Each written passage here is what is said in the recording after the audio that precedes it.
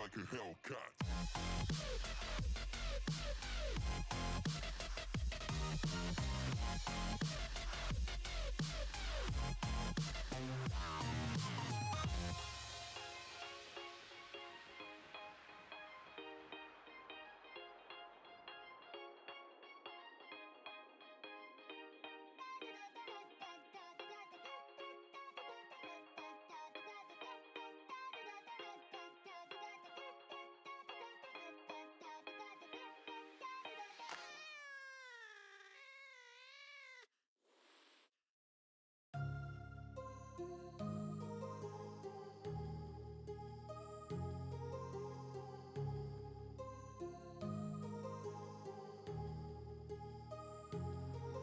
My heart rages around like an ocean in my head, because there are so many things that I left unsaid.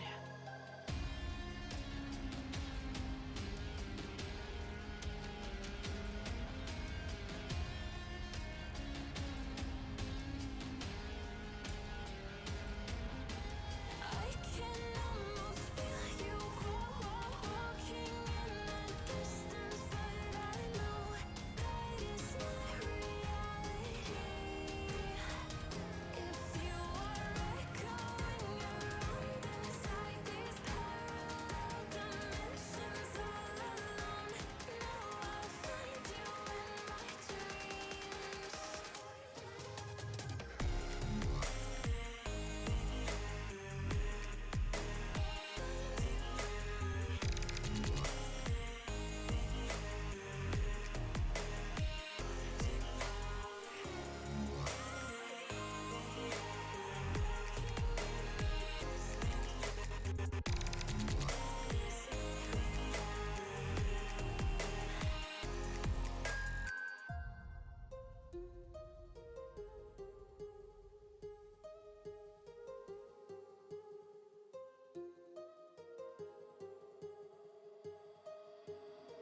My heart rages around like an ocean in my head.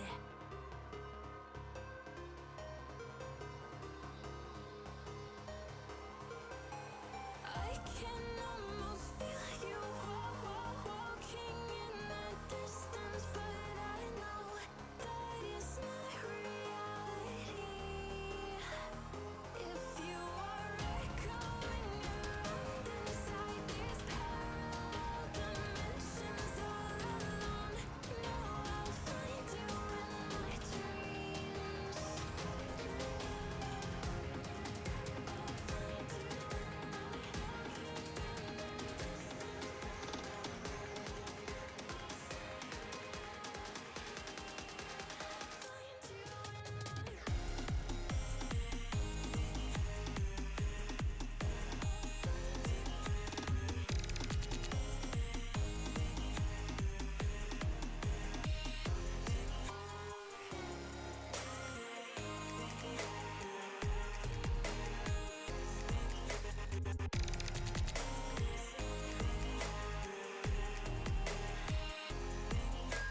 I can almost feel you walking in the distance, but I know.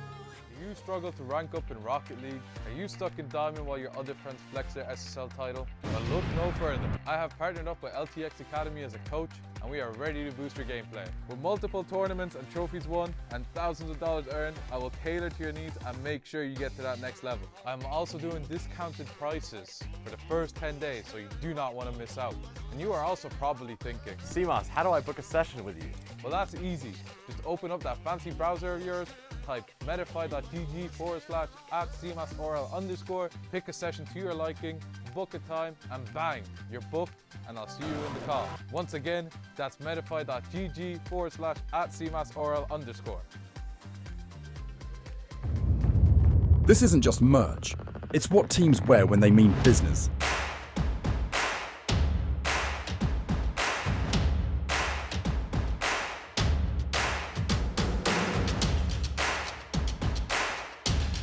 Every stitch, every print, every detail, made to perform.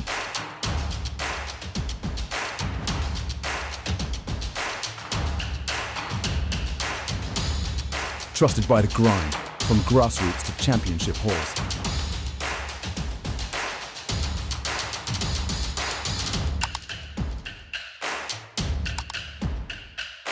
Build your team store. Wear the brand that wins.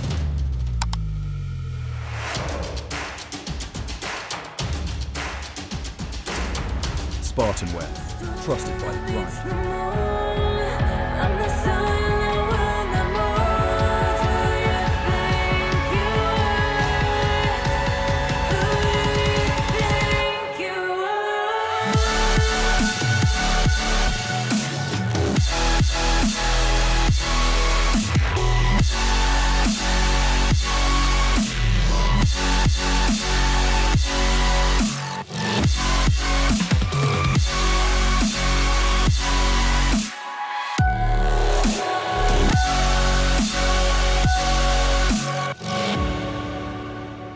The final day of the playoffs is upon us, and what a day it is to kick... Well, what a day to end, shall we say. My name's Beeping Sheep. Join with me today, the other side, is Rising Storm. And how are you feeling today? Because this is looking to be quite a day.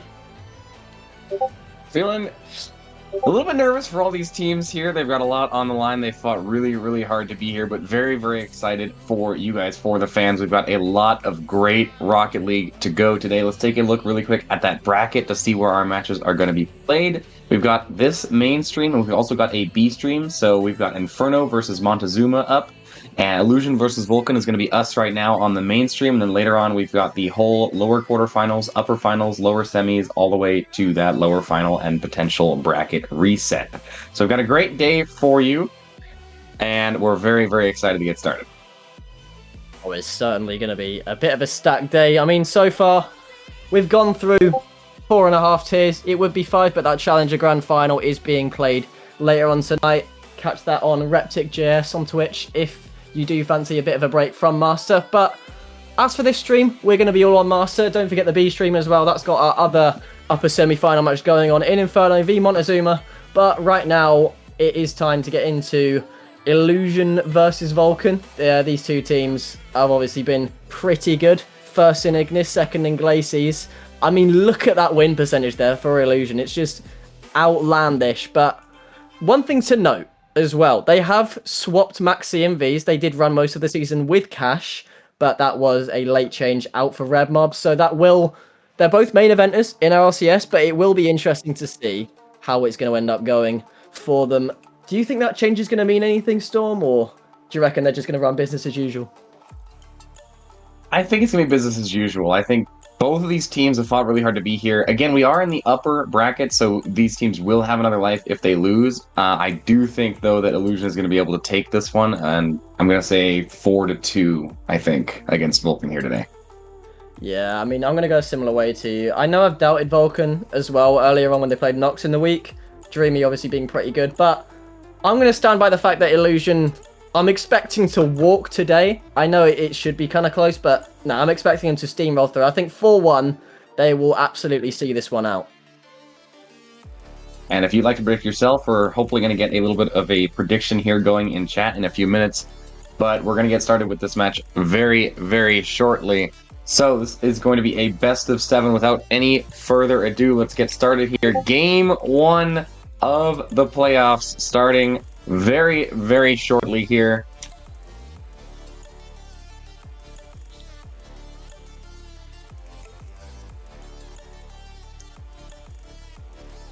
slight technical problem. No one saw that. No one saw that.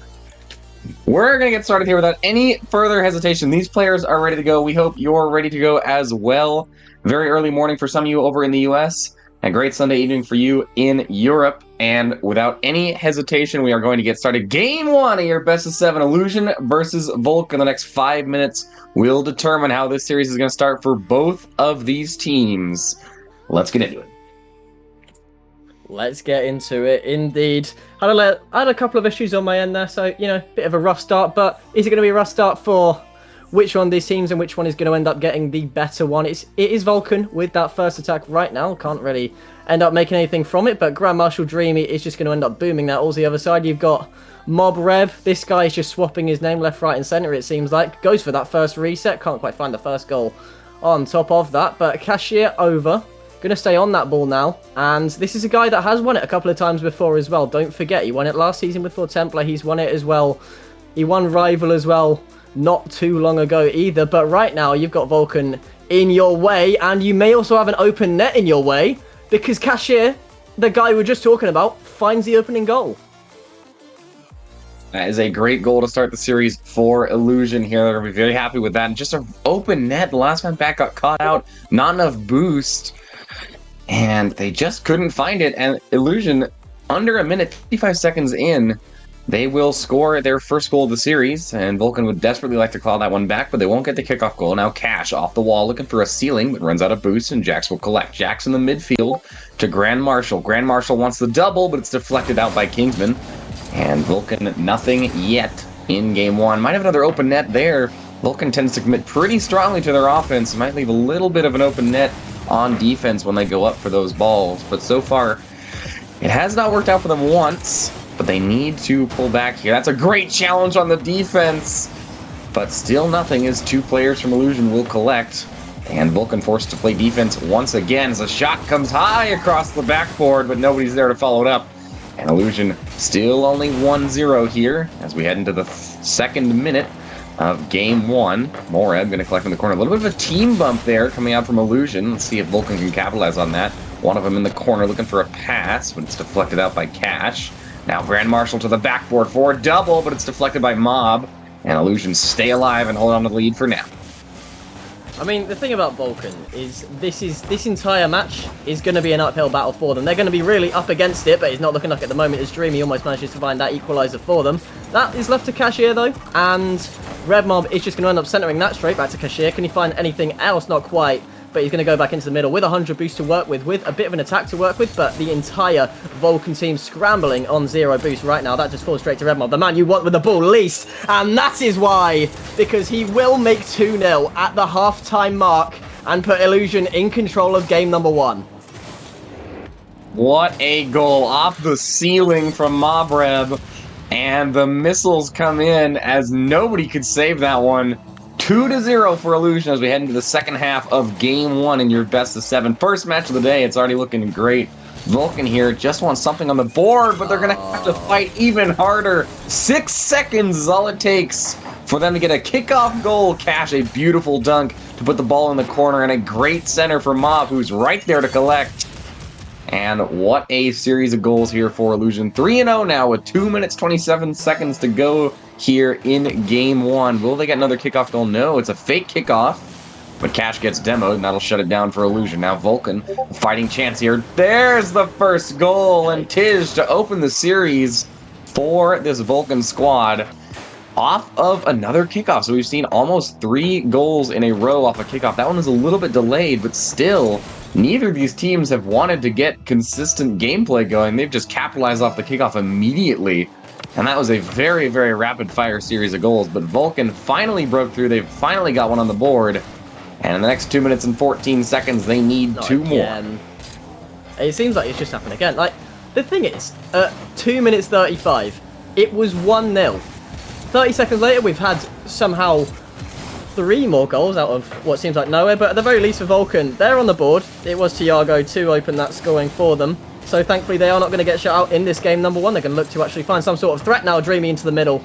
Not going to end up finding the goal though, as Cashier will take it, but It's going to go towards Red Mob, who can't find it before Dreamy can. Now Dreamy into the corner, looking for one touch, looking for two, but Red Mob just decides to meet him straight away. Jack's there to block, and Kajir looking for that shot. That's going to go up and above. Tiago with low boost is going to find that a little bit challenging, but not all too much. Red Mob ends up beating a teammate. A little bit of a miscommunication there from Illusion, but it won't be the end of the world for them because they have got that 2-0 lead, or that 2-goal lead, I should say. At the end of the day, they've got time to play about a little bit. They've got time to experiment to see what's going to end up working later on in the series. This is only best of 5, though, so it's not as lengthy as it will be later in the day. They can just go for some quick fire series. Now, if they can see this one out, then it will go straight to best of 7 for them. So they just want to make quick work of this Vulcan side, and they seem to be doing just that so far in game number 1. Now Jax on the wall for Vulcan, looking to find the chance back. They've got to find 2 goals in this final minute, otherwise game 1 is absolutely gone for them.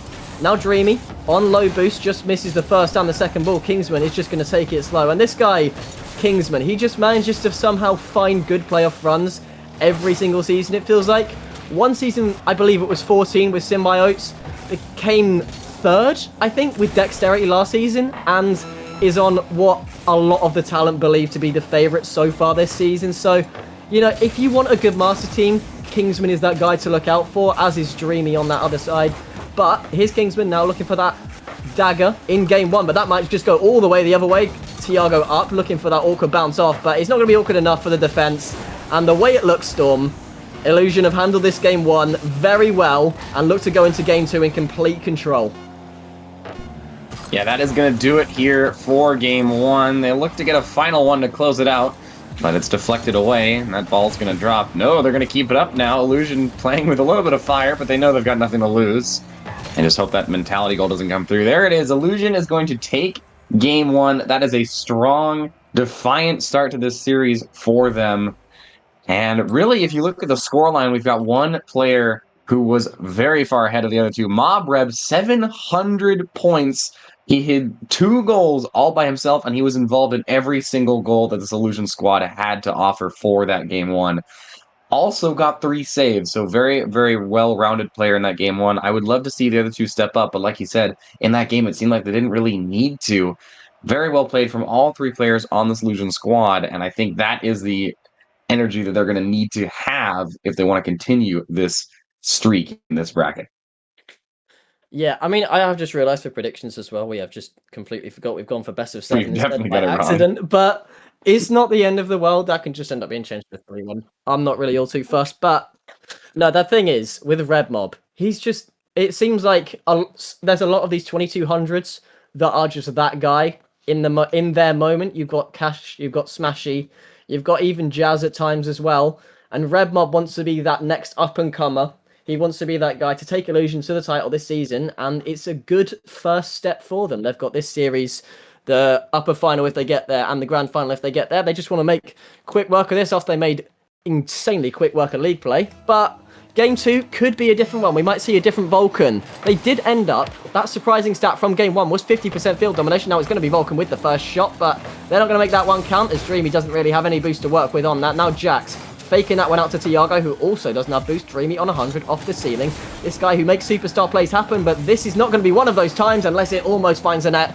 It can't quite though. Tiago forces out the middle. Vulcan are looking to find any sort of pressure here just so they don't let Illusion get into their element and make them scared. They're trying to scare them back, should we say, because I mean, the way that third man's been treated there, it certainly looked to be the case, but now Jax is forced to scramble back and just get one touch over to Dreamy, who's going to look for high boost, look for Tiago on the pass, but Cashier will read it first. Now Cashier on that ball, looks to drop it down. That won't happen to a teammate though, and now Jax finding more pressure on, and to be fair to Vulcan, in this opening minute of the second game, they have been a lot better than they started the series off with, considering they did end up going 3-0 down, but obviously there's still a lot of time left because some of those did happen at half-time, but they've definitely come out, I'd say, a lot more swingy than they did in that game 1. Yeah, nothing for either of these teams, but a lot of offense. There it is. Tiago's going to put the first one away here for Vulcan. Finds the bottom left corner. And Jackson to the backboard, and then it was an unfortunate deflection here that sent it right to Tiago, and beautiful placement in between 2 defenders, and neither of them could put enough of a hand on it to stop it. And Vulcan, great start to game 2. This is exactly the way you want to start game 2, coming off of a game 1 deficit. Tiago wants a second, but he just can't quite get to the ball. But again, this is some great offensive pressure we've seen here from Vulcan in game 2. This is how they need to be playing against this scary Illusion offense. You do not want to let Illusion start to put shot after shot on your net, because that is when bad things happen. Tiago forces a scramble back, but he barely gets there in time to deflect it. Now Mobreb, shot high, forces Dreamy to go. Jax bumped in net, shot coming out, but it's a little bit high, and it's a little bit of a floater. And nothing so far for Illusion in game 2 yet on Forbidden Temple here, but they want it. And they're going to fight to get it. Now Cash off of the corner looks for a teammate, has Kingsman, and Kingsman has the net. And Illusion will tie it up here 1-1 with 3 minutes 10 seconds to go. Let's take a look at that again. Beautiful pass from Cash. And they finally found a gap in the Vulcan defense. We haven't seen them push much against that defense because they've just been cornered into their own half so far, and they finally broke out. And Vulcan, that's exactly why you got to keep up the offense. You have to hold Illusion back there. That's a lucky bounce, and Dreamy will collect a free kickoff goal. 5 seconds of time elapsed between the two goals, and what a kickoff it was for Vulcan. That is possibly the best case scenario, and nobody from Illusion can get back there. Vulcan have retaken the lead.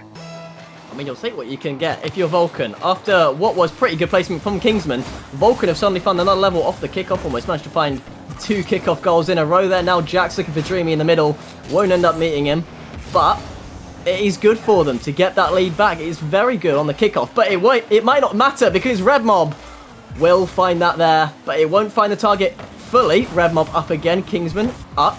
Looking for the backboard. Tiago going to end up just blocking that because the backboard threat is very real at this tier. There's something, it's pretty much priority. You have to have a man on the backboard in Master, otherwise it will go punished every single time. But it seems like Vulcan are just looking to play a lot lower on their attack now. Tiago just trying to force that one downwards. Red Bob now on the dribble, looking to beat Jax here. That won't happen. That's going to be Kajir, 100 boost to work with here. Now Dreamy going to be 1-on-2 now. Red Mob just patiently waiting for him to make his move before he goes for that clear, and does so as well. Now Tiago's quick, but that just falls straight to Cashier, who ends up missing that one actually. Red Mob just leaves it to Kingsman for the clear now. Goes for that 50 as well. Dreamy just ends up beating him to it. Now Dreamy looking for a threat on goal, looking to go back corner, but Kingsman is ready for it in time. His good reactions there from the goalie of Illusion there.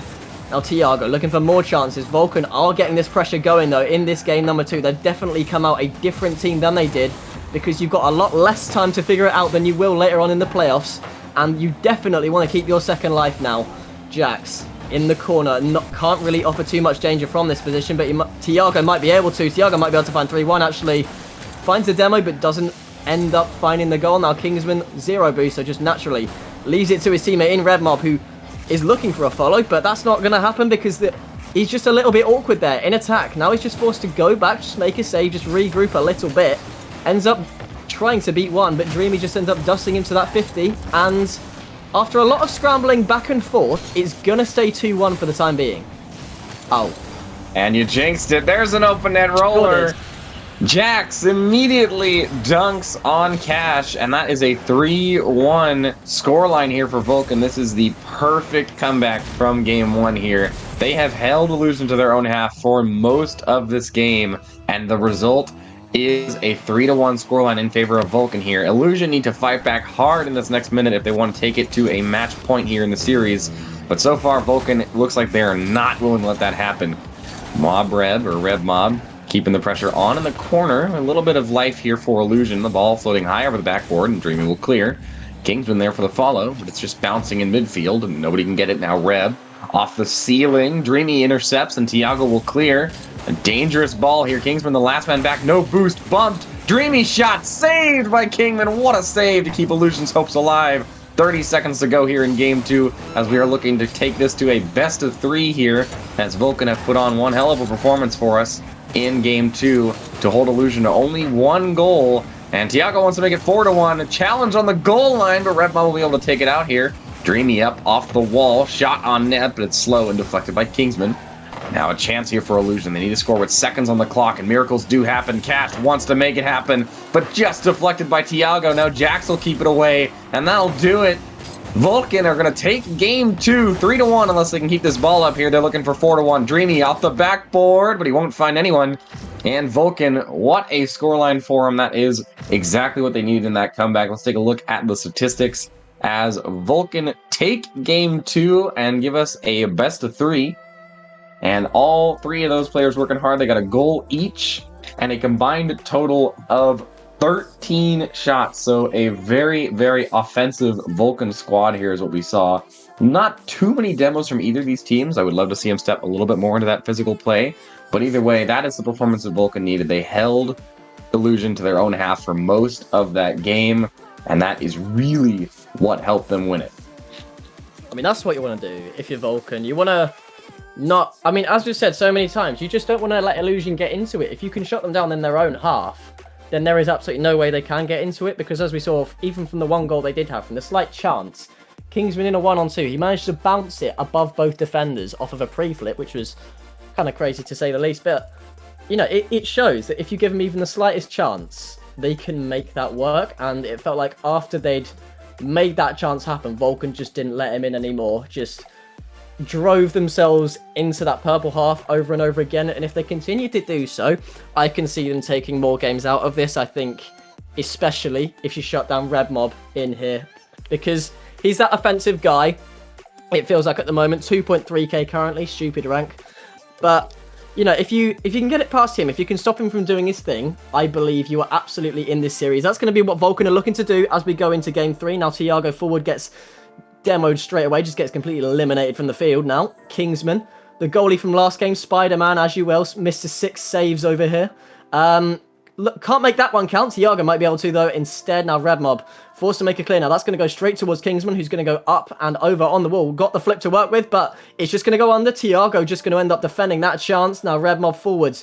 Dreamy also forwards the other way. Now, that's a miss on the back line, but thankfully, the bounce bails out Illusion this time. They are very, very lucky to get away with that one, because that easily could have gone sideways for them. Maybe Jax will make that happen anyway. No, but it's looking to be remnants of the last game yet on the side of Vulcan. That being, they have found chances already. They are getting themselves into this. They're stopping Illusion from getting into this as they did in Game 1. Dreamy with another pot shot there. Almost manages to find the goal, but just manages to find the crossbar now.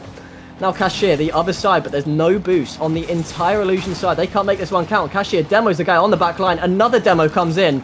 It's an absolute demo hellscape here in the Vulcan half. But yeah, Illusion can't find the net, and we're 1 minute in. We're still 0-0, and I feel like it's one of those games where whoever gets the first goal will dictate who wins the game. Yeah, it's looking like the momentum is building here for Illusion, but they still haven't found anything yet, and they would so desperately love to get that opening goal here in Game 3. Whichever team wins this is going to be on match point to stay in the upper bracket in this playoffs today. We will see both of these teams play again no matter what, but they would really like to keep that extra life all the way through to the finals. That's what they're fighting for here. Vulcan, a good chance there, but it's deflected by Red Mob, and now Kingsman to take it out off the wall, but he runs out of boost. And Illusion, they've been getting offensive pressure, but they've never had enough boost to capitalize, saved by Jax, and now Tiago there to take it out. Kingsman keeping the pressure on, but again, there's always a Vulcan defender to clear it, and nobody from Illusion to follow it up with not enough boost. Cash wants to keep it in the middle. Red Mob going to take it to the corner. Red Mob now best chance Illusion has had in this game so far, but it's deflected. Tiago to Jax for the goal! And what a team play there out of nowhere. Illusion has had pressure for almost a minute, and all of a sudden a clear. Tiago downfield sees Jax, an amazing pass, and nothing anybody on Illusion could do there to stop that shot from Vulcan. What a play from all 3 members of this Vulcan squad to conjure a goal out of seemingly nothing. Red Bomb now wants a goal back for Illusion, but he's not going to get it. Kingsman challenges midfield, but again, immediately another player from Vulcan is there to collect and keep it out. Dreamy now. That's a dangerous ball now for Vulcan. Illusion going to get some pressure. Red Mob has Cash. Cash can't find the net, though. Kingsman wants the double. Leaves it for Mobreb. And nothing yet for this Illusion squad. They cannot seem to muster anything out of this offensive pressure, and Vulcan just keeps getting these breakaway plays. Now they've got pressure on Illusion. Red Mob going to take it out off the wall all the way down. Flip reset, goes low, gets it over 1.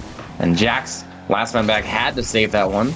Now Dree, flip reset, goes low. Jax is there for the follow-up, but he's too far up, and he can't get there. This is the best look Illusion's had all game. 3 players versus 1. But everybody from Vulcan gets back in time and says, no thank you, we'll clear that out easily.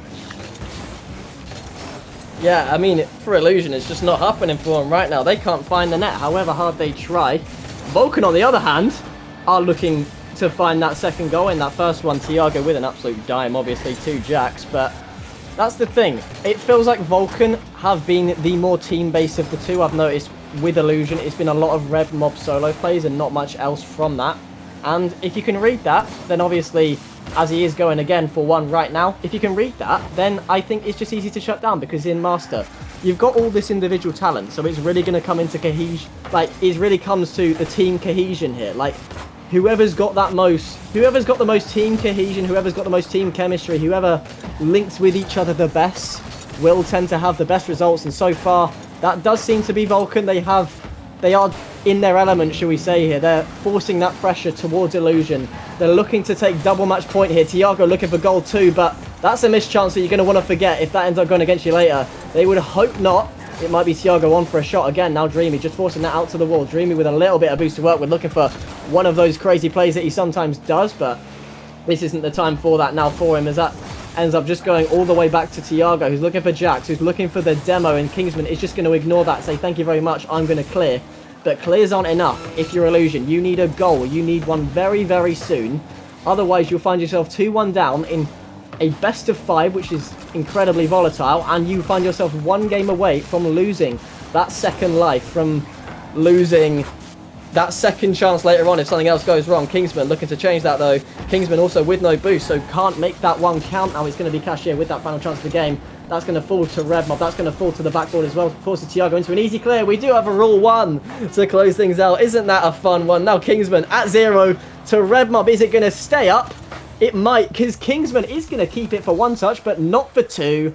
And Vulcan, fair play to them. I've doubted you your entire playoff run, and you kept proving me wrong. It might be the Gentleman's decal on Dreamy, but they've managed to get themselves 2 double match point. They've shut down the Illusion. They've shut out Illusion for this game number 3, and they're ever so close now to a guaranteed top 3 against what is likely Inferno, who are 2-0 up in their series. Yeah, what a game. Let's take a look at the statistics for Vulcan. Again, they held the field a little bit less so than they did in game 2. It's actually 48 to 52%, so those field domination statistics very, very even.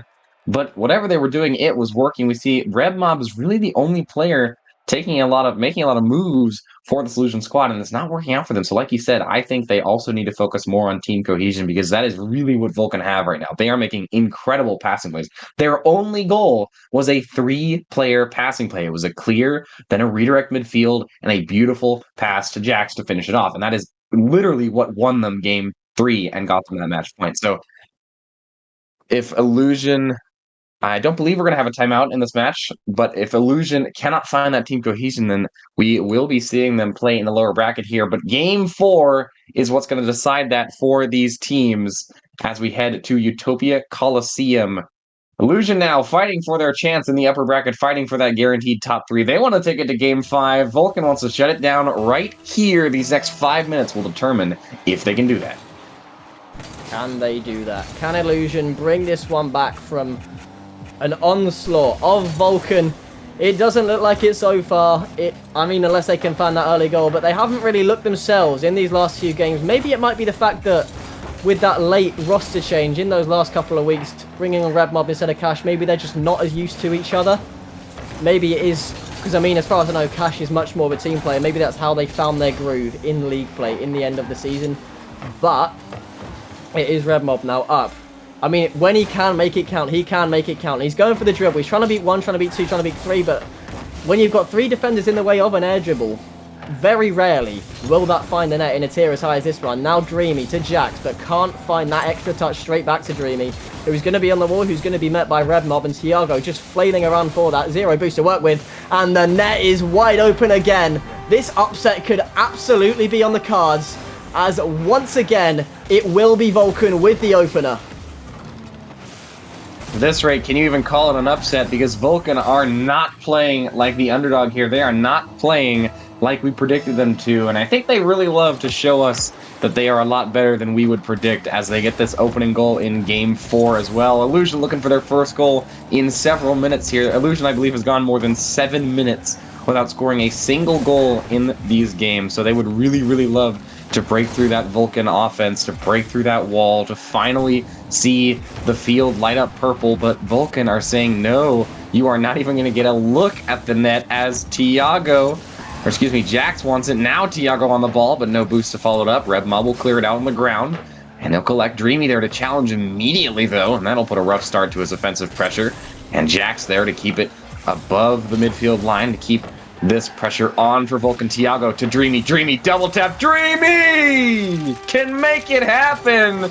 Vulcan 2-0 in Game 4. Dreamy double tap. Demo comes out from Tiago on cash.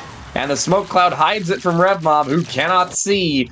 And Dreamy double tap to double the lead here for Vulcan in Game 4. 3 minutes, 20 seconds to go. Illusion need to get their first goal in almost 8 minutes of gameplay here. They have been completely shut down by this Vulcan offense. There is seemingly nothing they could do. Kingsman, though, open net miss! He didn't even shoot at the net, but now Cash with a follow-up deflected by Jax, and nobody can score for Illusion. Now Dreamy takes it all the way down the other end. There's immediately Vulcan pressure. Tiago with a shot, but it's saved by Kingsman. Still nothing for Illusion. They want it so bad. Jax, though, almost an own goal. Oh my goodness, that was scary. That was certainly a risk there. Jax looked like he just shot it perfectly bottom right. I think he was trying to pass it to his teammate in net. But that was scary. That could have been Illusion's first goal. It would have been an own goal. But no, Vulcan 2-0 as we head into the second half of Game 4. They are holding so strong. RevMob, though, wants it. But Tiago will clear it out. And still nothing for this squadron. It feels like Vulcan have offered more on their own net than Illusion have offered on the Vulcan net, apart from that shot from RevMob there. But the thing is, they're not on target. They're getting the shots, but they're just not close. We saw that one from Kingsman. We saw that one from RevMob. They're just toothless right now. Their net is open, and there is one team here that can capitalize. That team is Vulcan. They're looking at 3-0 here, and they've made Illusion look like an embarrassment of their league play selves, looking for that 3-1 win, proving most of the talent seem wrong here. I'm sure nobody except perhaps Cheb saw this one coming. Fair enough to the producer here on that one, but 3-0. There is 2 minutes left to work with until Vulcan do find themselves with a guaranteed top 3. Tiago eyeing up the double. Won't happen, though.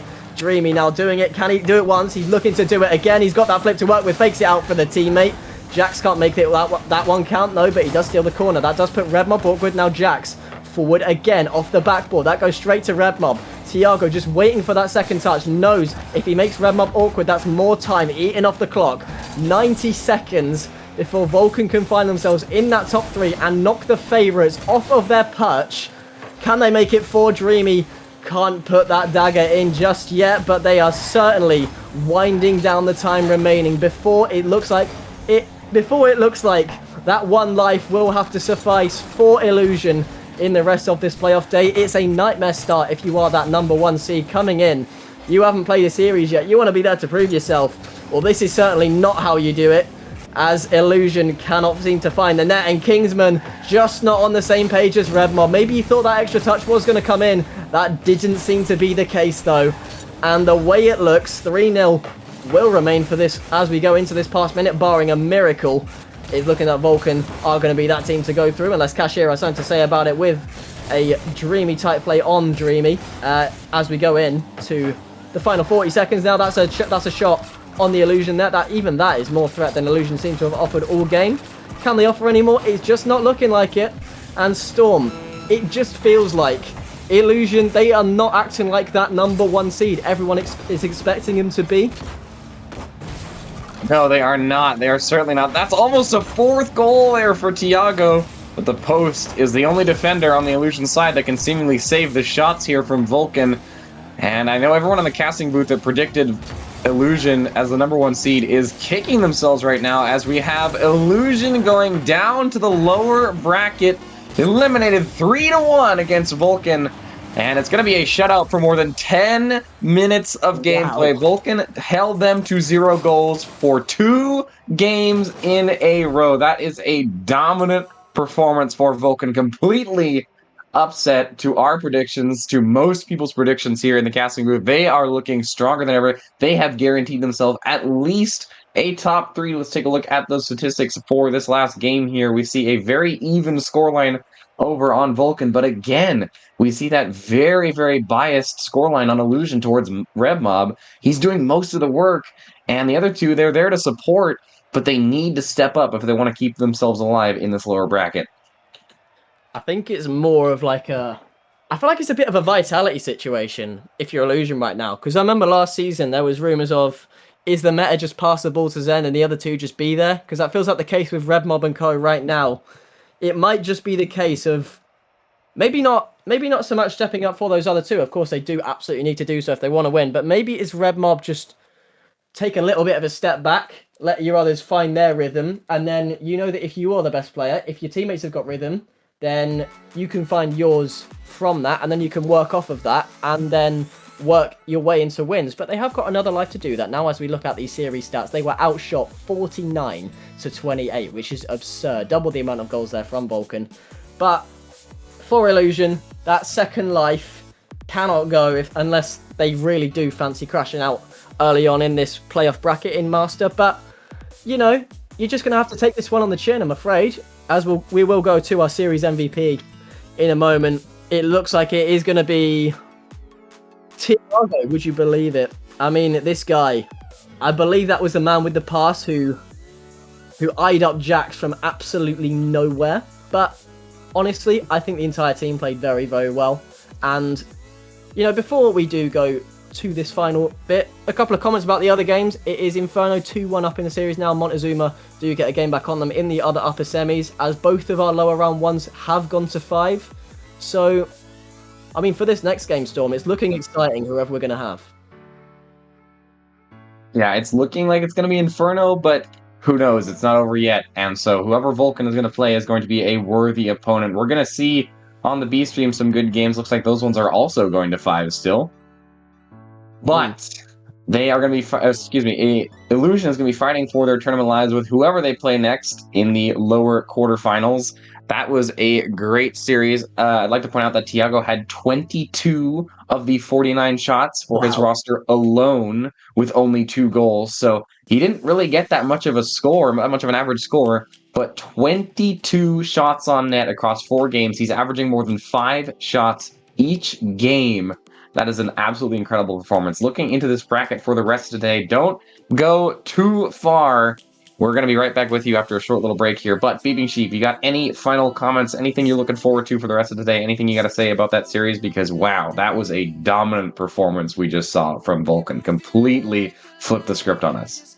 Well, the only thing I've really got to say is, if Illusion were the team to beat at the start of this day, then Vulcan have definitely taken that crown from them. If you are the next team to face them, I would be very, very scared. If you're like me and you have them on that losing side every single time, you can't take this team lightly, because they will punish you, as they have against Nox earlier in the week, against Illusion now, and if the next team aren't careful, against them in the upper final as well. But yeah, final congratulations to Vulcan, and see everybody after the break for some lower semis action.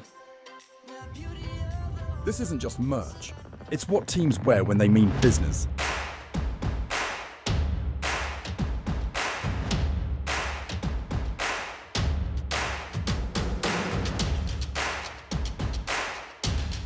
Every stitch, every print, every detail,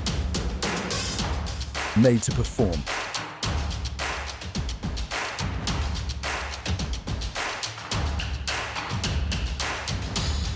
Trusted by the grind, from grassroots to championship halls.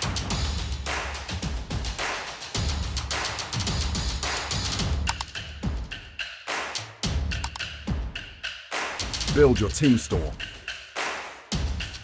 Wear the brand that wins.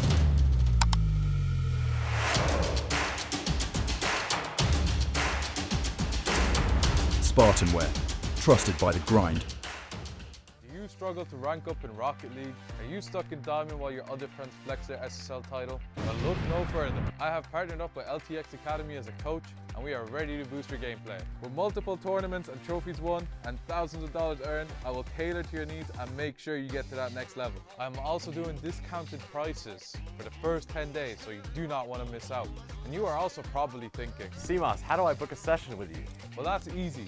Just open up that fancy browser of yours, type medify.gg/@cmasorl_, pick a session to your liking, book a time, and bang, you're booked, and I'll see you in the call. Once again, that's medify.gg/@cmasorl_.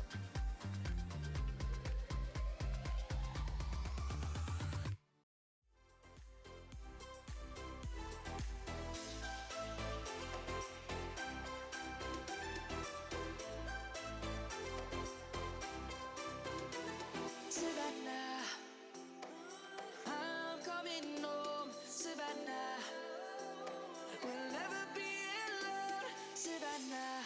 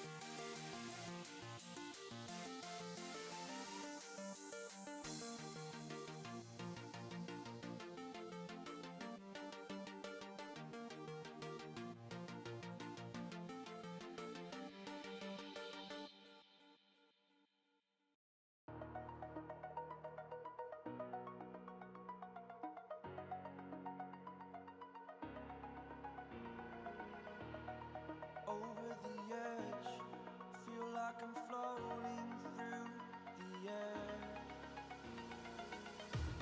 The pain I felt is paid for, all is said and done. Oh, I am restricted, fixed upon the web. I need to kick the habit that my mind is breathing in. Break out, I've got to see. Spent all my life holding all of it closely. I played it innocent, a feel of discontent. I'm finally facing it all, fearless.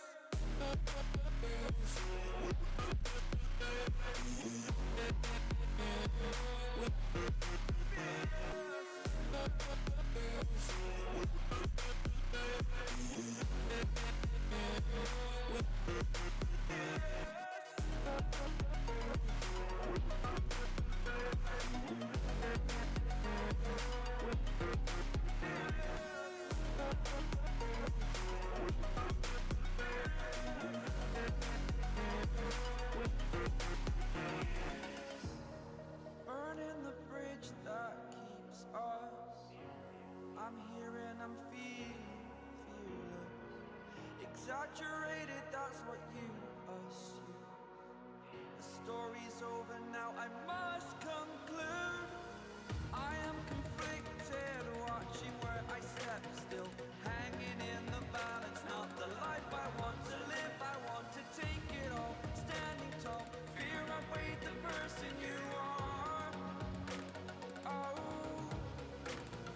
break out, I've got to see. Spent all my life holding all of it closely. I played it innocent, a feel of discontent. I'm finally facing it all, fearless.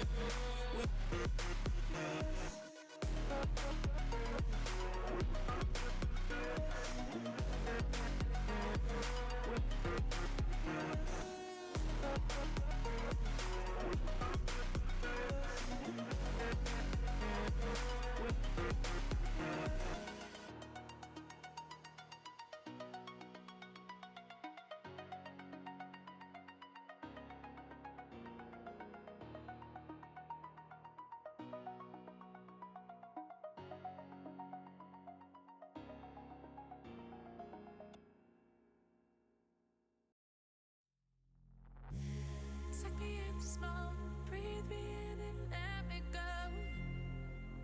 Filling the lungs inside you. And the blackened eyes make my way into your mind. Just to know what you knew. Restless every time we start locking eyes.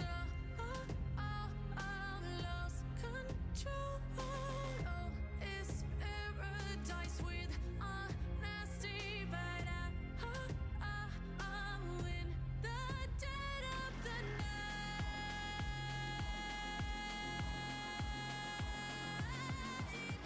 Let the darkness take control.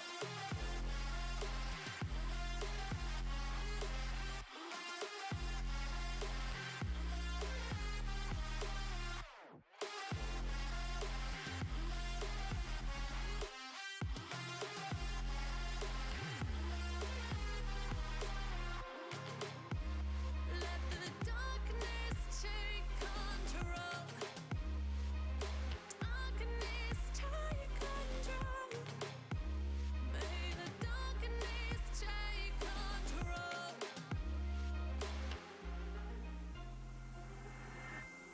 Take me in the smoke, breathe me in and let me go. Sink to your heart to find you. Open up your eyes till you're blinded by the lies, so you can see what you do. Restless every time we start locking eyes. Lost control. Oh, it's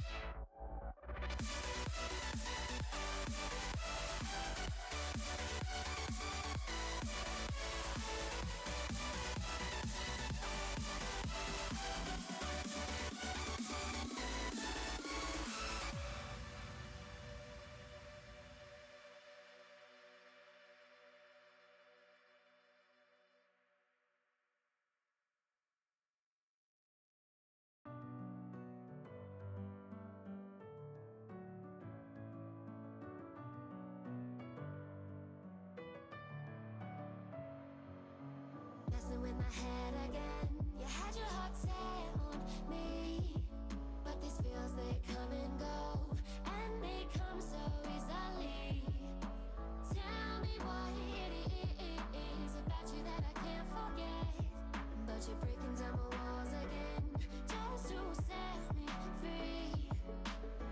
Why do I, baby, why do I love the way you always leave me? Why do I, baby, why do I love the touch but never love the feeling? Why do I, baby, why do I love the way you always leave me? Why do I, baby, why do I love the touch but never love the feeling?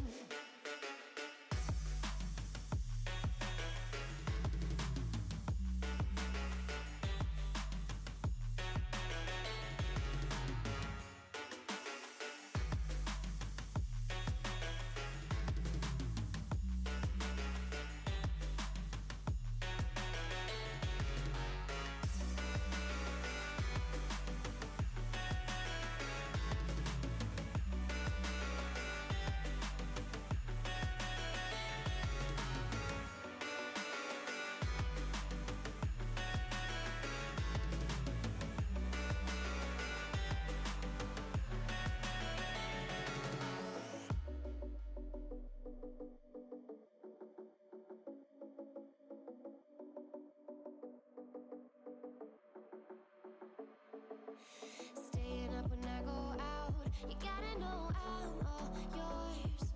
But when I say what's that about, you start slurring your words. Tell me why you have to seem so distant when I'm holding you. Your fingertips are drifting away, and I fucking love how it hurts. Why do I, baby, why do I love the way you always leave me? Why do I, baby, why do I love the touch but never love the feeling? Why do I, baby, why do I love the way you always leave me? Why do I, baby, why do I love the touch but never love the feeling? Why do I, baby, why do I? Why do I, baby, why do I? Why do I, baby, why do I love the touch but never love the feeling?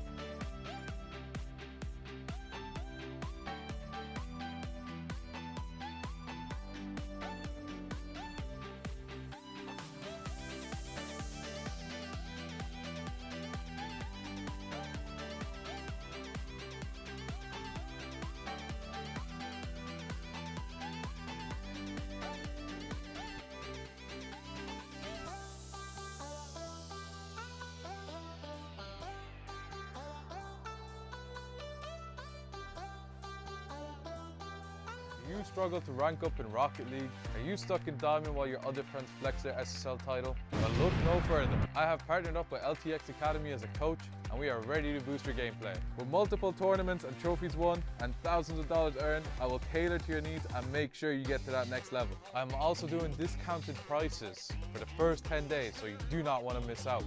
And you are also probably thinking, CMOS, how do I book a session with you? well, that's easy. Just open up that fancy browser of yours, type metafy.gg/@cmasorl_, pick a session to your liking, book a time, and bang, you're booked, and I'll see you in the call. Once again, that's metafy.gg/@cmasorl_.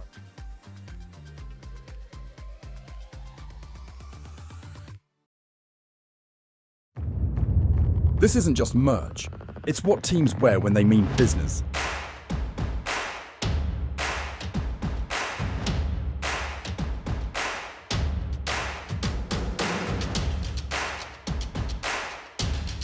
Every stitch, every print, every detail, made to perform.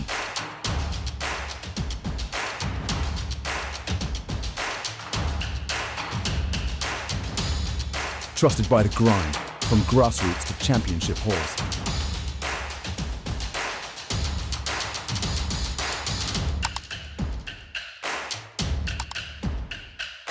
Build your team store. Wear the brand that wins.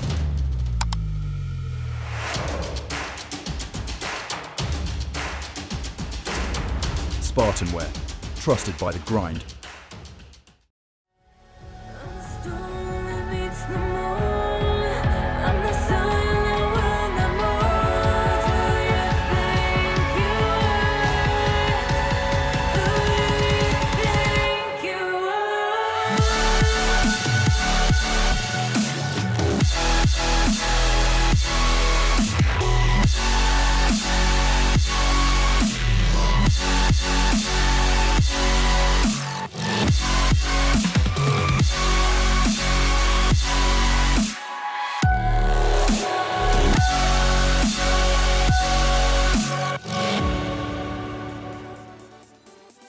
Welcome back, everybody, to RSC Master Playoffs. I'm here with Beeping Sheep. We're back. We hope you missed us, and we hope you missed this Rocket League because we're going to have another great series here for you. Let's take a look at the playoff bracket. Some things have shifted in the last 20 minutes. You might have seen that on the B stream here. But we've got Nox versus Montezuma in the lower quarterfinals here, best of 5. Montezuma is going to be the loser of the Inferno versus Montezuma match. That match went to Game 5. A little bit scary there for Inferno, but they did pull it off, and now they will be going up against Vulcan in our next game that we're going to be streaming after this on the main stream. We've got Firen versus Illusion in the other lower quarterfinal happening at the same time, and then we've got a great bracket and potentially a bracket reset if anybody from the lower bracket gets to the grand final and wins the first best of 7. Beeping Sheep, what do you think? Who do you have for this game, DSQ versus Montezuma?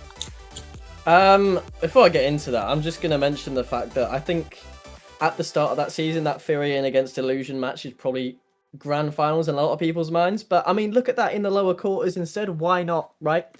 However, the winner of that will end up facing the winner of this tie in Nox against Montezuma.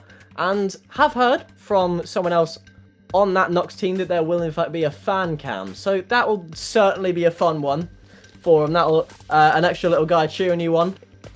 So, you know, bring some atmosphere into there. And Nox, if you remember, well, you didn't see on the stream, but Nox did end up reverse sweeping Tempest in that last game to find themselves in this matchup. Montezuma couldn't quite do it themselves. They got to game number 5 from 2-0 down, but just couldn't see it through against Inferno. Honestly, I see that little momentum carrying on. We've got our talent predictions right now. Just having a look at this, it looks like we've got a couple that seem to no-ball down that bottom there. You've got, as far as I know, 6 different talent members that have got the 7th and 8th bang on. But I will say, not a lot of people have forged top 3, so that is definitely the surprise of the day so far. But are there going to be any more? I suppose we'll have to wait and find out. But I suppose I'll take a little nudge towards this game itself. Do you think the momentum of DSQ's reverse sweep will end up propelling him across, or do you think Montezuma's just one step too far for them? I do. I was actually going to say that because they reversed up Tempest. Tempest looked so strong in the play-ins on Friday. I didn't think they were going to lose. I thought they were going to take it all the way to the lower finals at least. And to see them get swept in just the first game of the playoffs this morning, I don't think that Montezuma squad can stop this Nox momentum here. And I think I'm going to put Nox winning this 3-1 here in the Special 5. I think Montezuma is going to be able to take one. They are definitely a good team. They put up a hell of a fight against Inferno in that last match, but I think Nox has the ability to close it out in 4 games here. I'm going to be a member as well of that DSQ fan club. We've got the poster up here. LA DSQ, they're going to be taking this one in 3. It's going to be 3-0 DSQ. You can write it absolutely everywhere. I don't expect to be proven wrong here. It's a little bit of bias kicking in here. I know Montezuma are absolutely capable after demolishing Furion earlier on this week, but they did end up losing that last match, and maybe that's enough to tip the scales for Nox to do an absolute blowout. But, you know, I suppose I'll have to wait and see. We've got all the players in the lobby waiting. In match 10, Josh and Airroll on one side, Jazz, Wix, and Dimitri on the other. And as we get into Manfield night for the last, well, the penultimate sets of best of 5. Nox v Montezuma on the main stream, Furion versus Illusion on the B stream. But we've got this one to look forward to in DSQ, in Azteca. The players are ready to go, and it's about time we get this lower quarterfinals underway. Who is going to take game number 1, Storm? Best of 5 here. Both of these teams want to start with a strong foot. That's a great kickoff here for Montezuma, as Wix is going to take the ball into the offensive half of DSQ immediately here. And Maj, though, is going to collect good pressure in the first 10 seconds here off of that kickoff for Montezuma. They would love to get the first goal here in the series and the game. They are chomping at the bit. They do not want to see our predictions come out correct here, as finally DSQ will relieve some pressure here as the first 30 seconds of game 1 tick by. Now they've got an offensive chance here. Jazz forced to clear it back. Josh, though, challenges midfield. And still nothing for either of these teams. No kickoff goals, and they'll both be very grateful. We had a lot of those unfortunate kickoff goals last series, and it cost a few games for Illusion and Vulcan here. Maj wants the shot, but it's deflected by Dimitri. And now Jazz to Wix. All these players working together to get this ball out of the Montezuma half here. But Josh keeping the pressure on into the corner, looking for a teammate. And the shot just high there for air roll.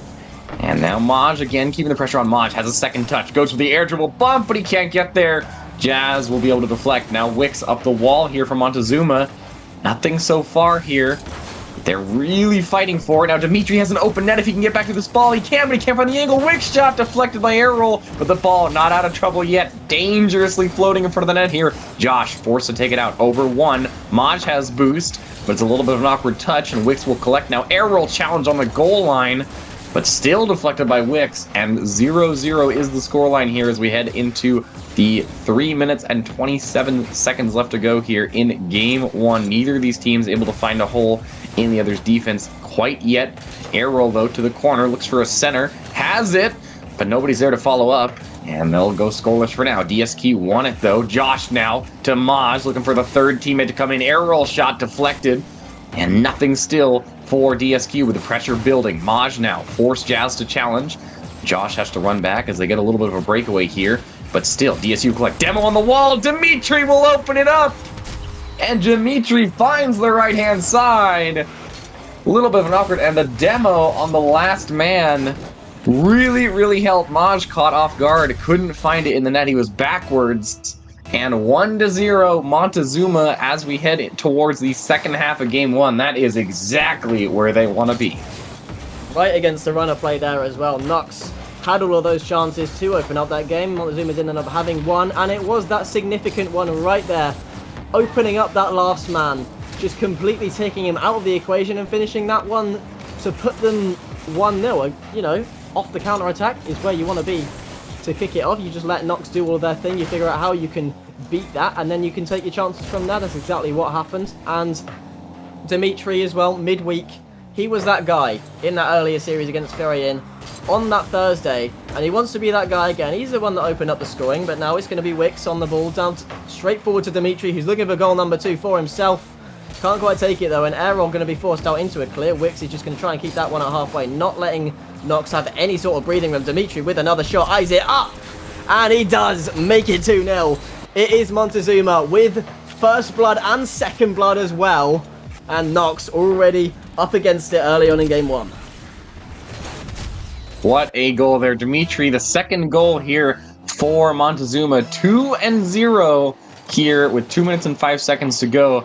And this DSU squad has been a little bit tired seemingly on defense and offense here. They had a good bout of pressure in the beginning, but they weren't able to capitalize, and ever since then, it has been all Montezuma here in Game 1 of this best of 5. We are no longer fighting for just a chance in the upper bracket. These teams are fighting for their season. They are fighting for their spot in the playoffs later, and they are fighting to make it through to the grand finals. There are no more lives left. DSQ really want to start it. Dimitri wants a third, but he can't find it. Jazz, the follow-up, makes it in!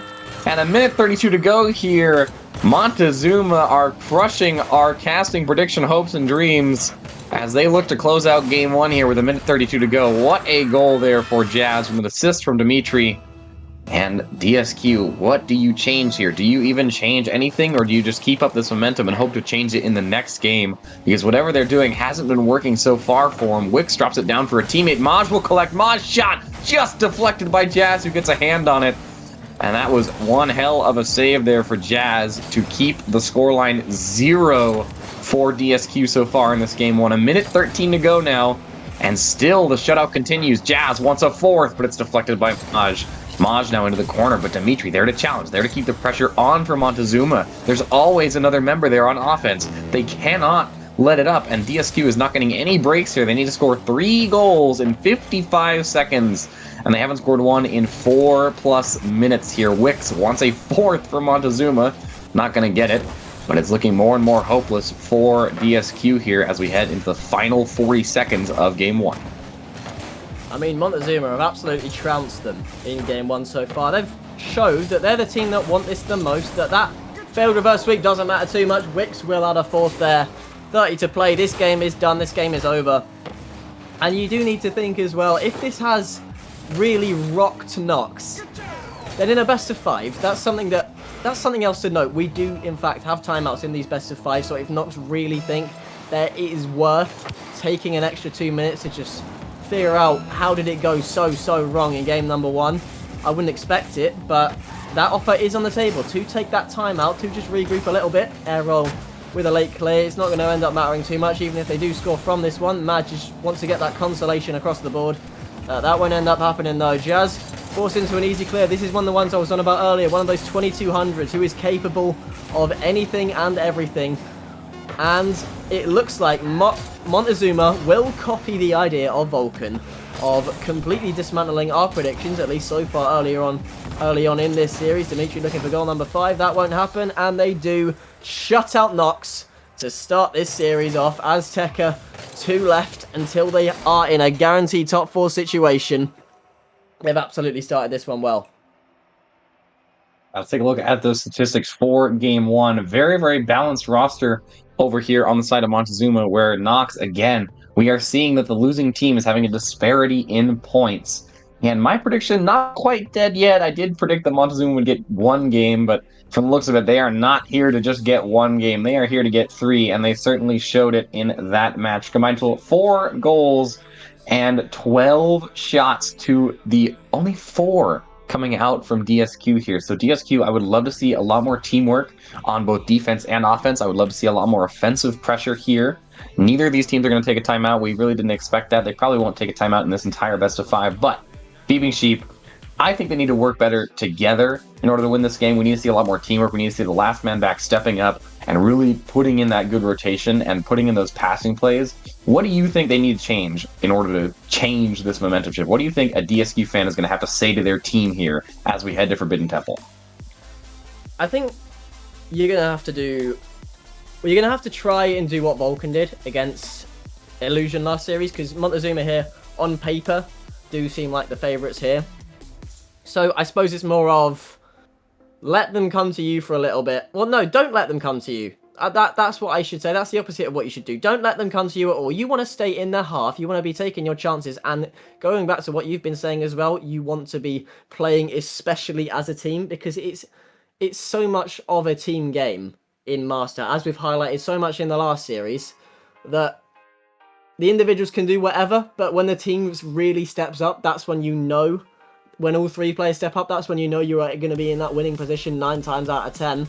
But right now, it's not looking like that for Nox. They are a fundamentals-based team as far as I know, besides maybe Airroll is the exception to that, but maybe that's what they just have to work off. If you look for those fundamentals to kick things off, then you can add things from there. You can add team plays from there. Just get all the basics right. If you're not, I mean, obviously, if you're not getting all the basics right, you can't really work off of that. But Aerol looking for that first huge shot. And honestly, I don't know what happened. I don't know how that found the net. I think Madge just forced that into a defender.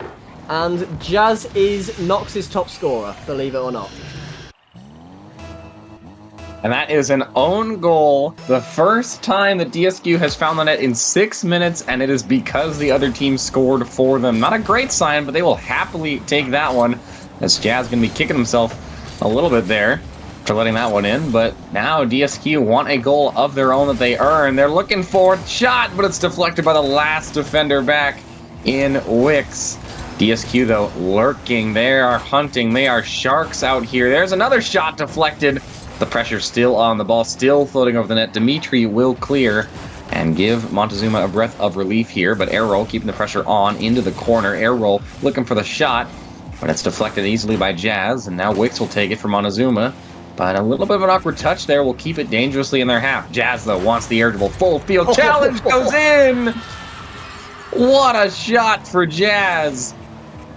Oh, and that is one hell of a way. We might have some technical difficulties here. I think one of the players might have a game crash.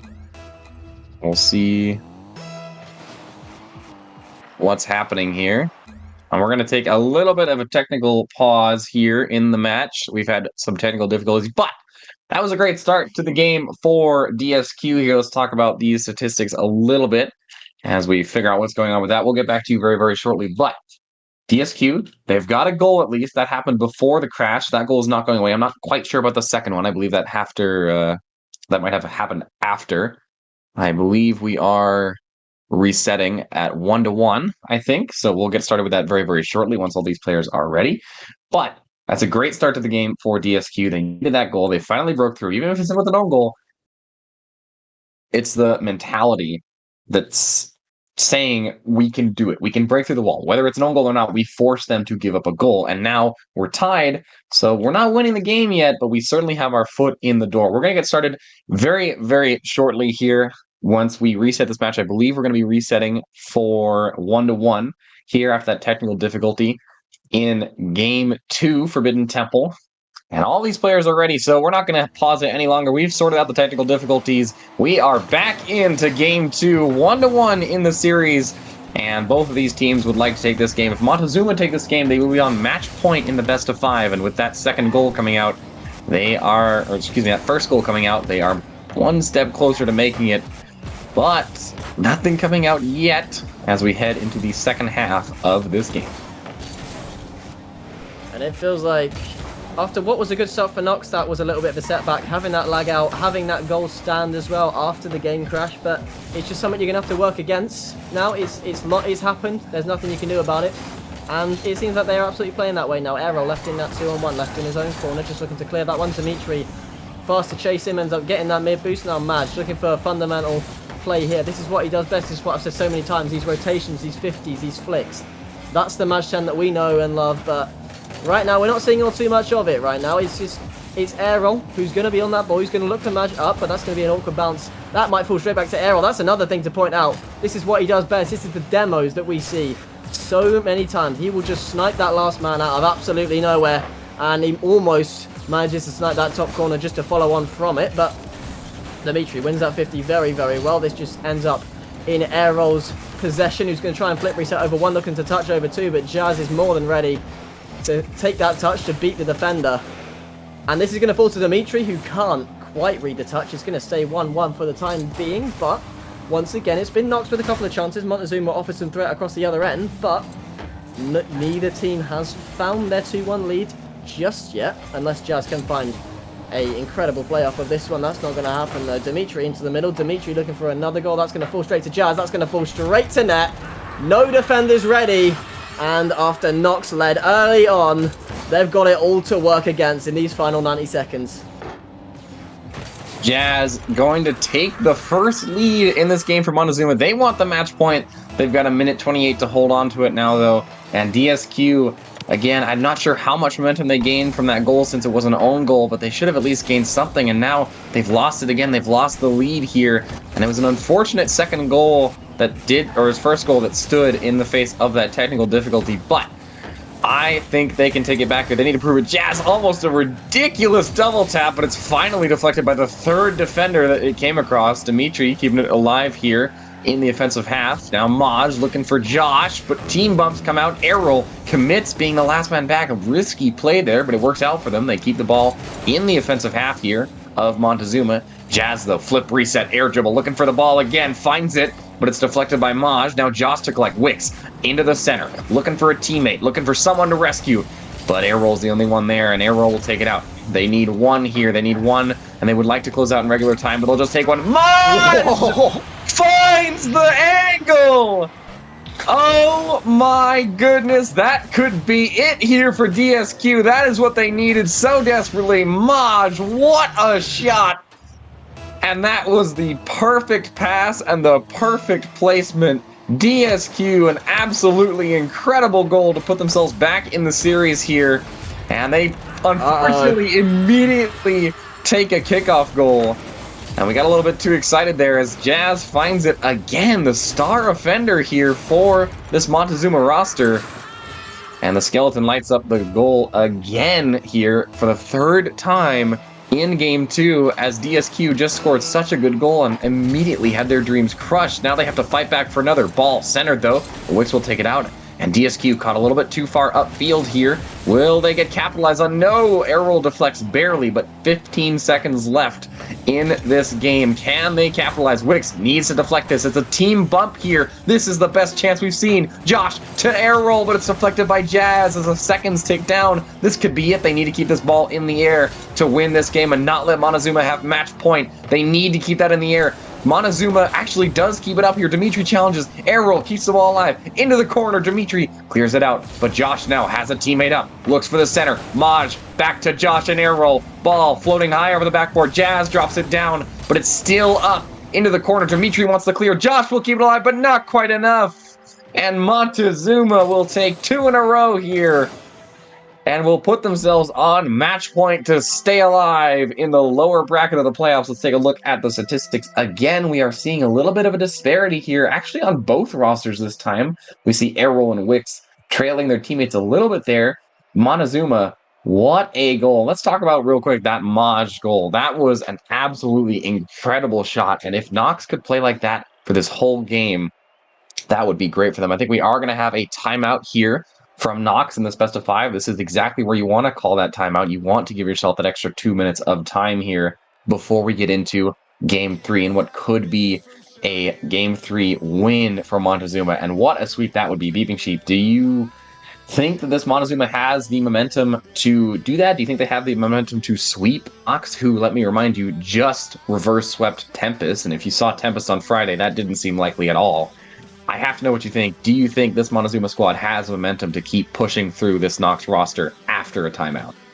I mean, the thing is, they just have to see this out. They can't let Knox get a game. I think if Knox do get a single game, then that'll be enough belief for them to just see it over the line. But it feels like right now, there's just too many defensive errors. They're just letting Montezuma play with them a little bit, because they had that goal from Maj, which was incredible placement, don't get me wrong, but they just let it slip. Not even 10 seconds later, it just came off the kickoff. Montezuma ended up making it 3-2. There's no other goals left in that game, and all that hard work was just undone straight away. So it's not really what you're looking for. I think in that timeout, something that they got to say is just how to keep your composure defensively, how to make sure that last man is ready for anything Montezuma will throw at you, because they will send the house. They have sent the house, and they will continue to send the house. So you've got to be prepared for a house to be thrown at you, if it's on the backboard, if it's on the floor. Figuratively, not literally, by the way. If you had a house thrown at you, I'm sure that would not be... It wouldn't be ideal. But, it seems that the players have entered too early. They called the timeout early, it looks like.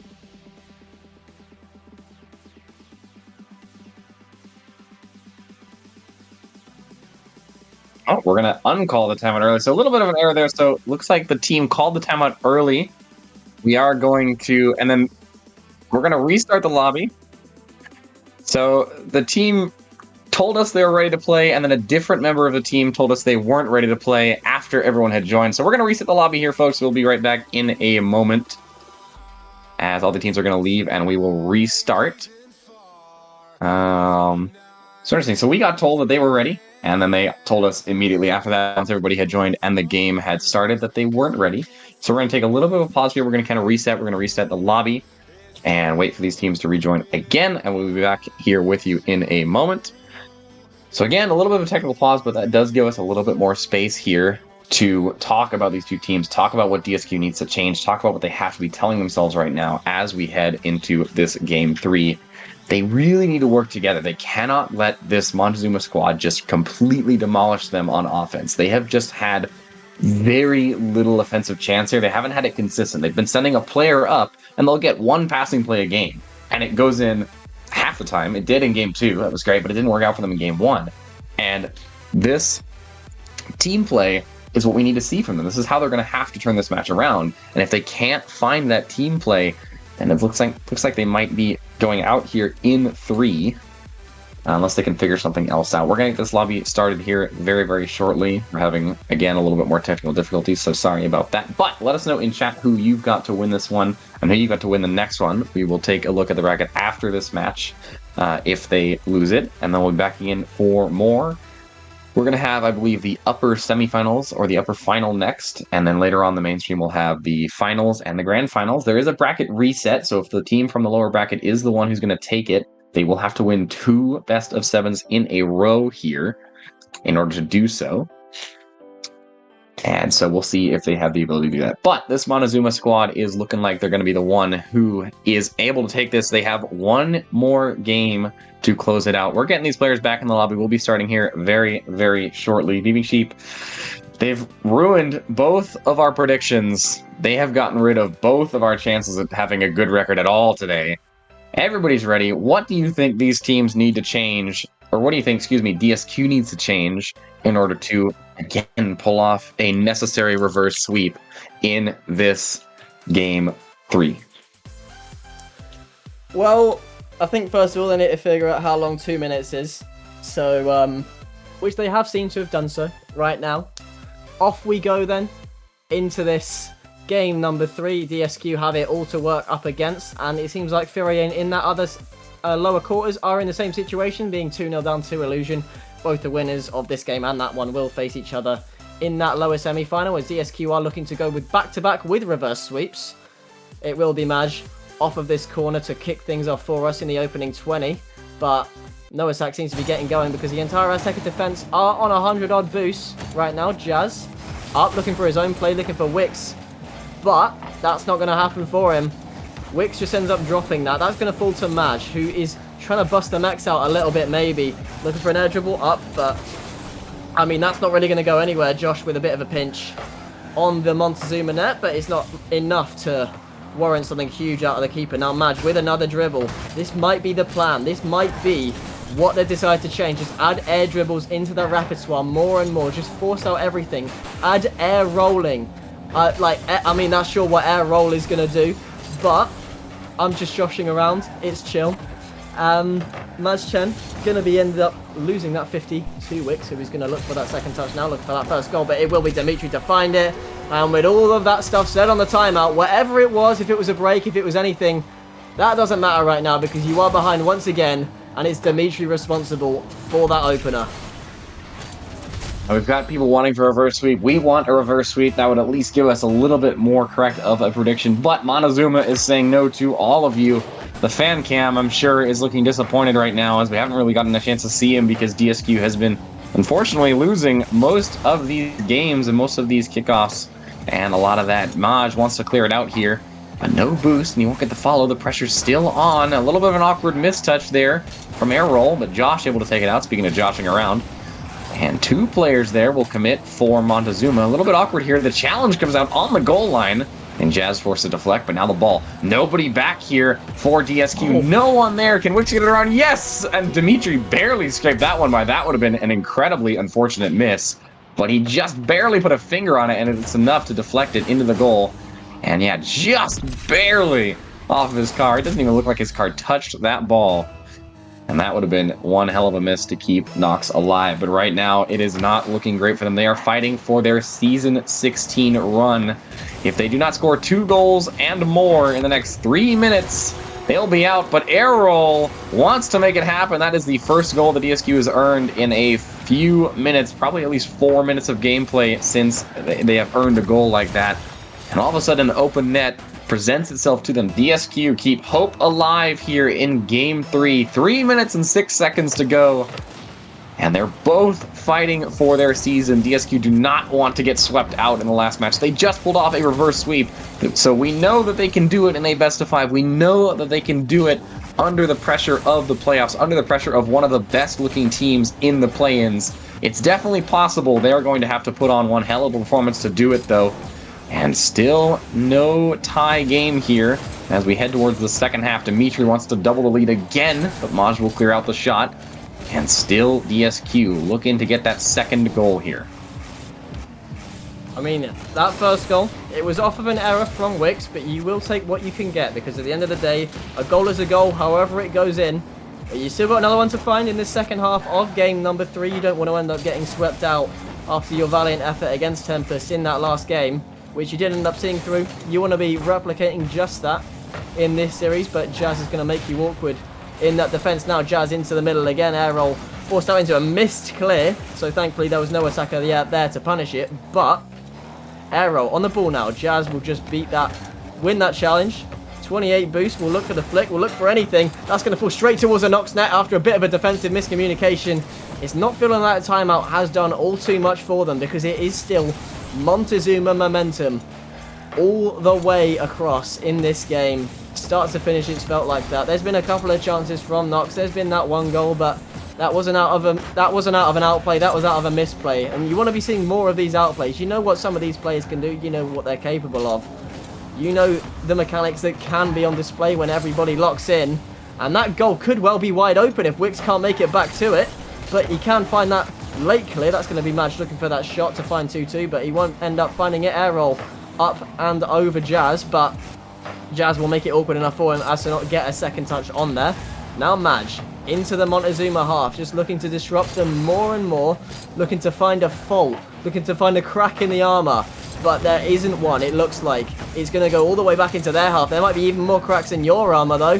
Thankfully, Madge has something to say about that one. Now, Jazz up onto the backboard. Dimitri will try and meet him, but Aero will be first to it. Wicks into the middle. Now, Jazz looking to take it one backwards. He thinks he's Daniel for this one, but he can't quite finish it off like Daniel could in that one game. But here he is again, going up, trying to beat one. Madge will just read that dribble, though, instantly. 30 seconds. Nox's entire season on the line here, don't forget. They are looking to be swept out of the tournament. If they don't offer something soon, it will be Madge with a late attack in this game. But he's going to get beat. Errol's going to get beat. And Jazz might just look for the dagger. It's just Josh up. Josh has been beat. That goal is almost wide open, but it's just off the bar. And that last man is out. And it's a miss. That final chance has gone begging for Nox. And they may have just eliminated themselves from the RSC Master Tier. They missed the open net of a lifetime, and now they got one scored against them, and DSQ's season is over. Heartbreak in the chat, in the lobby, everywhere, in the playoffs. DSQ, barring a miracle here on kickoff, have just missed the open net to save their season. Montezuma will sweep here. What a performance. And the fan cam is in shambles right now. But what a well-deserved win for Montezuma. They looked absolutely dominant. So we did see that team play from DSQ. They had the momentum. They looked great towards the end of that game. They had pressure. And they could have had it. There was 20 seconds left. Maybe 15. When that open net was presented, I don't know if there just wasn't enough boost or if he just straight up missed, but absolutely heartbreaking here for DSQ to go out that way. But Montezuma, let's not put them down. Let's not dull their spotlight. What a series they just played. Let's look at those post-series stats. So 3 wins in a row. They will sweep DSQ 10 goals to 4. Again, the shooting pretty similar. The saves pretty similar, but just the shooting accuracy from Montezuma was so much higher. They got 6 more goals throughout the series. Not a ton, but again, they were accurate when it counted. Again, they're super, super even in possession and domination. So it's really the only thing differentiating these two teams was that shooting accuracy. But that is going to do it for that series. Montezuma advancing to the next round. A series MVP for them going to be Dimitri here. 10 shots, 4 goals out of the 10 goals that Montezuma had. So nearly 50% of the shooting was Dimitri, the star of the show here, and is going to be your series MVP. Let's take a look at the overall playoffs bracket to see where we stand here. But what a series we just had. And Baby Sheep, what do you think? I mean, both of us just got proven wrong. Can you really go against Montezuma again in the next lowers? Well, Or the next look game? to the playoff bracket. They've been disqualified. It's Nox in the next round so far. But, fair play to them. They played all that series just to be eliminated after winning 3-0. So it's unfortunate if you are Montezuma. But the show's got to go on. They have completely dispatched Nox there. And I'm more concerned about this other lower quarters. Firion have brought it back from 2-0 down to game 5, and they're looking to reverse sweep Illusion. They've gone 1-0 up in that game 5. So for Montezuma, I almost said Nox there. For Montezuma, that will certainly be interesting. Can they stop the barreling momentum of whoever is going to be in that, joining them in that lower semi-final? But yeah, it was they made quick work of Nox, shall we say, despite that heartbreaking mistake at the end to tie them up. It was still only in game 3. They did still have 2 more games to win. I just didn't see them doing it. So I suppose this was another case of whatever we predict, the opposite is going to happen. I predicted a sweep. I predicted it for DSQ. That wasn't the case. You predicted a DSQ win. That wasn't the case. Same with us last time with Illusion. That also wasn't the case. So you're on next. So whichever team you want to win, I think the message might be to predict the other way. But unless you've got anything more to add, it's shaping up to be a very eventful day in Master as Firion go 2-0 up in game 5.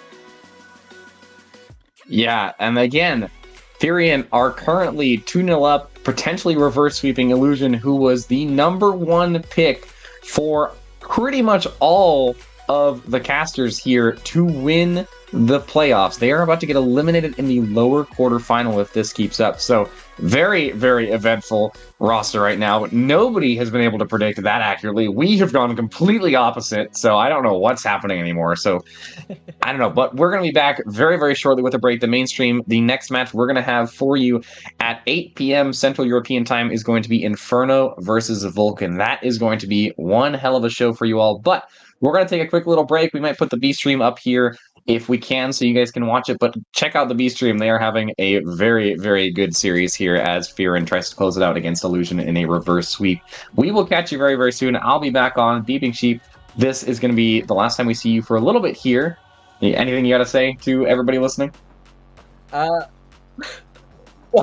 I've got to say that it's going to be 3-0 Brave v Forge, apparently, from the predictions on the screen right now. But no, the only other thing to point out is, don't forget, at 9 CET as well, we do have the Challenger Grand Finals on twitch.tv/repticjs. So if you do fancy a little break from all this high-level stuff and you just want a bit more grounded, a bit more realistic gameplay for the majority of everyone here watching, then head over to that one, as Owls will host Eclipse with a 1-0 lead from the last series, which was postponed. But yeah, that's all from me until much, much later. You're on next, so that should be a fun one, seeing Montezuma try and carry on their momentum from this last series. But yeah, I suppose it's time to head to a break. We will be with you shortly, and see you soon.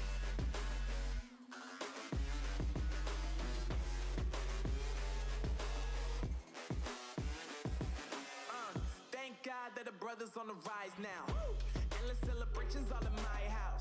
Levitating now, I'm super duper fly now. London boy, but DC where I reside now. Put the time in while you always yelling time out. If you quit it, cause I know I'm coming with it. You were sitting, you were wishing I was handling my business. Now I got the ball like Harry Potter playing Quidditch. And my business is humongous, you would think that happens in there. Damn man, I'm all that, yeah, I'm all that. Working for that whip, yeah, that what you call that. I'ma blow up in the summer, have him yelling fall back. And I've always been ahead like an effing ball cap. Man, I came in the game like, whoa,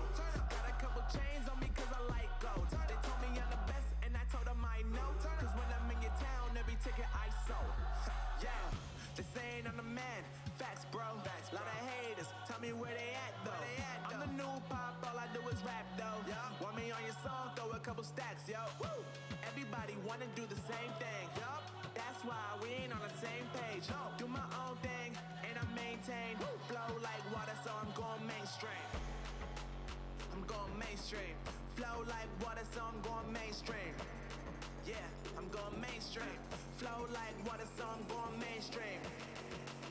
I'm going mainstream. Mainstream. Flow like water, so I'm going mainstream. Yeah.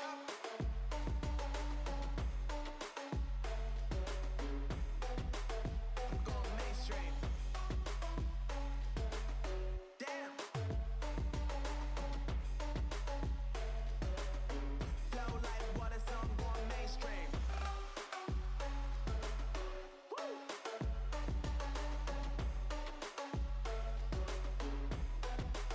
I'm going mainstream.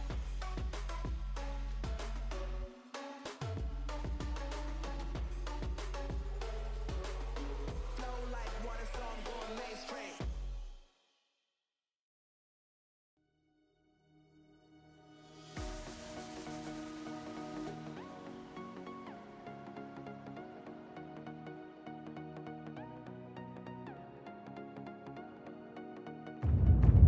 This isn't just merch, it's what teams wear when they mean business.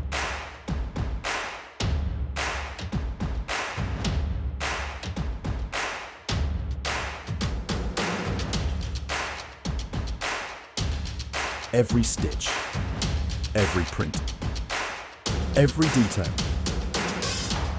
made to perform.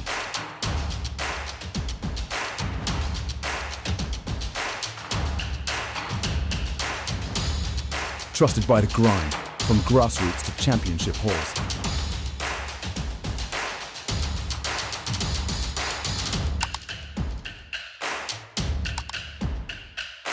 Build your team store. Wear the brand that wins.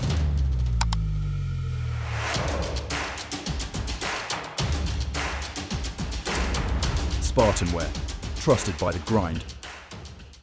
Do you struggle to rank up in Rocket League? Are you stuck in Diamond while your other friends flex their SSL title? Well, look no further. I have partnered up with LTXAcademy as a coach, and we are ready to boost your gameplay. With multiple tournaments and trophies won and thousands of dollars earned, I will tailor to your needs and make sure you get to that next level. I'm also doing discounted prices for the first 10 days, so you do not want to miss out. And you are also probably thinking, CMOS, how do I book a session with you? well, that's easy. Just open up that fancy browser of yours, type medify.gg/@cmasorl_, pick a session to your liking, book a time, and bang, you're booked, and I'll see you in the call. Once again, that's medify.gg/@cmasorl_.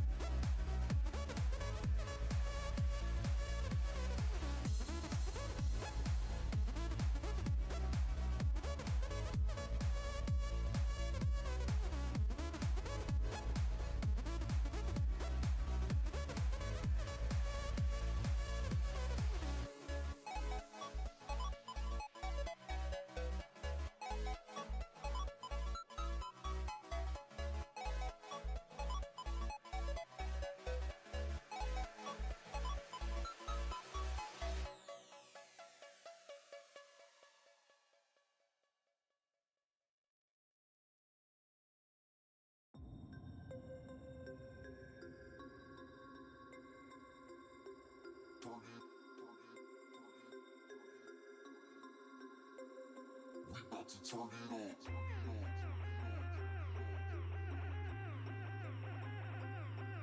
Turn it.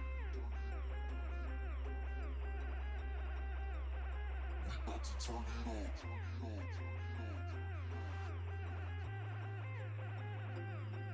Turn it. We about to turn it on. Turn it on. Turn it on. Turn it on. Turn it on.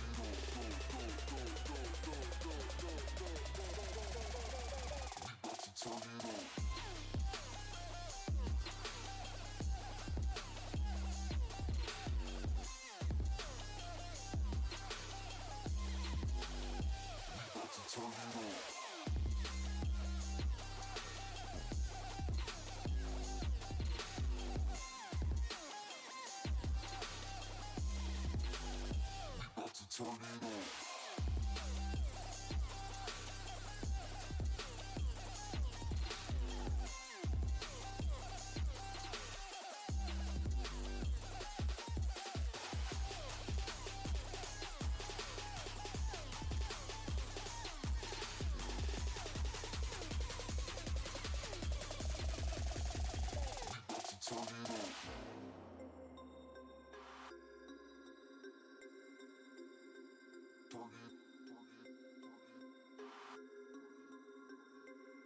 We about to turn it on. Go, go, go, go, go, go, go, go, go, go. We about to turn it on. Turn it on. We about to turn it on. Turn it on.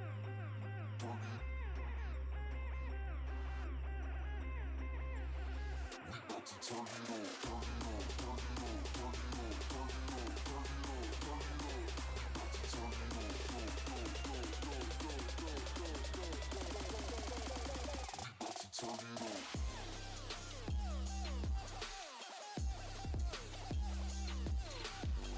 We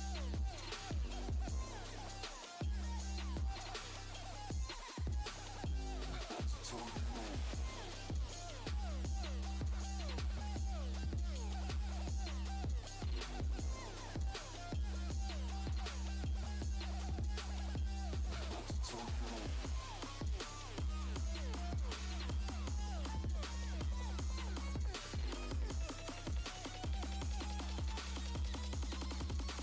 turn it on. Go, go, go, go, go, go, go, go, go, go.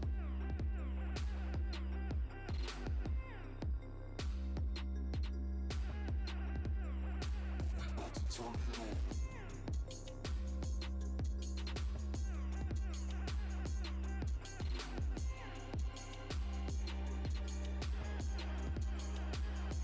to turn it on.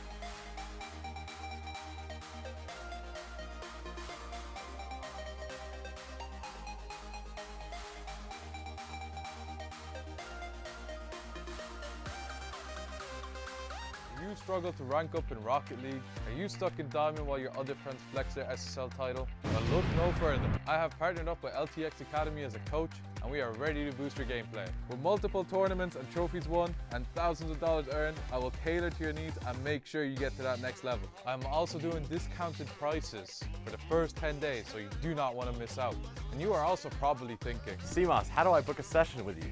well, that's easy.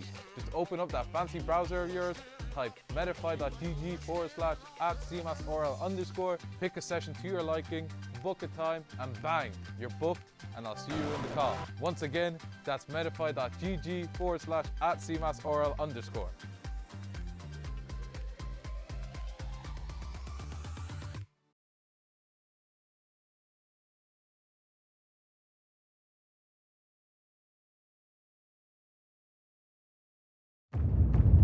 This isn't just merch, it's what teams wear when they mean business.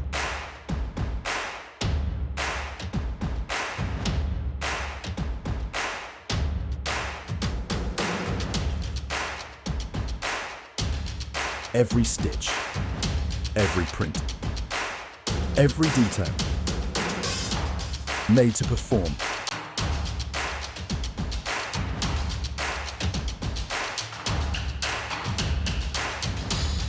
Trusted by the grind, from grassroots to championship halls.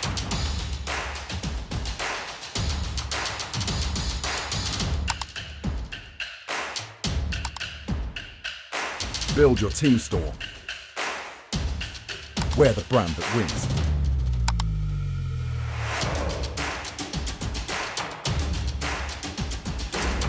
SpartanWare, trusted by the grind.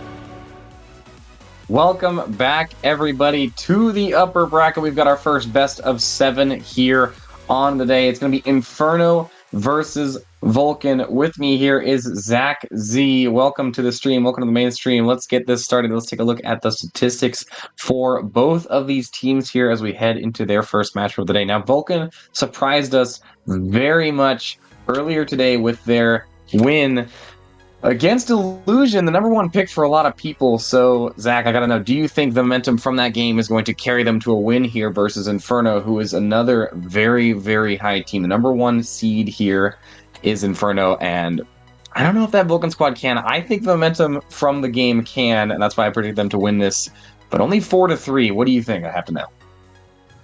Yeah, well, I think momentum is important, and at the end of the day, they do have Dreamy, who was peaking earlier, and I think as long as he can keep that play up, I do think that Vulcan are going to come out on top. I'm thinking a little more one-sided than you. I'm putting it to I think they're going to take it in Game 6, so 4-2. Take a look at these statistics so far. Very, very even for both of these teams. The win ratio for both of them is very, very good. They're both very offensive teams. And they play very, very well. We're going to wait a little bit longer to get this match started. Let's take a look at some player statistics. So again, Dreamy was peaking here if you did watch that series earlier on the main stream. So if he can come alive in this series, I'm sure that Vulcan will do very, very well. Taking a look at Inferno, we've got Dem, NC, Jair, and Dapsy. I'm not quite sure which of them are playing today, but all of them are very, very strong players. They've played a lot of games together over the season. I mean, you see Dreamy's got 72 games played this season. Tiago's got 64. Jack C's got 64 as well. So it looks like Vulcan players have played a little bit more games overall than this Inferno squad has together. So we'll see if that little bit of extra chemistry can work well for them. Is there anything that stands out to you in these player statistics, Zach? Yeah, well, obviously you were mentioning, the chemistry between players who've been playing together for longer. But we did get to see a little bit of Dem, NC, and Jay are really playing together, and it was earlier on in the B stream, and the chemistry was still there. They were connecting when they needed to, and especially NC was really able to pick up those shots when needed, and kind of came up as the top player and was the MVP for that series. So if he can continue playing how he was so far, I think it's going to make it a pretty tight match. But again, it's hard to play against a team that's been playing together this much longer and just has that much more experience together. Yeah, without any further ado here, we're just waiting for, I believe, one more player. And let's look at some predictions. So, caster predictions, I'm not on this list, but are you on this list, Zach? I don't know if you are either. No, I don't believe so. That means we just get to comment on how much in shambles it is.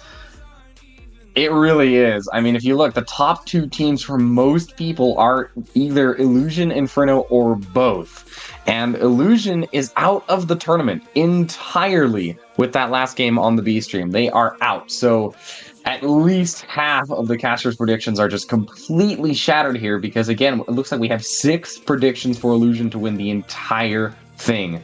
So it's one hell of an upset for a day. I don't believe I see Forge in anyone's number 1 spot. They are top 2 for Archaon, and Inferno is number 1. So at the very least, some people's hopes are still alive, but one of these teams will be going to the lower bracket. The other one will be staying and advancing in the uppers. They will get that extra life in the grand final. Without any further ado here, we are going to get started with game 1 of your best of 7. We're heading to Manfield Night to open the series. It's going to be Inferno versus Vulcan. Without any further ado, game 1 of your best of 7. These teams have 5 minutes to put themselves out there to prove themselves that they can win this best of 7. Jay wants to start it early, and he won't get anything. And no kick goals yet, thankfully, but Tiago wants to make it happen. Jay will deflect, though, working on both sides of the fields early in the game. And nothing in the first 15 seconds will be a relief to both of these teams here as we head into the start of game 1. Yeah, and there, Jay are just playing it over the defense here, but Dreamy ready to step to NC there for the shot. And Dem gets that opening goal for Inferno. That was a lot of the same plays we've seen earlier. It's either NC going for the initial shot or just dropping it down to one of his other players rotating up, and there it is, working again for them in the first 30 seconds of this game. Fantastic showing. That's a great start here for Inferno. They're going to take the first goal here. Just 30 seconds passed, and Vulcan want to fight back and keep our hopes alive for an accurate prediction again. I believe if you're following the mainstream, every single one of the predictions that has been made on the mainstream has not happened. And so it's an upset day for everybody here, and Inferno want to make it happen again here.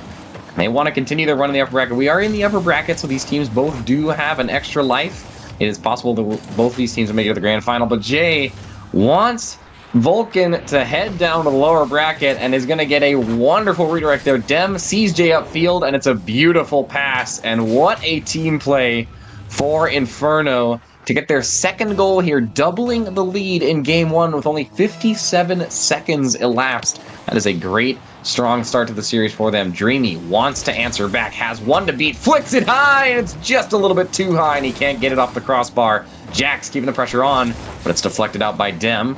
And Inferno stay alive for now, still 2-0. 3:47 to go here in game 1 on Manfield. And Dreamy wants to answer back. Dreamy wants the double, but it's deflected by Dem, and they'll keep it alive for now. Pressure still on, though. Inferno has to get a man on this ball quick. Jay will be the man to do it. Dreamy tries to intercept, but Dem will keep the momentum going. Into the corner. Demo coming out. Ball floating center. Tiago only one there to clear it.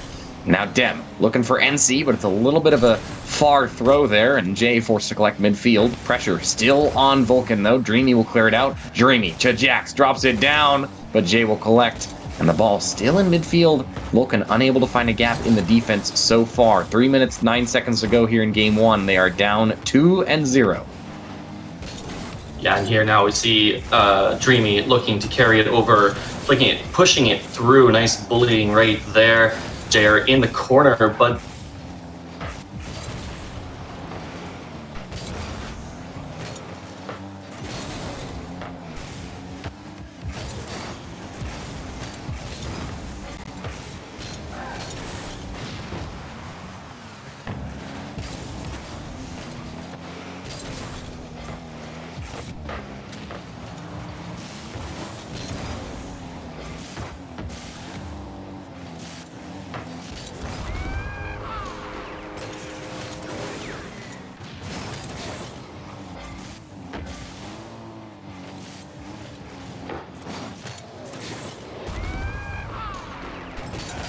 back coming out there. And Vulcan, what do you say to yourselves here? What do you have to change as you head into the second half of this game? Because right now, they have not gotten off on the right foot. They need to start getting some goals on the board if they want to have a chance to win this one. It is a best of 7, so they will have a little bit longer than usual. They do have a little bit more lives than they're used to playing with. And Dreamy wants a long one, but Jay are all the way back to intercept. Again, though, neither of these teams wants to go down in game 1, and Inferno looking like they're going to go up. Jack's forced to clear it out off of his own backboard. It's a redirect, but NC there to collect, and the pressure's still on Vulcan. They need to get this ball out of their own half. They need to start getting those scoring opportunities on the board, because we haven't seen that from them so far in this game. If they can't do it soon, they've only got a minute 44 to do so. They are going to be going down in game 1 here against this Inferno squadron, who are looking very strong. Jack's forced to make a defensive stop there on the goal line. Now Tiago to Dreamy with Jax for the follow-up. Dreamy, it's a little bit of an awkward touch, though, and it goes to the corner of Inferno, and nothing out of it for Vulcan. Tiago now off the backboard, looks for Dreamy. Dreamy shot deflected, almost in! And NC just gets credited with the save, but it was almost an own goal there. And that was a scary moment for Inferno, but they stay alive here. A minute 12 to go. They're looking for a fourth. They won't find it, barely. Now they will. NZ there to close it out. And that was a strong performance there from Inferno. Almost a bump. 2 defenders in net deflect it, but they both went. And nobody can stop the follow-up from NZ, who says, I'll take that, and taps it right in. 4-0 now with a minute 10 to go in game 1. And Inferno are looking to crush our hopes and dreams of a Vulcan win. Yeah, and they've been playing absolutely fantastic here, really pushing on the pressure, getting creative with the shots, beautiful team plays, the chemistry really coming through. And now NC passing it across to Dem, who's carrying it, floating it up in the air. Jack's there to pick it up. Now it's floating. NC's back up with the ball, looking to play it solo. Jack's with the interception, but it's still in blue control here. Now it's Tiago passed to Jax, popped up in front of the net. Tiago back up, intercepted by JR off the backboard. And this is looking more and more like an Inferno win here in game 1.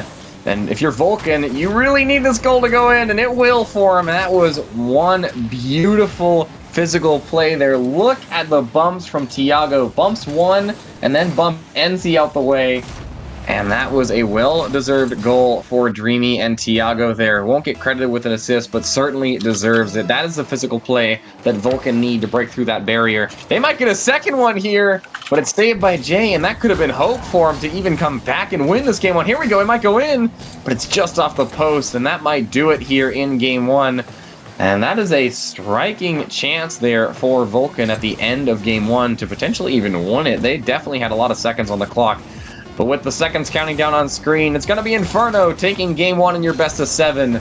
Vulcan, though, that is a crucial breakthrough. They finally found a hole in the defense. They want to keep this ball up there. They're going to take it all the way around and pass it to each other. They want the second goal for their mentality. They want to know they can take 2 in one game. They're keeping it up. Tiago to the corner, but it'll drop down. No, Dem keeps it alive. They want the open net. They'll find it. And a miracle as to how that ball didn't drop. 5-1 is the final scoreline. I do not know how that didn't hit the ground, but NZ makes it happen just barely.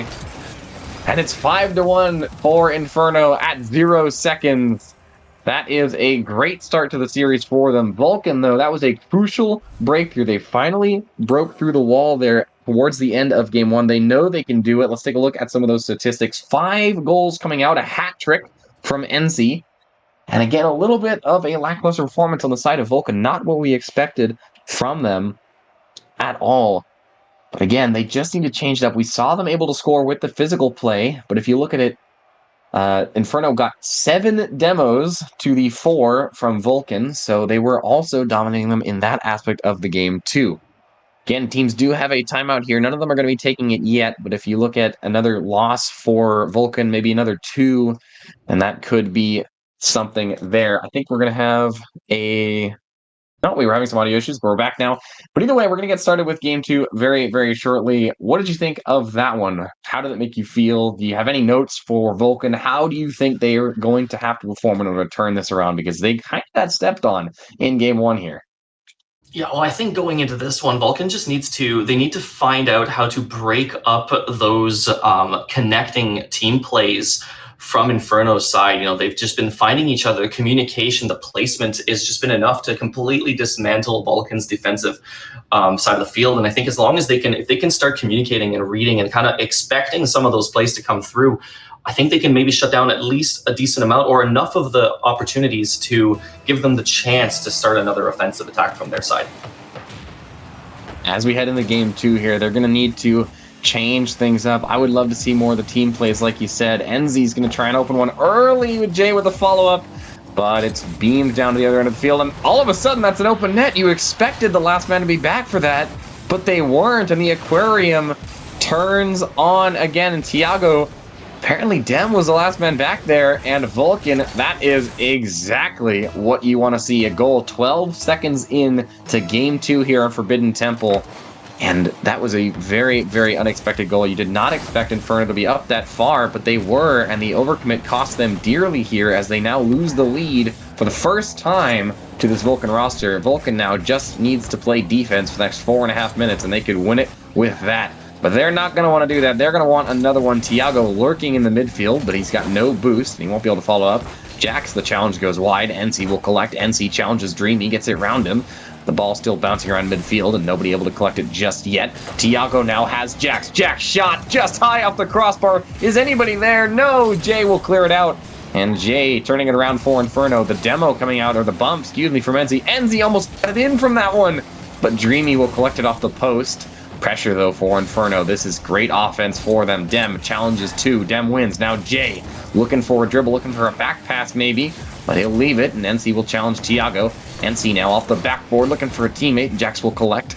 Jay to Dem. Back to Jay. Fake. The third time that they faked or missed in a row there.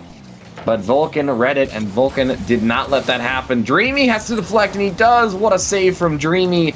And Tiago will help him out there on defense. Vulcan holding strong here as we head towards the 3rd minute of Game 2 on Forbidden Temple. They just need to keep this up. Jay, though, wants to shut it down. Jay, air dribble high, challenges on the goal line, but it's saved by Tiago. Dreamy now has to clear, gets it round 1. Tiago, no boost for the challenge, the last man back. Jax has to collect, air dribbles it all the way out. And that will finally relieve some of that pressure for Vulcan as they now get a shot. Dreamy's found an open net, and Dem can't get back.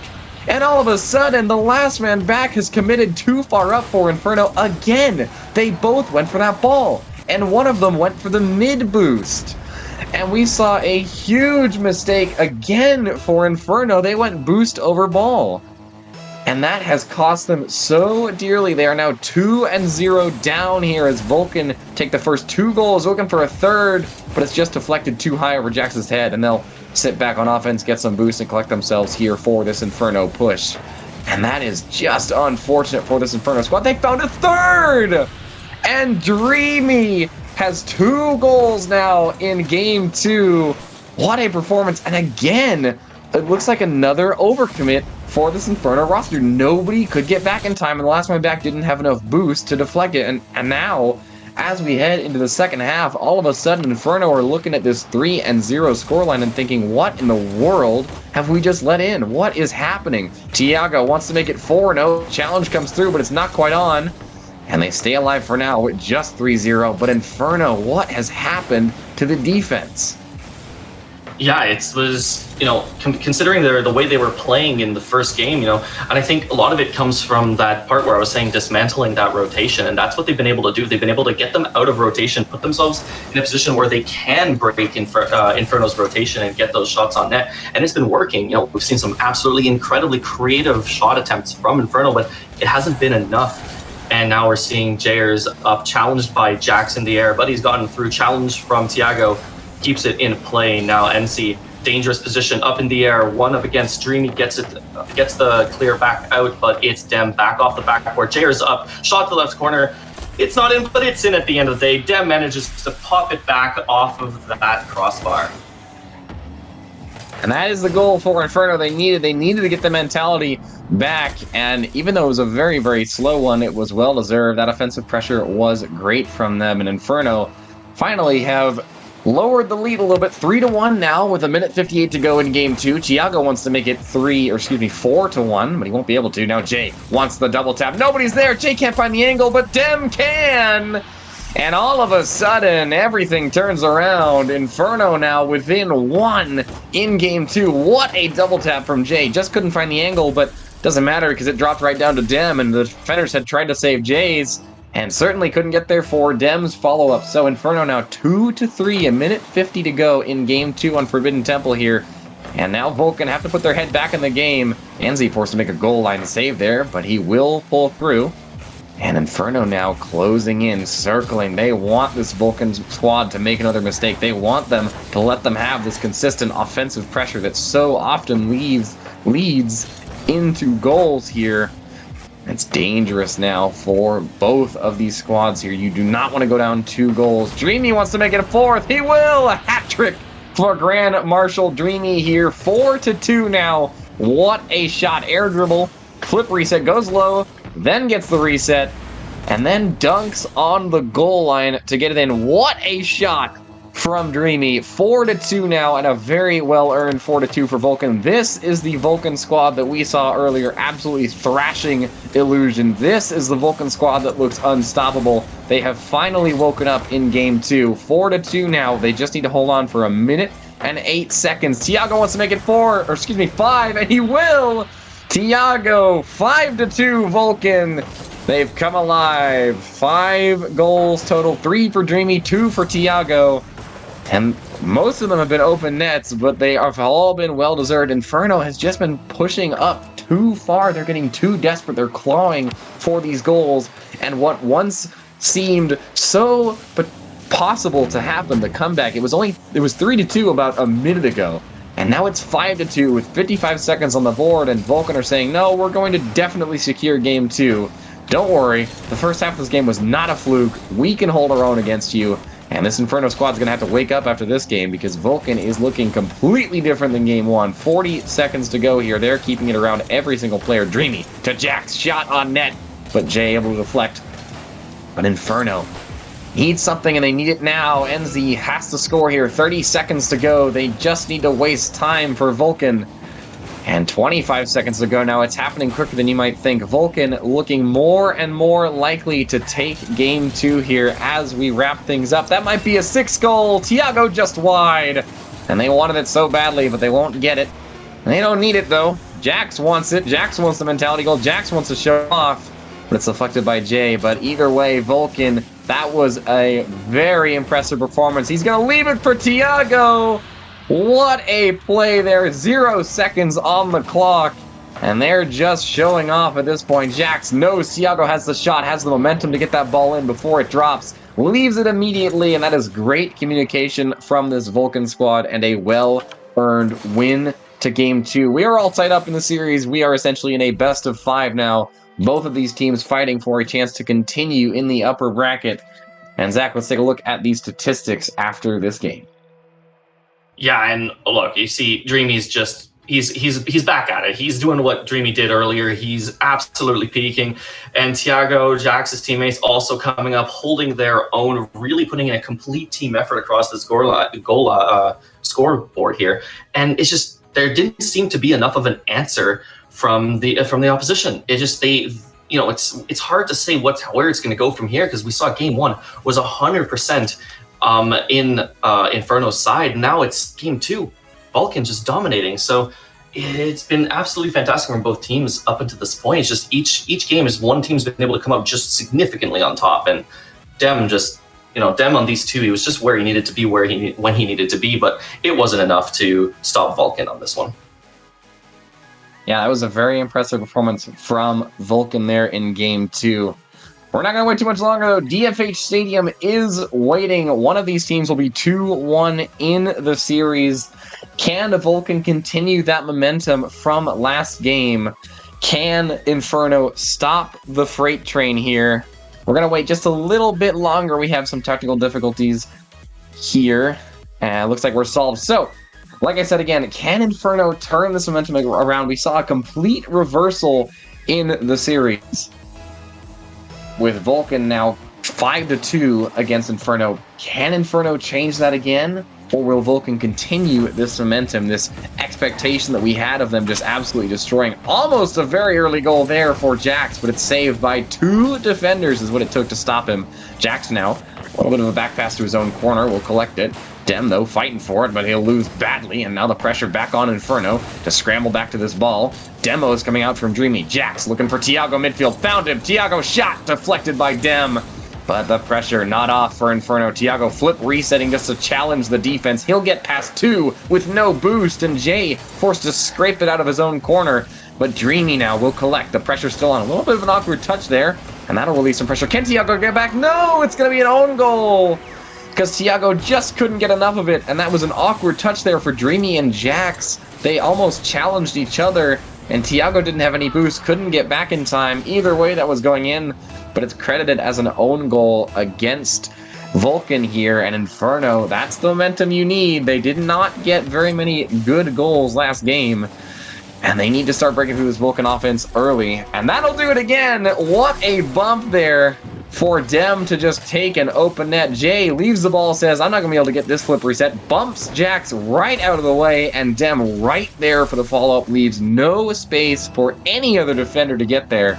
And Inferno, a well-earned second goal. Only 50 seconds in to Game 3. They are proving that they can turn this Vulcan momentum around because they have already scored 2 goals here in DFH Stadium. Yeah, now Jay are looking to cross it over, but Dreamy there to intercept, taking it up. NC up in the air to intercept. Beautifully done now as awkward 50 from Dem. Now it's Jair back up to Dem. Dem leaves it for Jair, who sends it down mid, looking for NC, but doesn't quite connect. Dreamy takes it downfield, crosses it mid. Tiago looking for the shot, but Jair really keeping him awkward, preventing him from taking the confidence he needed for that shot. Really beautifully played. Shot from Dem, redirected by Jair, and it's saved and cleared by Jax. Now NC's up, looking to pass mid, looking for Jair, who's going to collect it down low. Cross to Tiago. Tiago looking for the solo play bump over. Tries to get the reset, but there's just too many players in defense to get that through. So now Tiago pops it up. Ball floating in the air freely. Awkward touch. Jair manages to pick it up off of that play. He's now looking to keep it on the goal line, but Tiago's down with a potential breakaway here off the back wall, but Dem is there. Clears it up, Jair's looking down low, waiting for that pass down. There it is, Jair comes through with that double tap in the net, and it is now 3-0. What a goal from Jair. High on the backboard, has the angle, nobody's there, goes low to get around the defender. What a touch from Jair. 3-0 for Inferno here as we head into the second half of Game 3. Both of these teams fighting to stay in the upper bracket here. Jay wants to make it 4-0. Jay to NZ. Pops it up in the corner, but it's deflected by Jax. Vulcan need to get something on the board, and they need it soon. They need to stop this Inferno pressure right now. Dem looking for a demo, but he won't find it. And maybe that's where he gets his namesake from, as he was certainly hunting there. NZ keeping the pressure on for Inferno off the wall. Now Jair has a teammate middle, goes solo anyways. Deflected by Dreamy. Dem now to NZ. NZ, shot, makes 2 defenders go up for it. But they will save it. And Vulcan being put on their back foot here as they just struggle to get this ball out of their own half here. Now Dreamy, the star of the show. Dreamy wants it, but it's deflected. Jax, though, looking for a teammate in the center, only finds Dem. Tiago will follow it up off the corner. Fakes around 1. NC shot. Will it go in? Can Dreamy get back? No! It's a goal from backwards in their own half. Out of nowhere, NZ just finds an opening, says, I'll put that one towards your net. You're not going to be able to get back in time.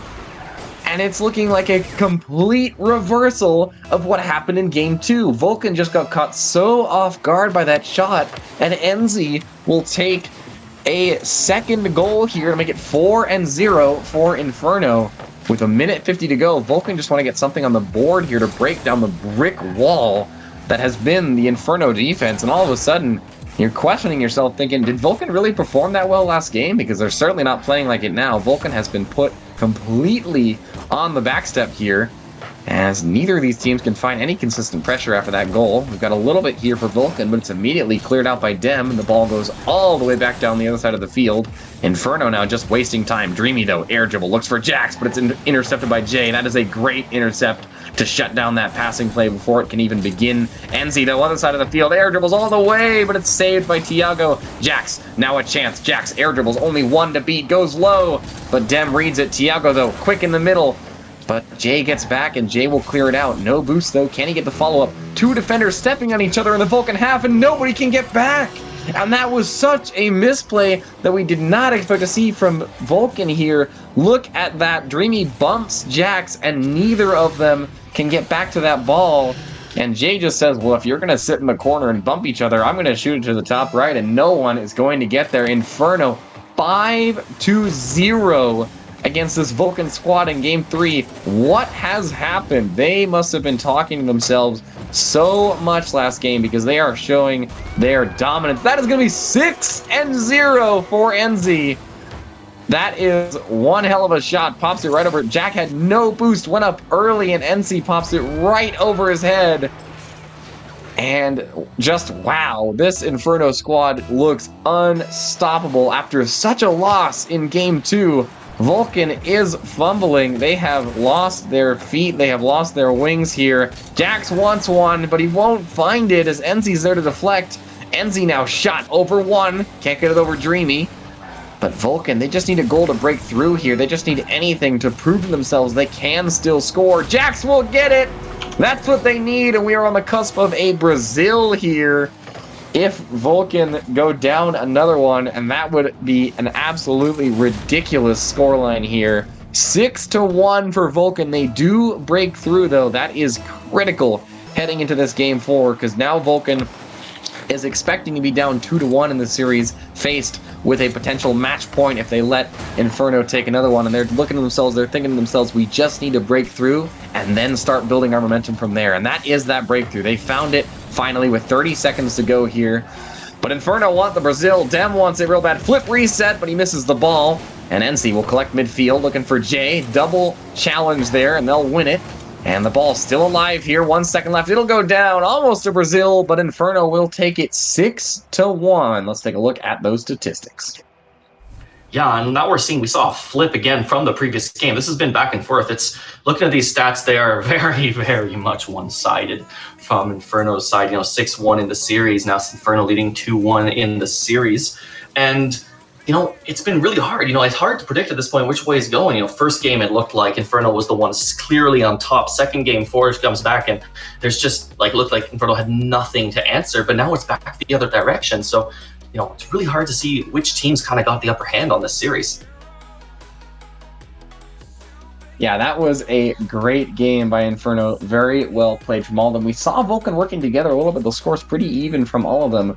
But again, like we both predicted, it's not going to be a super one-sided series. Both of these teams just really able to flip-flop it back and forth either way. And so if Inferno gets any more, your prediction is out. But at least both of us still have hope alive here. If Vulcan take 3 more in a row, then you'll be ready. And you'll win this one. And if Vulcan take 3 more and Inferno takes 1 more, then I will be ready. But if Inferno wins this one, they will be on match point. We're heading to Game 4 in Utopia Coliseum. Both of these teams are ready. Neither of them taking a timeout. We are back into it. 5 minutes could put Inferno on match point to go to the grand finals. And it could put Vulcan down to the lower final here. Both of these teams will still play at least 1 more game today.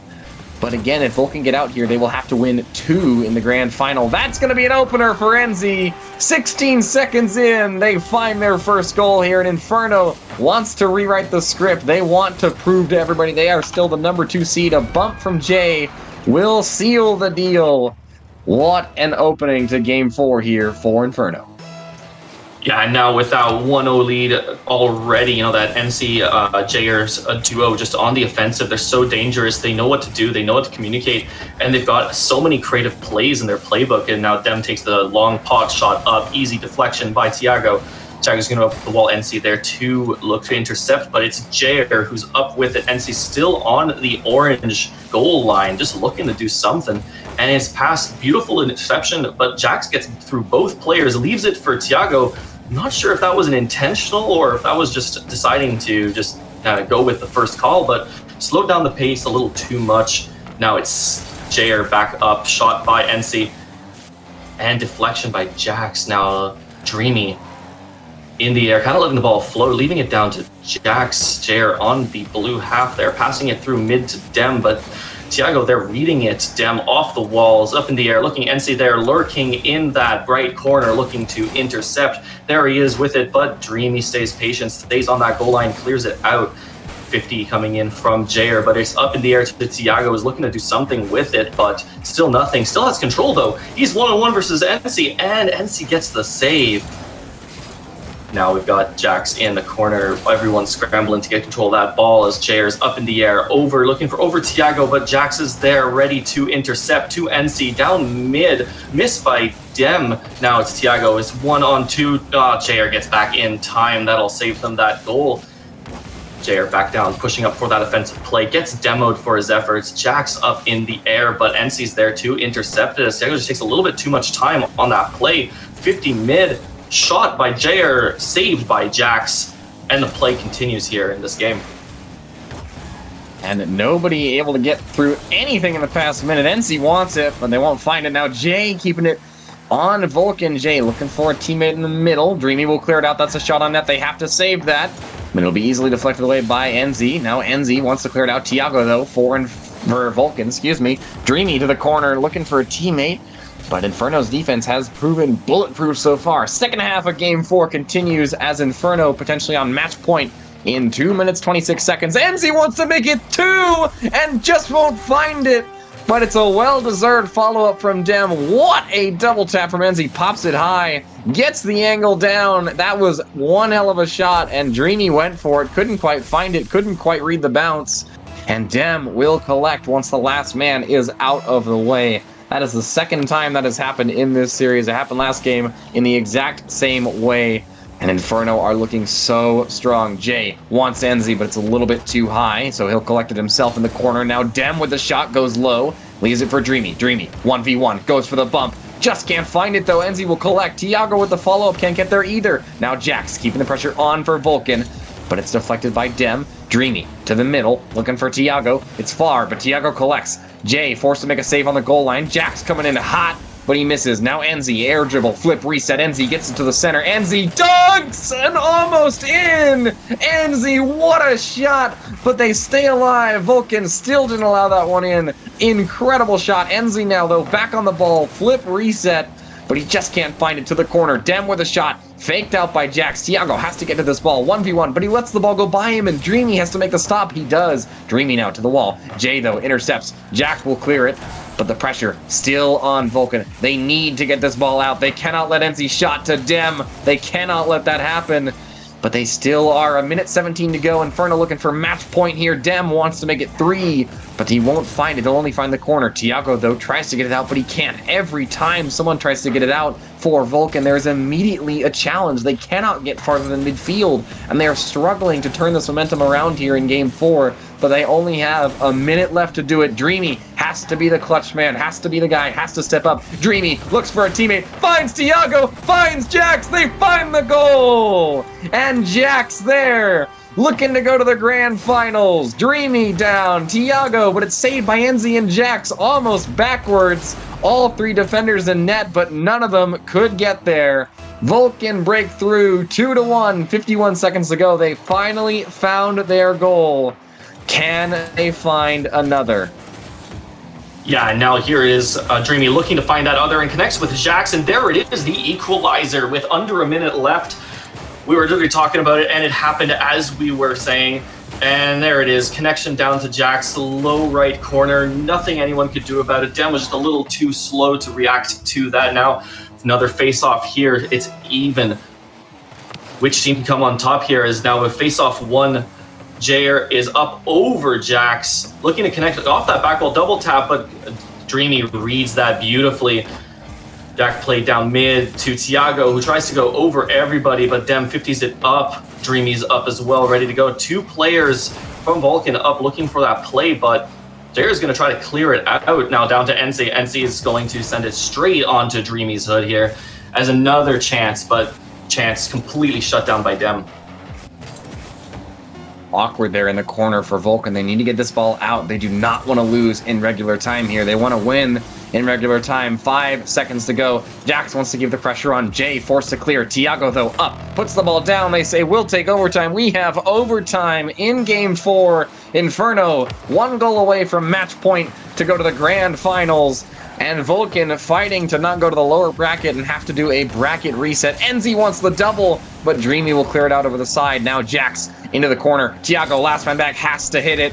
He does. Can he clear it out, though? No. Jay back on the ball. Gets around one, looks for a teammate. Both defenders committed. There's nobody in net. Jax has to get back, and he does. A bump coming out on the defense, and Dem will collect. Now Dem off the wall. Enzi heading up, but Dreamy gets there first. Dreamy bounced it down. Tiago challenges one, beats one, but the ball in the corner. A bump coming out from Tiago. Jax shoots in the center, but nothing.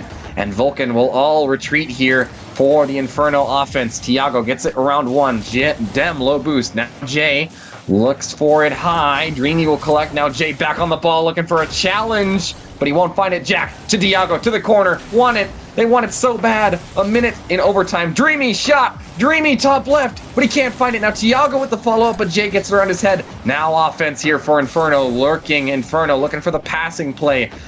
Looking for Jay, he'll find him. Jay now off the wall, flip reset, looks for Dem, but he won't find him. Tiago will collect. Enzi, though, on the ball, only one man back. Jax has to stop this offense. He can, but Enzi right there to keep the pressure on. Cannot afford any mistakes here in Game 4. We are in overtime. Inferno looking for match point in a best of 7. This is critical. Dreamy in the corner, a bump coming out on the defense. Dem, no boost, but forced to clear it. Now Jay. Jay has a shot, fakes it, leaves it for anybody, but Tiago will collect. Flip reset, gets it over one. Tiago wants it all off the crossbar. He won't find it. Dreamy now off the wall, wants a redirect, gets it, but nobody's there except for Inferno to clear it out.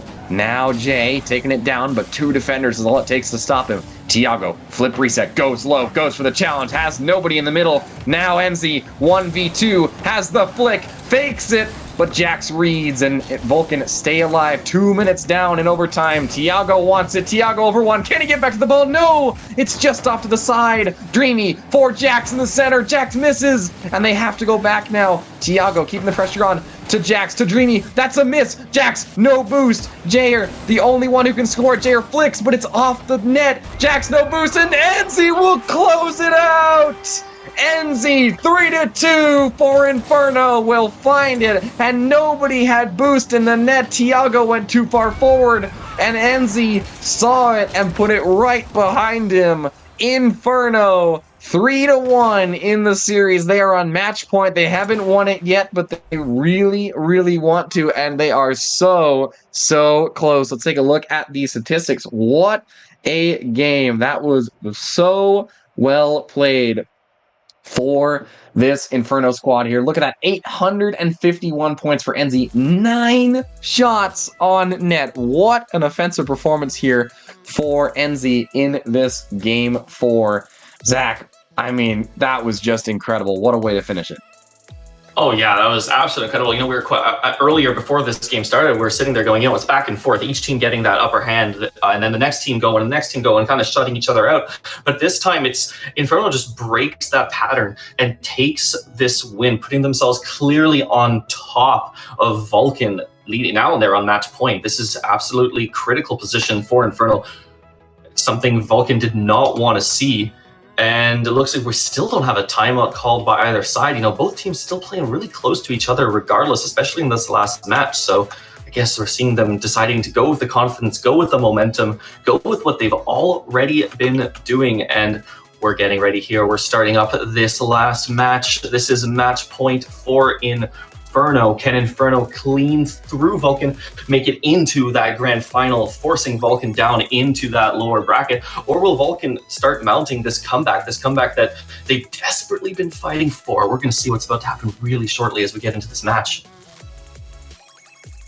Yeah, this is match point. Game 5 here on Beckwith Park.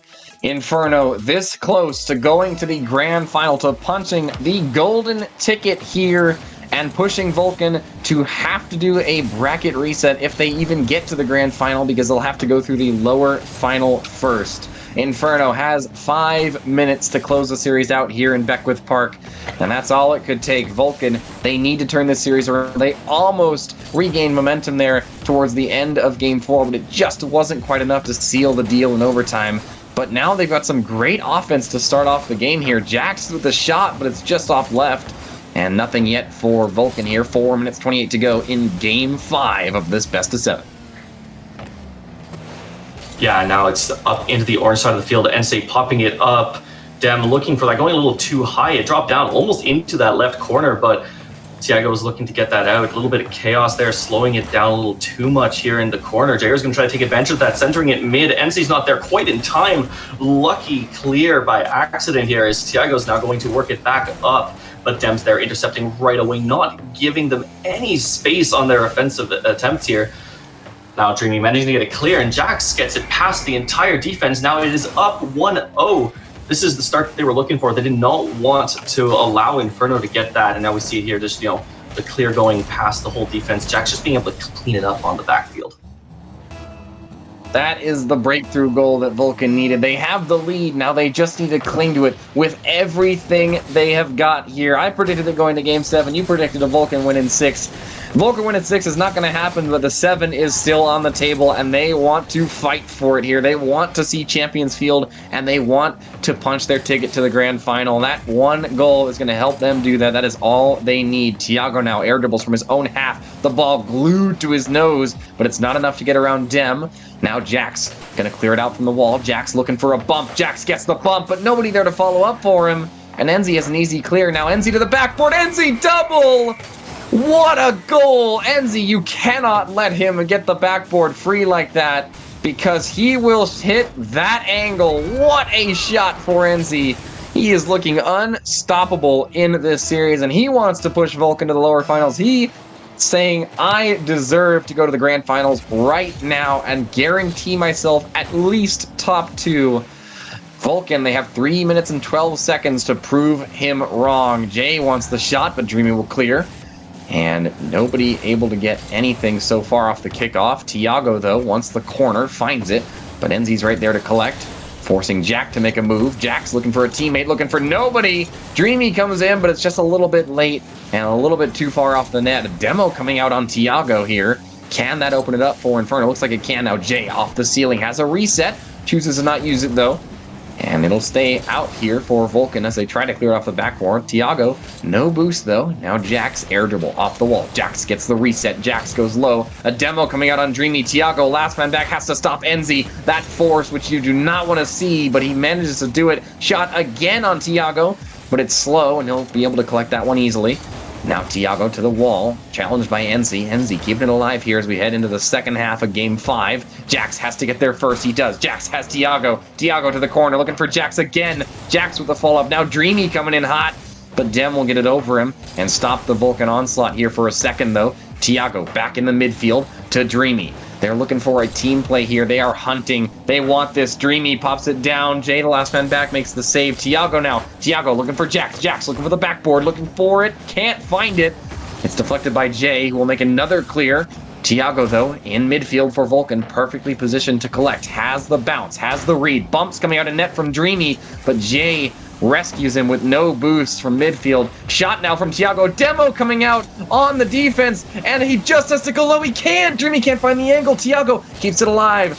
Vulcan is looking so powerful right now. They just made him so awkward, but all of a sudden we have Inferno pressure. Dreamy forced to clear it out, but he's demoed. Tiago now on the wall, has the boost, has the ball, has the reset, gets another reset, gets it around 1. Can he get it to Jax? No. Dreamy, last man back, 1v2. Jay goes low, goes for the challenge. Dreamy makes it. Enzi commits up too fast. We have a little bit of a disconnect. I think that's Zach, though, so that's not an issue for any of the players. This game is going to keep on going. 1 minute left here in Game 5. Jack forced to clear it out from his own half. And Inferno so close, and yet so far. Tiago's going to make it farther! Tiago, 2-1 now for Vulcan. What a shot. Gets there on 1. A little bit of an awkward touch from Enzi, and it gets away from him. A backflip on the backboard. will leave Tiago with an open net, and he will capitalize. Vulcan now 56 seconds left to go to game 6 here in the series, and they want it so badly. Tiago wants to make it 3. He gets it round 1. Awkward from Dem there. Jay will collect. Now Jax wants the reset, but he won't have it. It's a Dem clear. Dreamy keeping it alive for Vulcan here. Dreamy. All 3 Vulcan members going up here. It's dangerous to do that with players like Enzi on the other team. They will make it work. 30 seconds to go here in game 5. Vulcan looking to take us to game 6 and then game 7 here. Inferno match point right now, and they have 2 lives to win it. Now Tiago dodges the bump, shot on net, but it's an easy save for Enzi. Enzi air dribble, looking for a teammate, has Jay off the wall, looking for a third. Tiago will be the one to collect it and clear it out, but it's not out of the danger zone yet. Dreamy has to do this, and he can. No boost for anybody on Vulcan, though, and the ball just needs to come down here for Vulcan to stay alive. Enzi's shot! Enzi just couldn't get it! And if he just put it a little bit higher, that would have been in. And that is crushing. That was the grand final ticket right there for Enzi. Just couldn't make it happen.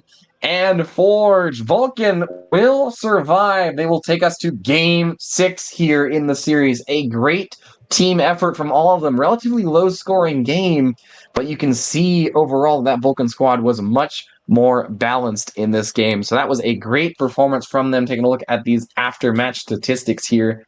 Pretty even in terms of domination. Vulcan held it a little bit more. Again, we're not seeing a huge disparity from either of these 2 rosters. No timeouts coming out yet from either team. They just want to keep pushing through with the momentum in this best of 7. Again, you are technically not fighting for your tournament and season life. You are just fighting for your life in the upper bracket. Whoever wins this is going to the grand finals. Whoever loses this is going to the lower bracket and will have to fight their way through a potential bracket reset if they want to get to the grand finals. But we're not going to wait any longer. These teams are not taking a timeout. Vulcan wants to punch through. They want to punch their ticket to Champions Field. They want to keep the momentum going. They're going to have to put on a show here in Neo Tokyo as we head to game 6 of the best of 7.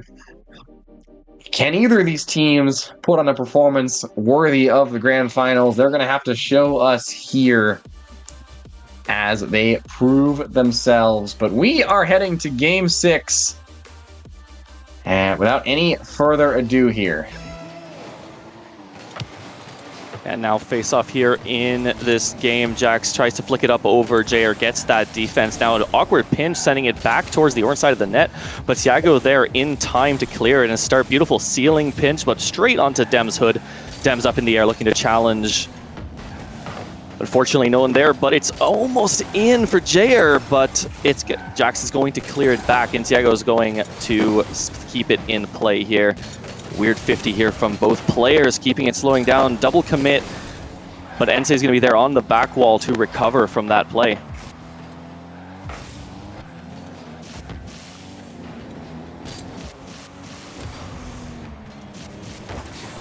Nothing now for Inferno so far. They're hunting. They want to open this game. They are on match point. They just need to score 1 goal here and hold on to it. Jay wants it, but he can't find it. Enzi, though, with the follow-up goal for Enzi. That's what they need. They break through the wall. Finally, Inferno found a goal. They found what they need. And now Vulcan on the back foot again, fighting for their tournament lives. Can they come back here? 4 minutes and 4 to go here in game 6 of your best of 7. Vulcan want to take it to game 7. Can they do it? A shot from Jay is forced Dreamy all the way to the back corner to save it. And still Vulcan stay alive. Only a 1-goal deficit here in game 6, and they have 4 minutes to make it back. Jax wants it right now, though, and he'll make him work for it here.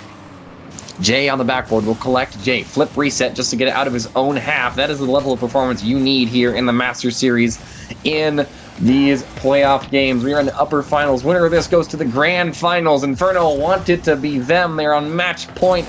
They just need to hold it. 3 minutes and 26 seconds to go to decide whether we are going to an Inferno Grand Finals or a Game 7 here in the series. Nothing yet for Vulcan, nothing consistent. They haven't been able to find their footing quite yet in Neo Tokyo.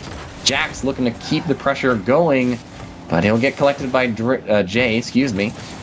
And now Tiago for Vulcan. Tiago looking to take it all the way. Gets it around 1. Dreamy with the follow-up, but it's just cleared by Jay. And still nothing for this Vulcan squad here as we push into the 3rd minute of Game 6. Tiago forced to clear it. Dreamy awkward in net. He has to make the stop, and he does. And that's still a relief for Vulcan. Now Tiago to Dreamy. Dreamy into the corner, but he can't get it around the last man. And everybody from Vulcan forced to scramble back. Tiago awkward. Dreamy has to clear it from his own backboard. I thought he was an opposing player there for a second there because it looked like he was about to shoot it on his own net, but he had to in order to make that save, and that is crucial for Vulcan as we head into the second half of Game 6. They just need 1 goal to tie us up, and that is a double fake from Jay. Jay now only 1 to beat, but Jax won't be faked. What a fake we just saw. Got around 2 Vulcan defenders with 1 move. Now NC wants to capitalize on that pressure, on that gap in the defense. Can't though. Jay looking for Dem, but is bumped by Jack and is made awkward. Jack almost read it there, but Tiago forced to clear it out. Now Jack in the midfield. Gets it around NZ. Dreamy, low. Dreamy, shot high. Dreamy gets it off the backboard, but nobody's there to collect except for Dem. Now Dem to NZ.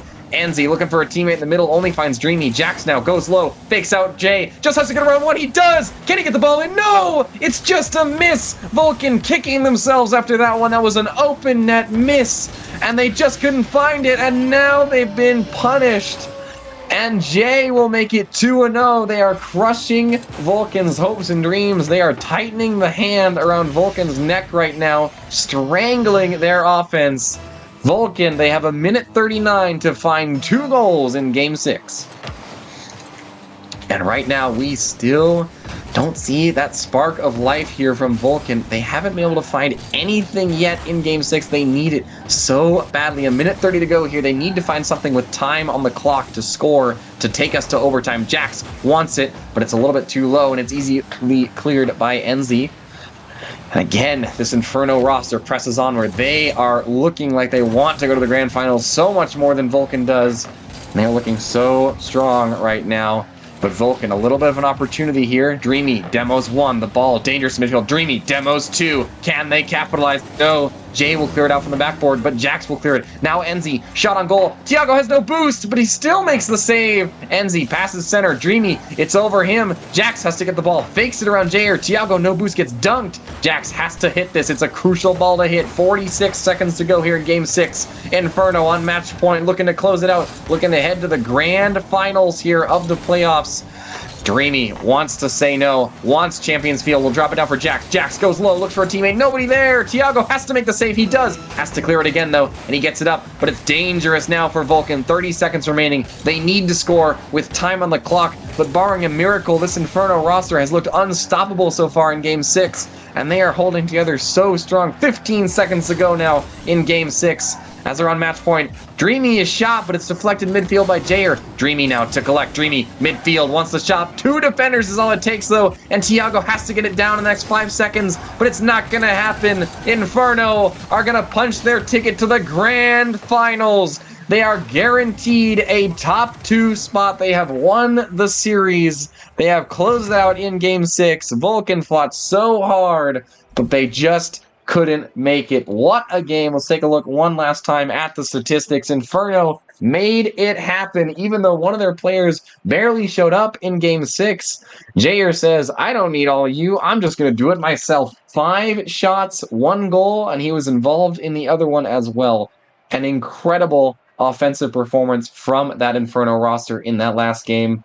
Let's take a look at the post-series statistics. We've got 19 goals to 12 goals, but where you really see the differential is the shooting. 64 to 44 shots here for this Inferno roster. That is a lot of shooting. The defense was pretty even. It was 34 saves to 27, but Inferno's shooting accuracy allowed them to get those 5 more goals throughout the series that collectively helped them win those games. And again, you got to remember a lot of those goals came from that 5-2 match that they had there. But your MVP for this series, if it wasn't obvious already, is going to be Jayer. 26 out of those 30-odd shots for the Inferno Squadron. 3,000 points and 9 assists, as well as 12 saves. So overall, the MVP, and Jayer was certainly showing us why he deserved that title in the last game. What a series. Let's take a look one more time at the tournament bracket now that we know that Inferno is going to be in those grand finals. And that is a win. Looks like it hasn't quite updated yet, but we're going to see Inferno going to those grand finals. Vulcan is going to be against Firen, who took a 3-0 win there. I was going to say lead and win. I ended up saying win against Montezuma to knock them out in the lower finals. So we could see Vulcan again. They are not out of the tournament yet. You have to remember, they still have the chance to win it in the lower finals. So we'll see the lower finals next, and then we will see the grand final best of 7. It is a bracket reset. So if the lower final wins the first best of 7, they will have to win another one to close the series out. My co-caster had a few technical difficulties, so I am going to close this out here. We're going to take a little bit of a break here, and then the main stream will be back in a little bit with the lower final and the grand final for you here. So we're not going to wait too long, but we're going to close it out for now. We hope you've been enjoying the Rocket League so far. We're going to take a little bit of a break, and we will catch you again very, very soon. Struggle to rank up in Rocket League? Are you stuck in Diamond while your other friends flex their SSL title? Well, look no further. I have partnered up with LTXAcademy as a coach, and we are ready to boost your gameplay. With multiple tournaments and trophies won and thousands of dollars earned, I will cater to your needs and make sure you get to that next level. I'm also doing discounted prices for the first 10 days, so you do not want to miss out. And you are also probably thinking, CMOS, how do I book a session with you? well, that's easy. Just open up that fancy browser of yours, type metafy.gg/@cmasorl_, pick a session to your liking, book a time, and bang, you're booked, and I'll see you in the call. Once again, that's metafy.gg/@cmasorl_.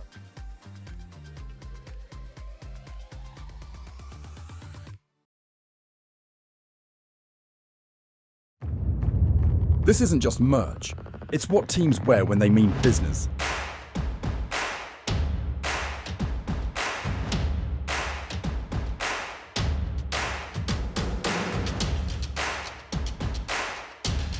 Every stitch, every print, every detail, made to perform.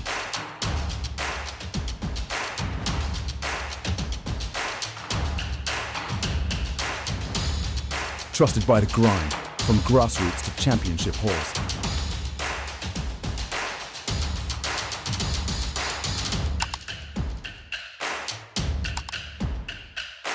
Build your team store. Wear the brand that wins.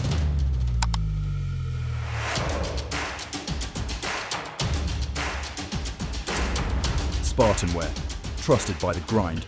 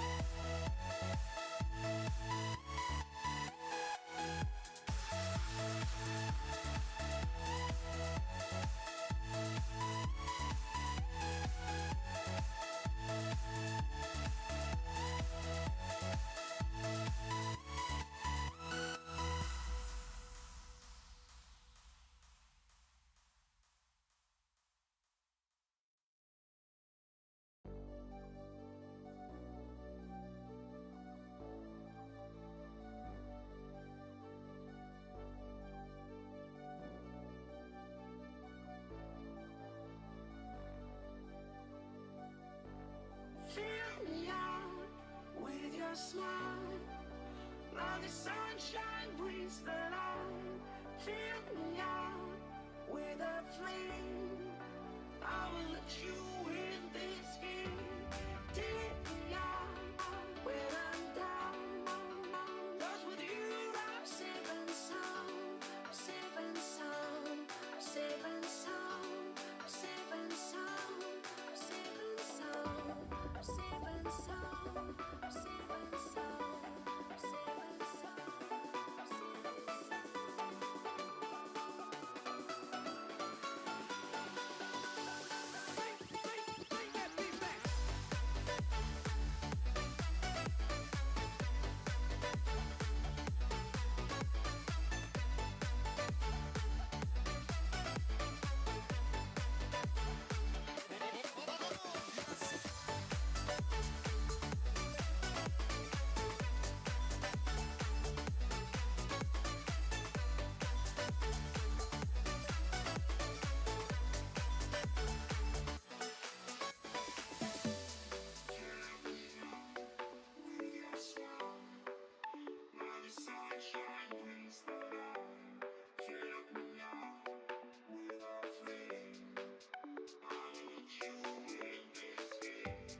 Take me out when I'm down. 'Cause with you I'm safe and sound. Safe and sound. Safe and sound. Safe and sound. I'm the storm that meets the moon. I'm the sun that will not move. Do you think you are? Who do you think you are?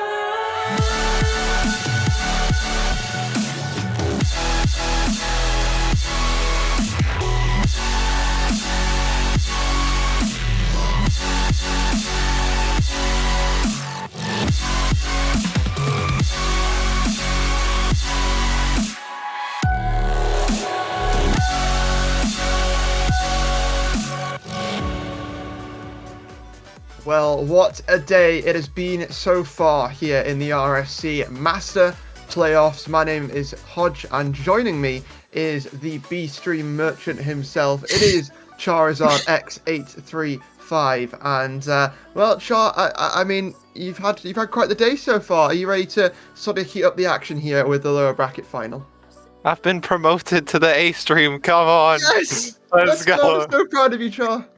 After free casts on the B stream, I've been promoted, and what a series it is for, and what a day it has been in the Master Playoffs. So we can bring up the bracket very, very quickly to look at it, and we are down to our final three teams. Firen versus Vulcan in the lower final to take on Inferno in the grand final, and what a day it has been. A lot of game fives in the best of fives earlier, couple sweeps as well, but yeah, just a great day of master action. Yeah, certainly right. We've seen intense series across the board, loads of game fives, not game 7 just yet, and I'm wondering maybe if this is where we might start to see that happen here, Char. But yeah, a great day of action, and well, a horrible day of predictions for a lot of people, it has to be said, although there's one person who you know, could maybe get the perfect final here. That person's Archeon, and people doubted this finals prediction, but surprise, surprise, he's looking to do it again here, Char. I almost got it perfect potentially if Nate hadn't, you know, reverse swept Illusory. We might be looking at a whole different situation, and he might have got a perfect top 3 as well. But no, I think for a lot of people, right, everyone had Illusory. They got reverse swept by Nate earlier on in the day. I know you got the chance to cover that one, I'm pretty sure. And I mean, it's been madness, right? Just seeing things have not necessarily gone the way that people expected it to, but that's what we love about playoffs. Things can just be different on the day, and I think when we look at these two team stats, you know, in a way, we've been talking about things being different. These two teams couldn't be more similar. Yeah, same amount of wins, same amount of losses. Very similar goals for and goals against for, having a little bit more in both of those metrics. But yeah, such an even matchup, and should be a great game to watch, and we do have all of our players in. But just before we get started, we need to do some predictions. Mine have been going surprisingly well today. I've gotten all 3 winners right and 1 series score right. But maybe that's the B-Stream buff, I don't know. But where are you going, Hodge? I think I'm going to have to back Nate on this one. I think their lower bracket momentum certainly picked up. They absolutely handled Azteca in the last series they played. So I'm going to back Nate. And I mean, Forge are a team who have been doubted by quite a lot of people. I think they sort of play into that pretty well, and quite happy to sit here and prove people wrong. I'm going to go Nate. I'm going to go 4-2 here. We'll go 4-2 to Nate. What about yourself here, Char? That's exactly what I was gonna go. I'm not gonna be boring. First, then. I really should have gone first. Why did I let you go first? I'm not gonna be boring. I'm not gonna do the same score as you, but I'm gonna go the same winner as you. I'm gonna give it a game 7. Why not? 4-3 to Firen. 4-3 to Firen. Okay, well, I think, you know, everybody wants to see a game 7. Will we? That is a question, and hopefully in potentially 7 games we can find out the answer. We've got the predictions here on the desk. If you want to let us know your predictions in chat, make sure to feel free to do just that. But I think it's time we get this one underway. We've got 1 team left to send to a grand final, and the last sort of lower final before we get to the real deal here of RSC is about to commence, get itself underway. The penultimate match of RSC16 kicks off right now. It does indeed, and what a match it promises to be. Both of these teams have players of such stature in the RSC, and that is almost a way to start it for Fire, and couldn't quite find the down there. Smashy taking it across, that one's at the back post, and that is Crisp to finish it off at the back post. Firing start with a bang. They certainly do. They've started with a bang. They've started with a goal. And let's see if they're going to be able to continue that here. Good momentum to kick this one off. And it will go over into the hands of the Grand Marshal himself, Dreamy. Over to Jax. He's got it pinched away, but Smashy's got that read. And quite happy to send this downfield, keep on chasing this ball into the corner. It's pandemonium here early on. Nate looking to just run circles around this Forge roster.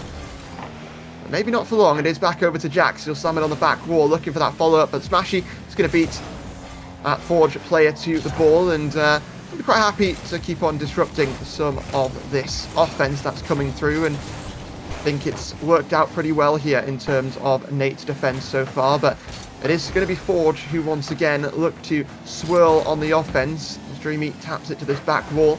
Quite happy to put it up in front of the net, and LTIJ will be able to get this good control coming through here for Forge. It's been a pretty good start here for Nate, like I've been saying, but the pressure's not been bad here from Forge. They've had chances and they've got some good pressure, but so far unable to break down the Nate defense effectively. And well, on the other hand, it's Smashy who's looking for this counter-attack. Can't quite slot the shot, but will be quite happy to keep going on this attack. Crisp back in, and it's looking pretty good overall here. Defense locked in from both teams, but who is going to break first? Trying to get that ball down, Chris. Can't quite get it. Smashy on the sidewall, puts that one into the middle, TJ. Sorry, no, is that Tiago? I think that's Tiago. Crisps on the sidewall, onto the backboard. Smashy is there, gets the double tap. The flip reset double, so close from Smashy there. Now down the other end, Smashy gets a touch out. Dreamy on controlling that one up high to the backboard. D-Lynch 50s that out. Smashy gets a flip reset following that one up, doesn't get the second, but the team bump comes through, and Jax just wipes out Tiago from making that save. Firing 2-0 up in this game 1. It happens at even the highest levels. If you sat here and just like me, you're a little wash champ 1, just remember, it's not just you. It does happen at every level of Rocket League. And unfortunately, it's not the greatest situation here for Forge that they find themselves in. The double commit But Dreamy will stay with this play for a little bit longer, just until Crisps can pick it up. But Tiago there to intercept and just, I guess, fake that one until Jax can come in with the follow-up. It's still a lot of time left on the clock here, Shah, for this Forge team to find themselves a way back, and maybe this is the first step to doing so. D-Lynch a little bit awkward. The follow-up is there, and Jax slams it in the back of the net. Forge on a redemption arc here in the second half of game number 1, and there's the first step to doing just that. Yeah, and that is one of the craziest goal steals. I don't think neither of us noticed that on first viewing, as Jax definitely unintentionally steals the goal from Tiago, but Forge won't mind. They get one back in this game, and they'll be looking to get another one as quickly as they possibly can, but Smashy is not going to make that easy. Air dribbling it forward, a double commit comes through, but they manage to deal with it. Dreamy, 50 to the sidewall. Jax needs to get this. Crisps into the middle. Smashy decides not to commit. Now has control here, gets it past one. A race here, D-Lynch wins it. Tiago has to get the touch, and does. Big clear down, Smashy. Nice first touch, nice second, nice third into the middle. No one's there for firing. Dreamy now, not a lot of boost, gets demoed, but that's a bit awkward for Smashy. Does so well with it. Tiago cuts him out. Crisps, touch forward. D-Lynch, bit of an awkward touch there. Dreamy can take this one and taking it forward. Crisps now gets an awkward touch. Jax putting that into the middle. Vulcan, they keep knocking on the door here. They certainly do. But knocking is not going to get them a goal. Knocking is not going to get them a game number 1 victory here. They're going to have to do a whole lot more, and maybe Jax can be the catalyst to doing just that. But it will be just passed up to Smashy, who quite happy to receive it on the back wall. Dreamy in a difficult position as he's got Crisps diving in, but is able to make good work of it. Jax touch back out to his teammate as Dreamy there to collect, there to keep on following this play. Reset gained, looking to go low with it. Drop it, pass it over to a teammate! Oh. That's just perfection. That's just brilliance. That's what you get in the Master Division. What a play from Dreamy to pass that over to Tiago, and then the finish.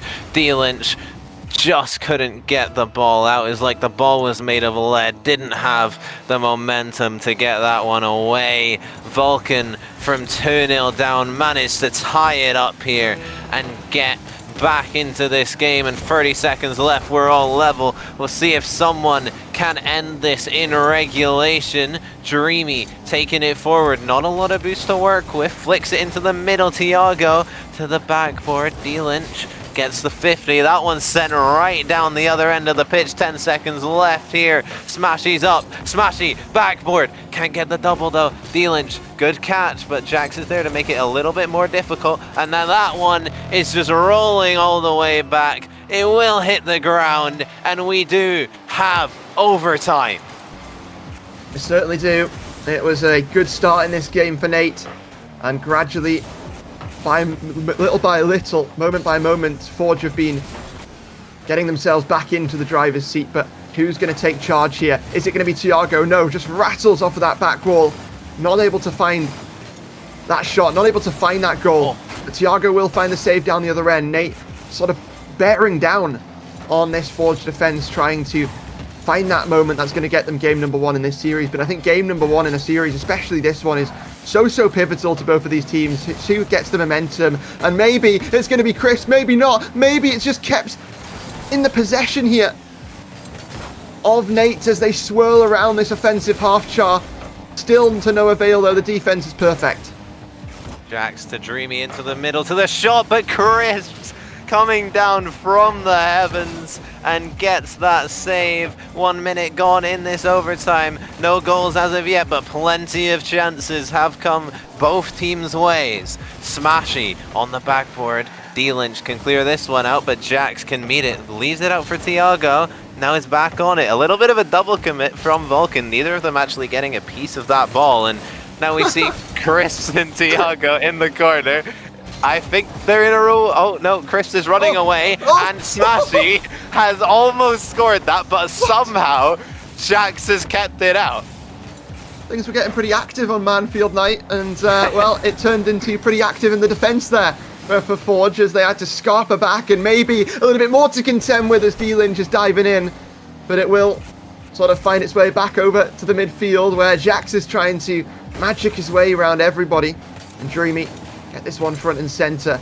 2 minutes into overtime, we find ourselves in, and nothing for either team just yet. When's that going to change though? Jax staying with the ball, staying with the play, finding that 50 out onto the sidewall. It's quite a sprint here to get over and take possession, and as Nate are just looking to put together these team plays, try and find their moment. It has been picked up by Dreamy, and well, what a way to enter the series that would be.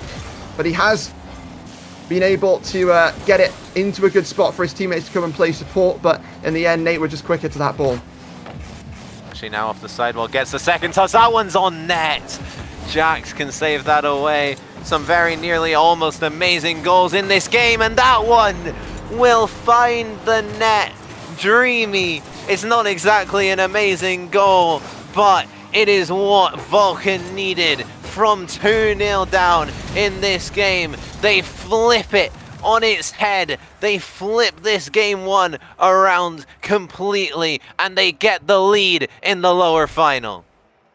They certainly do. Forge taking game number one, a redemption of a story in the last 5 minutes that they went on, conceding the early goal, having to work for it, having to be tested by this this roster of Nate and of Forge, excuse me, and I mean, yeah, a great way to turn around the opening game here, Char. I mean, when you look at players who made the impact, you can pick out specific people, but I think everybody made the impact, and you can see it in the stats. Everybody shooting, everybody scoring, and everybody just finding impact across the field. It's good to see here, and Vulcan playing, you know, well for a team who's just dropped from that upper final. A lot of the time when you see a team drop from the upper final, they don't play as good. They sometimes crumble. They sometimes struggle to get back on their feet. It's good to see that Forge has not really been affected by that, and they're ready to get themselves, you know, bounced back, and as they're looking to send themselves to a grand final. Yeah, and at the start of this game, I thought that might have happened, what you've just said about the whole when you drop down, you don't play as well. I thought that might have happened when they went 2 goals down. They really looked like they were starting to struggle, but then something kind of just flipped in that game, and they really got back onto their best form, really, and they managed to turn it around and get that game won. But it was a very, very close fought affair, and I hope that the series stays like that for the rest of it, because it was very, very entertaining to watch these teams go back and forth at each other, and we'll see if that continues for this game too as we do get underway. And Jax off the start cannot find the goal there. Crisps can keep it out. Dreamy now, good first touch. D-Lynch doesn't find that, but Crisps is there to bail him out. Jax, air dribble to the side wall. Crisps is there. Smashy looking to take it forward. Not a lot of boost. Does something, whatever that is. I don't really know what to call a lot of the stuff that Smashy does on the pitch, but didn't work as of now. It really does test my, you know, knowledge of mechanics in Rocket League, and it's an interesting one, watching Smashy and watching all the players in the Master Tier sort of perform their magic here on the pitch. But it's going to take some form of magic to come out on top in this series and move forward to the grand final. It's pop up from Dreamy. D-Lynch has that read. Griff's going to try and chase this one down, but it will drop down where Dreamy will be waiting for it. Smashy save onto the back wall, should be able to control it, and does, just to allow his teammates to get back into position. Smashy though trying to just cause some interference to allow D-Lynch to take it up, find that reset, looking to slot it home, but not quite able to. Save coming through there from Tiago, and a little bit more of a slow-paced start to this one, Shaw. Yeah, not the high-octane gameplay that we saw in that game one. Both teams just kind of taking their time to really see what the other one is about in this game too. Maybe this could be the catalyst here. D-Lynch gets a touch into the middle. That one's just found its way in. Crisps will get the credit for it. I'm not sure if D-Lynch's touch would have found the net, but it was an unbelievable touch nonetheless. Crisps there at the back post to finish it off, and Firen once again take the lead. That's beautiful. It is wonderful from Nate as they are looking to try and send themselves to the organization's first grand final. And there was 3 new organizations who joined the RSC this season: KDJ, Nate, and Owls. Owls currently battling in a grand final against Shadow right now in a bracket reset. Not too sure on the status of that one, but right now it is going to be Nate who look to be the other shining star out of those new orgs, and they win this series, they will put themselves into contention to try and be another one of those teams, another one of those new franchises to really pop off and show us what they've got here, Char. But for now, it's about getting over the line in this Forge series, and for now, it's about a redirect onto the back wall, covered there by Jax. But halfway through this game, and well, Nate have set the scene. It's up to Forge to try and pry it away from them. In answer to what's going on in that Challenger Grand Final, Owls are currently 2-0 up in that bracket reset, looking to close it out there, but we'll focus on this game for now as Chris takes it forward. Smashy looking for the musty flick, doesn't find the net on that occasion. D-Lynch 50 with Jax. This is awkward for Vulcan, they need to get this out. Dreamy looking to do just that. Can get it to Tiago, past Smashy with the 50. D-Lynch though just pops that one high onto the sidewall, looking for the control. Into the middle now, Jax can hit this one off to the side. Jax on it again, looking for the flip reset, but Crisps can keep that one out. A bump in the net actually, and this one just finds its way in. D-Lynch just got taken out by, yeah, I believe it was Jax, and Dreamy can slot it in. Certainly can, and it is an equalized situation here now on Forbidden Temple. Forge keep on finding these moments, and moments of brilliance at that. Tiago over the top of D-Lynch. It will be bailed out there for a moment by Smashy, but Crisp is up for that. He's got it down to Smashy, who's looking for that redirect to put it on the back wall. Tiago, awkward. D-Lynch sticking around there. Crisp with a follow-up, but is just beat out by Dreamy. Good attempts, good ideas, but Nate just didn't quite have the resources to make it happen. Crisp now has this ball. Gets a high touch, Smashy's already up and drops it down, and not quite sure what he's doing up there, but it almost worked out. Big boom forward now. Jax across to the other side. Smashy's there. This is dangerous. He's got the control. He's got the reset. He's got one. Can't get it past the second though. D-Lynch. This is very awkward from the Vulcan defense, but they aren't punished for it as of yet, but they cannot keep making these small errors or it will be capitalized on sooner or later. They'll be hoping that it is the latter of those two. Jax to the sidewall. D-Lynch can't quite find that touch. Smashy taking it off the sidewall, has control here, has the air dribble. Dreamy saves it out, and Jax can stop D-Lynch from slotting it in. Certainly can. 30 seconds left of this one before we could find ourselves a tied series or a team 2 up in the lower final. Nate, I've got to fight through this defensive hold that they're being sort of forced into right now, and Smashy might be the person to break that deadlock. Backboard bound that ball is, but will just head itself out over to that sidewall. Crisp should have a free touch, and Dreamy just trying to find his way to involve himself in the situation, but there's just dispatch there. Smashy down at the ground, and it should just roll onto the floor. It will. Overtime for the second time here in this series, in the second game of this series. Will we see another long one here, Char, or will this one be a little bit of a shorter affair? We shall find out. Chris looking to make it shorter. Smashy drops it down and makes it the shortest of short. Crisps to the backboard. Smashy already up. Tiago, nothing he can do. Smashy slots it into the bottom corner. Fire in, take game 2 and tie up the series. They absolutely do. Firing on all cylinders. God. That was awful. Get this guy out of here, please. Yeah, you know, Kiki might need to replace me. Anyway, Kiki, Nate tie the series up and are looking to, well, they have turned it into a best of 5, now looking to try and put their best foot forward here in this one. But, I mean, it's just going to be a brawl here, Char, to make it to this grand final. And I wouldn't be surprised to see this one go 7. I really wouldn't. But, I mean, having a look now, we mentioned it before, we've crowned, you know, 4 champions already. The Challenger Grand Final that had to be rescheduled happening on Reptic's channel right now. where Owls are currently 2-0 up and with a lead in game number 3 of the bracket reset. Shadow managed to find a bracket reset, but Owls are looking to put that to a stop and crown themselves as champions. So if you want to see the Challenger Grand Final bracket reset, head on over to Reptic's Twitch channel and find that. But if you want to stick around with us here in Master, where we're looking to find out our second Grand Finalist, the first one obviously Brave, and just a matter of who will be joining them, then stay tuned here on the RSC mainstream, where, well, we'll be having a grand final of our own coming up very, very shortly. Game number 3, though, chart getting underway. 1-1 in the series. Both teams have drawn their early blood, and just a matter of who is going to follow through with the next.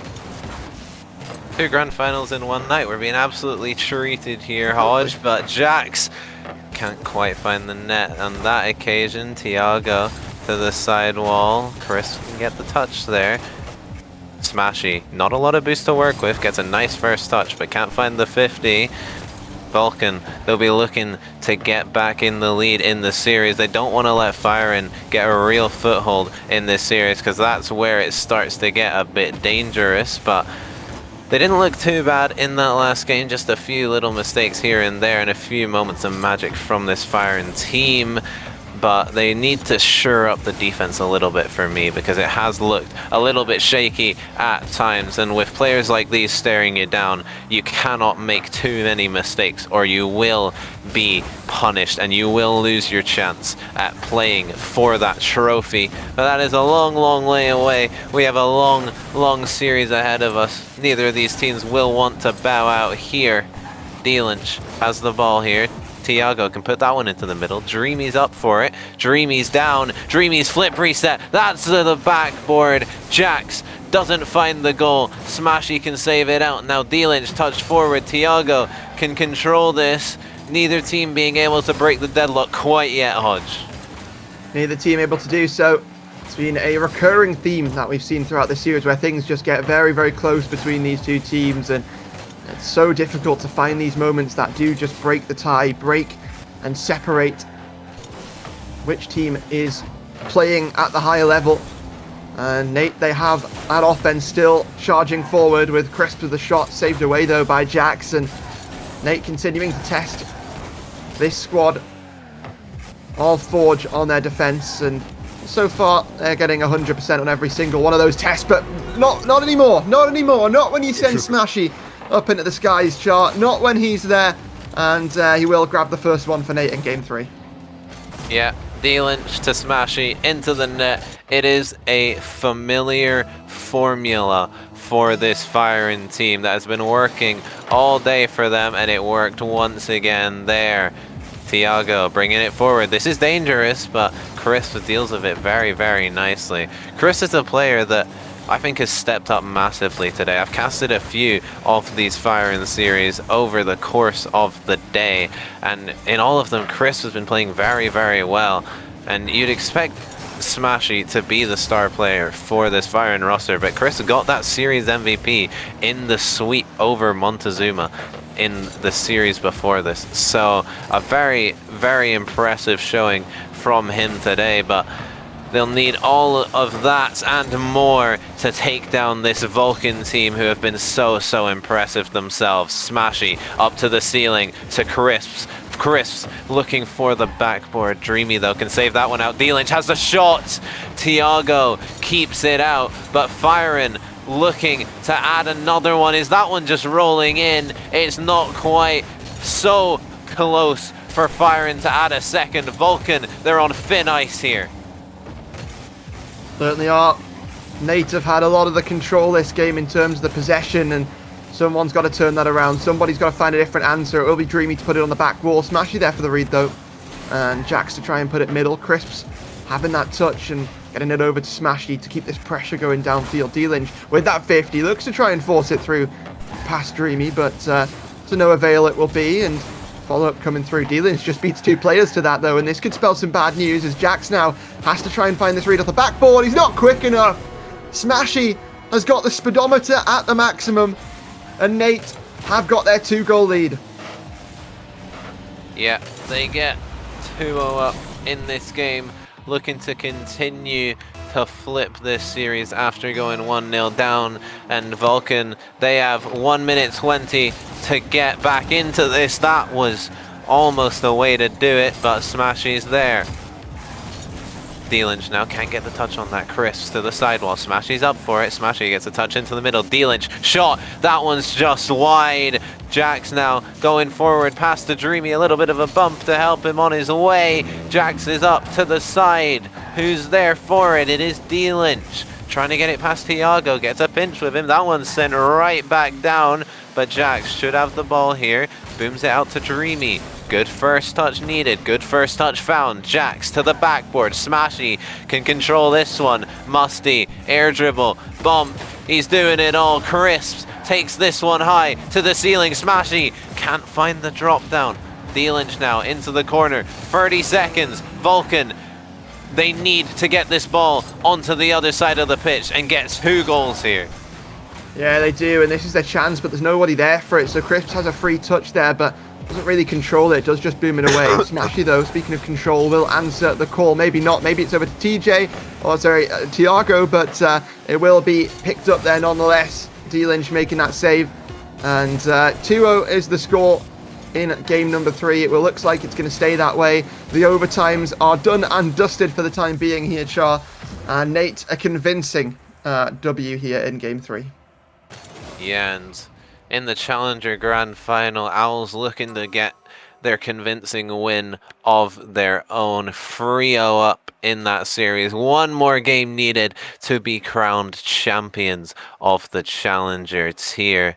And both of these teams are looking to be crowned champions of the Master tier, but only one of them will get a shot at doing that, and Firein are looking to be that team. They've gone 2-1 up in this series. Smashy, a 600-point game. What a game from him. Firein, they're looking very, very dangerous here, Hodge.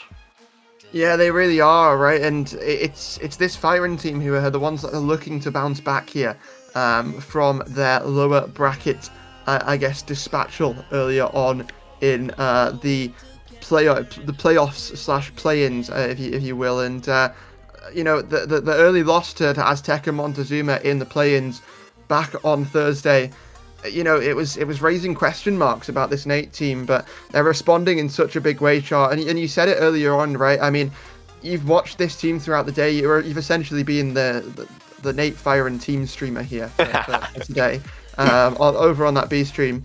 But, you know, you've watched them play, and you've seen the development of players like you mentioned, Crisps, throughout the day, just coming online and heating up. So I think it's an interesting battle, right? It's two teams who have essentially played second fiddle in their conference for the entire season and are now looking to call themselves number 1 here at the end of tonight. But regardless, they'll still have to go through Brave after this, and not just once, a second time as well. So the battle is not done until the end of the evening, and this is only the first part of it. But for both of these teams, such an important match here, such an important series, and it all comes down to this series to see who goes and claims that second grand final spot.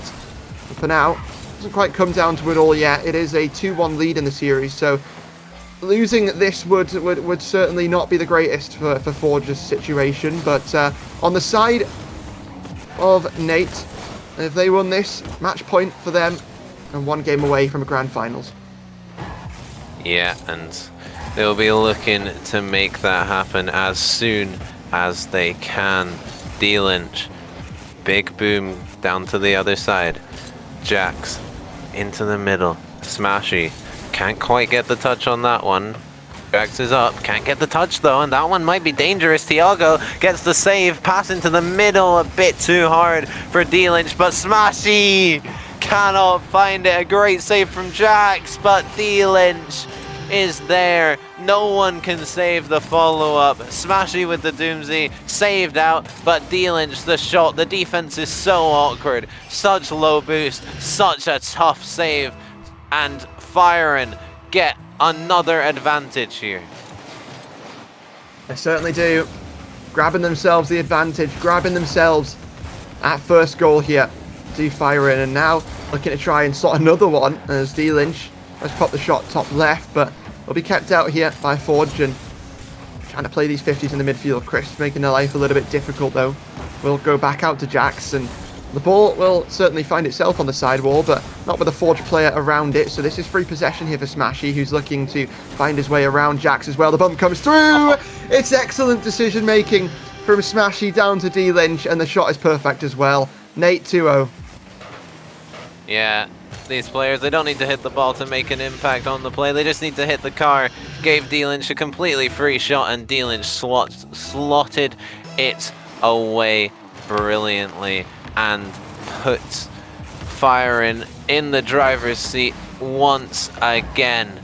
Dreamy up high, blocked out by Smashy, looking to take the air dribble. That's a team pinch there. D-Lynch is up, D-Lynch to the backboard, doesn't find the double. Smashy's a bit awkward there, can't quite find it, but someone that did find it is Owls, as I am getting word that they have swept Shadow in the second series of the Challenger Grand Final, so at long last they can finally be crowned the Challenger champions. And that was a stressful one for them as well, right? And, you know, they didn't have an easy first series, had to bounce back, and what a way to do it. Owls, Challenger champions, and really good for them as a franchise first season. And what a way to do it. But for now, we'll be zooming back in on this series where we have, you know, been heating up this Master Lower Final here for the past couple of games. And the past couple of games, it's gone one direction and one direction only. That direction is the direction of Nate, and as much as Forge are trying to turn this one around, doesn't look like that's going to be the case anytime soon. The pressure's not been there, the shots have not been there.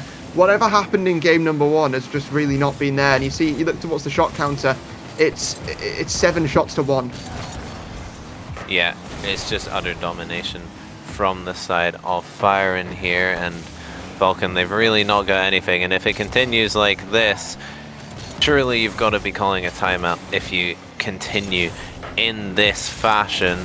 But maybe they can get something back in this game. Still over a minute and a half to go. Plenty of time here to get something done. Dreamy gets the shot, but Smashy keeps it out. Not for long though. Jax can keep it out, and if that one had stayed out, then that would have been an absolutely unreal effort from Smashy. Yeah, it really would have been, right? And you're looking at this match, you're looking at players who stepping up and securing goals here. Smashy been helping out his team so much, and the other side it has been Jax who's been the catalyst for Forge.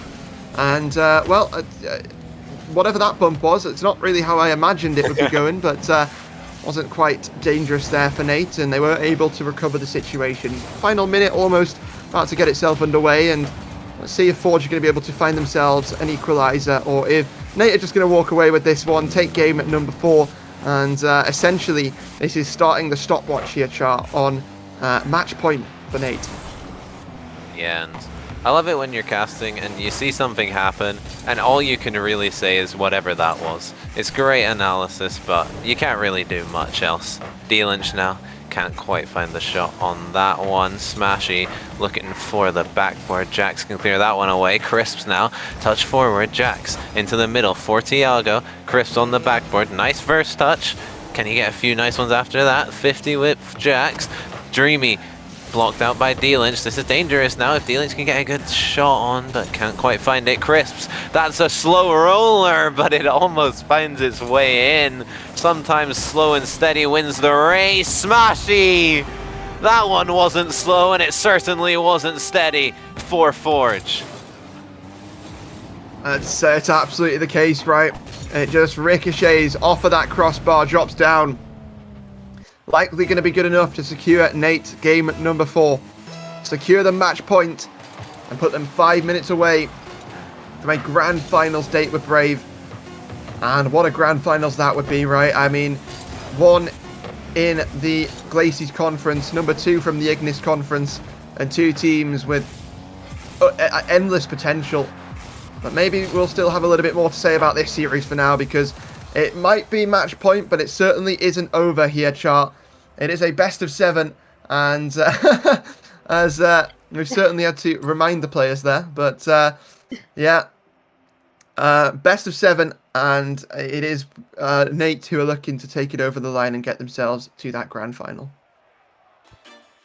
Yeah, and just waiting for word if there will be a timeout call from Vulcan here, and we'll see if they do take that. Nothing as of now, and Dreamy says no. So they will not be taking a timeout. I haven't seen many of those today. I don't know if there have been any on the main stream. I haven't seen any of them on the B stream for today. And these master teams don't really want those timeouts. And to be honest, I don't agree with that decision, Hodge. I agree with it. I like it. I just think that you know nothing, Char. So anything you say, I have to disagree.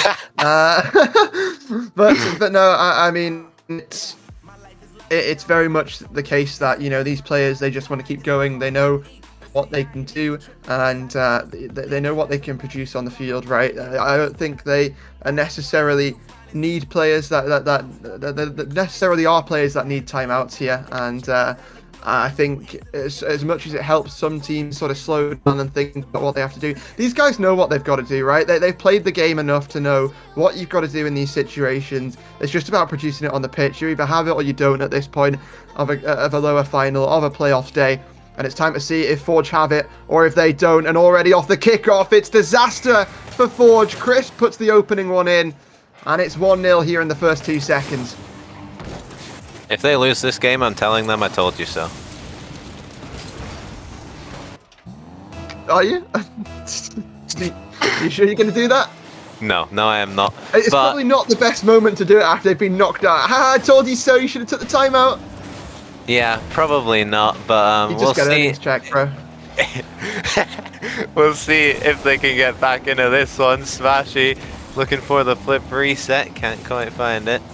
D-Lynch touch into the sidewall. Jax can't quite find the net there, leaves it out for Dreamy. Chris now off the ceiling, nice challenge, looking for another touch. Smashy's there, off the corner, can't find the double, but Chris is there. Jax, a really important save. Tiago, flip reset, another touch. Crisps can't find it, but Smashy finds the save. Looks for the outplay as well. Flip reset, can't quite find it. I don't think I've ever said flip reset more than 20 seconds in my life. Well, you might have to say it again here as Nate are back on the attack, and it won't be a flip reset, it will be a pinch off of the back wall.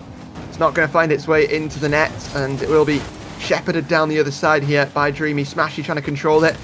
Tiago trying to play that 50, but to no avail, and it will just be scarpering back over to the back corner, where the pre-jumpers come through from D-Lynch, and it will find the 50 against Tiago. Chris just trying to find something in the corner there, but he will find Smashy, his teammate, who looks to try and drop it down. Not able to find anything, but will find his teammate in D-Lynch, and see, just trying to avoid these demos is Smashy, and get right back in the action there, turn instantly. And Nate are just trying to suffocate Forge on this attack, and not done a bad job of it so far. Yeah. Jax trying to get the touch on that one. Smashy just playing it back to the defense. Dreamy's there. Can get a second touch on that one as well. And a third, almost finding his way into the net, but not quite here for Vulcan. Smashy now 50 with Tiago. Dreamy should have a free ball. Big boom forward, looking for the follow-up touch as well. Gets off D-Lynch. That's a demo. That's an open net. That's a lovely, lovely goal for Vulcan. Certainly is. Vulcan fighting back. It's a great demo by the Grand Marshal to open up Tiago for the shot. And it's a response from Vulcan. It's what you like to see. They're not out of it yet. They're going to continue to press, going to continue to fight, going to continue to be resilient here in this lower final. A long path back. It will have to go through Game 7 if they want to go the whole way, but right now it's more about just game by game here, Chart. Right now it's more about goal by goal, and maybe another one is on the cards here, but no, it's taken out by D-Lynch, and not going to allow that opportunity. Chris now. Tiago can clear it out. Tiago has a shot as well, but D-Lynch hits that one high into the sky. Dreamy taking it back, but Smashy's there to block him out. D-Lynch touch into the sidewall. Chris is up. Jax beats him out. Dreamy shot forward, but Smashy's right there. D-Lynch trying to get it out. Vulcan starting to put on a little bit of pressure here. Tiago, touch high, Dreamy, shot. D-Lynch gets the save and the second touch as well, but Tiago keeps that pressure all on the fire and net. Smashy can finally relieve some of that. Flip reset. 50, that's high. D-Lynch is up. D-Lynch to the backboard. Who's there? Dreamy. A double commit coming through from Vulcan. Jax can clear that one out though. And now Smashy should just be able to collect this one. And a bit end-to-end here, but neither team are really able to make the most of their chances. Just under a minute 30 to go before we have overtime, unless one of these teams can get it sorted in regulation. Yeah, 1 minute and 20 seconds remaining here before we go to overtime. And you mentioned it, will we get it done in regulation? Will we go to OT? Well, all 6 of these players on the pitch want to find the answer to your question, Sharp. And they might just do just that, because Crisp has got that one a bit more central. But it will be picked up here by Forge. The demo coming through to stop that pressure from being a factor, though. And it will be over to D-Lynch to try and play these 50s. It's a bit of a double commit. You have to get control of this. And Jax, he knows control. It goes by name. It goes by nature. Forge hammer home the second here. And what might very well be the saviour of their season. Yeah, Jax just fakes it under the defender. Really nice play from him, and manages to get the lead in the favor of Vulcan with just under 50 seconds left for Firen to respond and take this series. Crisps can't quite get it. Smashy looking to get the touch there, but that's a bit of an awkward one. Crisp bails them out. Smashy now, pop high. D-Lynch beats the defender. Who's there to follow it? Crisps, but the defender blocks it. 30 seconds here. Smashy to the backboard. Smashy double tap. Doesn't find it though. The post coming to Vulcan's rescue. 20 seconds for Firen to get something. Smashy into the corner. Demo coming through on Dreamy. D-Lynch is up. That one's to the backboard, but Jax is there to clear it out. The time is ticking down for Firen here. They need to get this ball down to the other end of the pitch. Smashy, air dribble, looking to control it, looking to catch it for the plan B reset, but doesn't find it. It's still up here. D-Lynch, Smashy into the corner, to the backboard. Tiago keeps it up, and now the ball will finally hit the ground. Vulcan get within 1.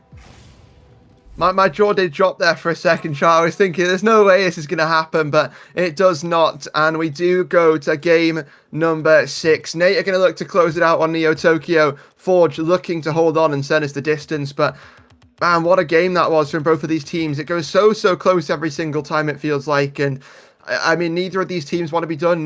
Well, I mean, Nate obviously do, but Forge don't want to be done with it. They want to keep on pushing, Char. They don't want their season to end here. They're beckoning for that grand final.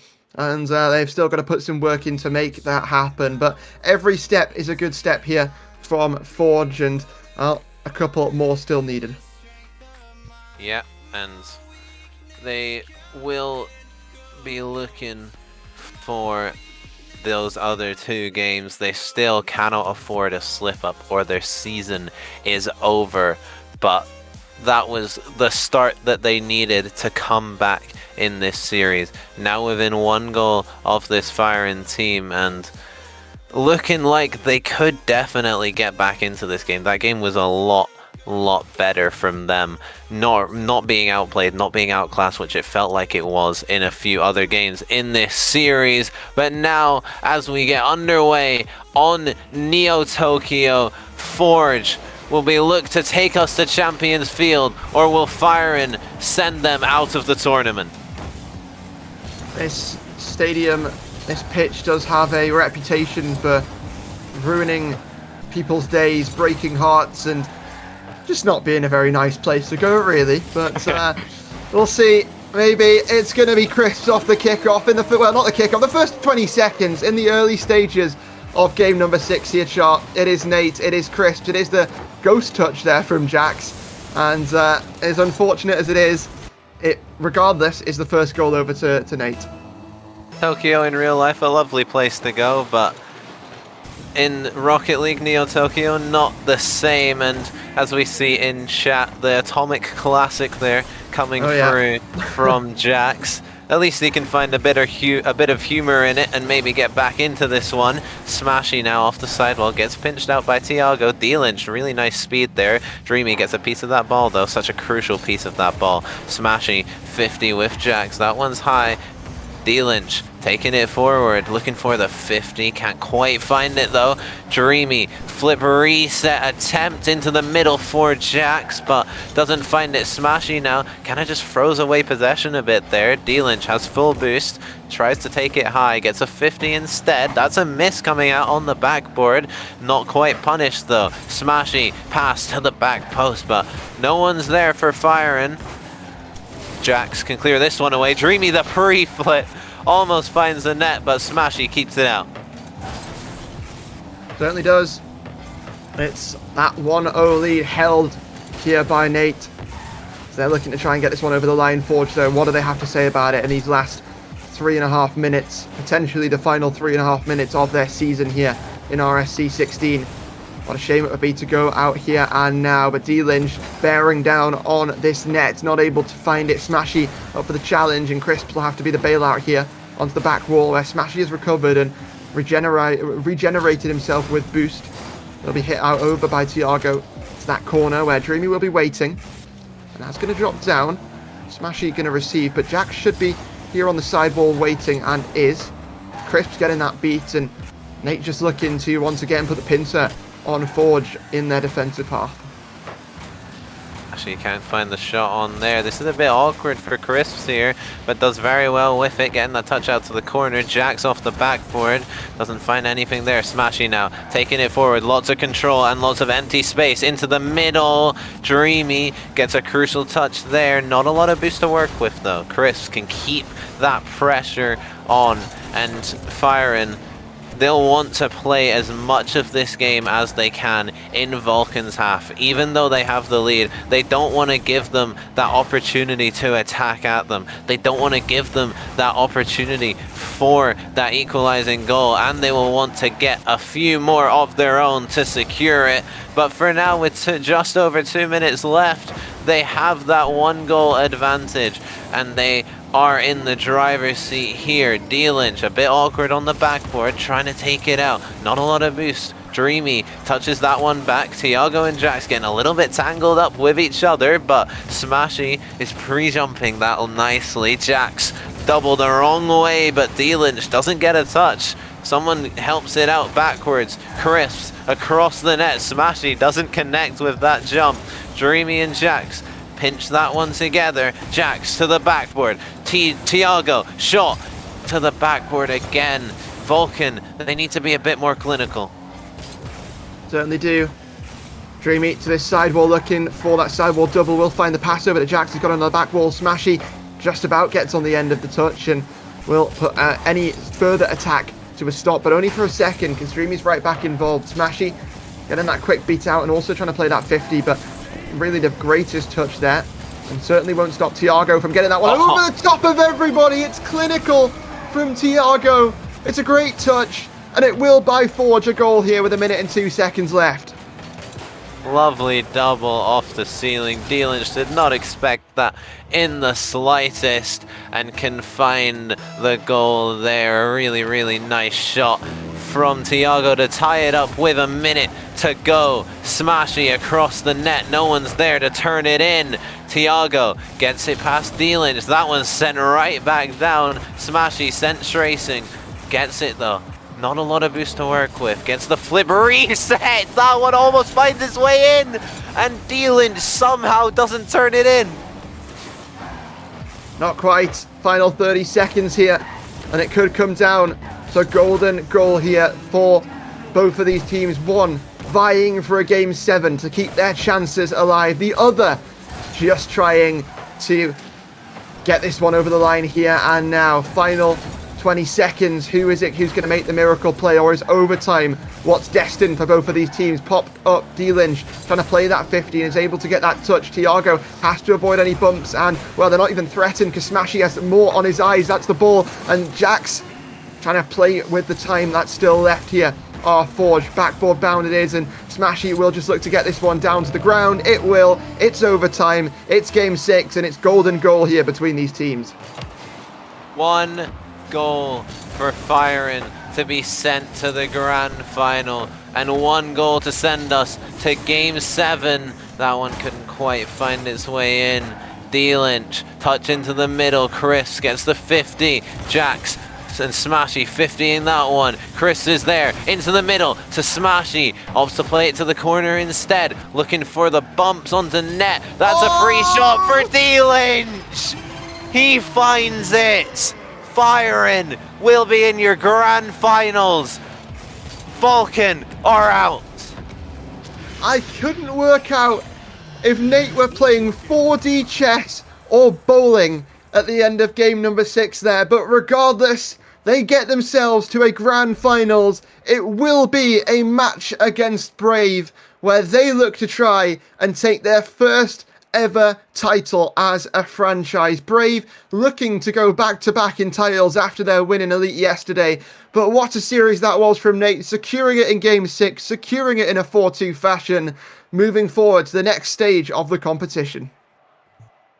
Yeah, and what a series it was. Deserved a game 7, but we didn't get there, and Firen will not be complaining. And if we look at the post-series stats, you saw that they definitely had the better of the play. 55 shots to 30, 12 goals to 8.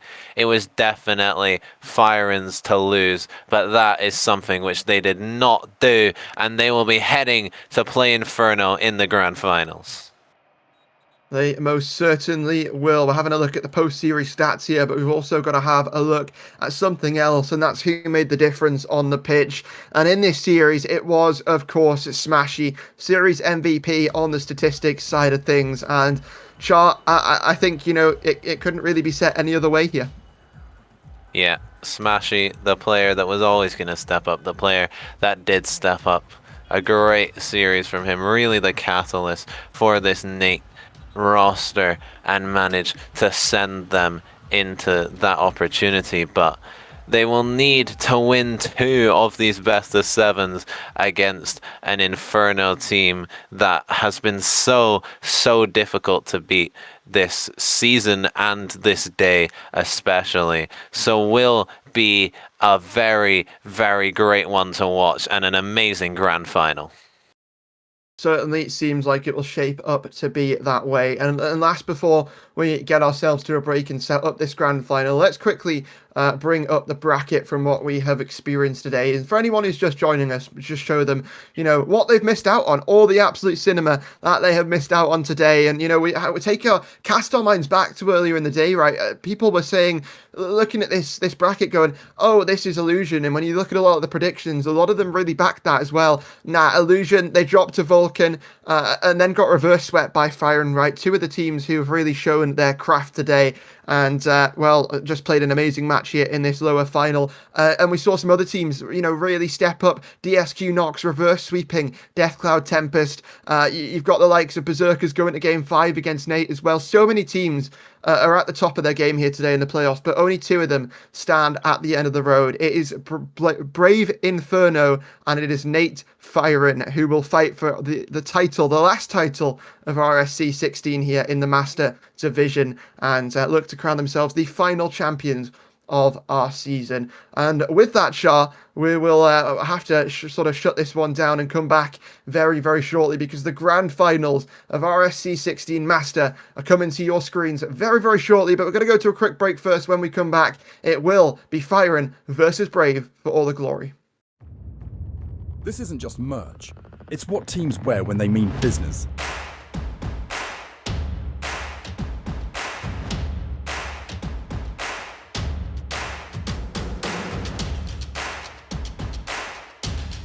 Every stitch, every print, every detail, made to perform.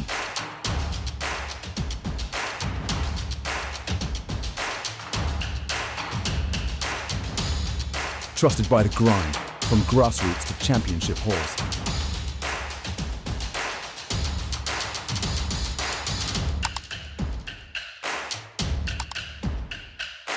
Build your team store. We're the brand that wins.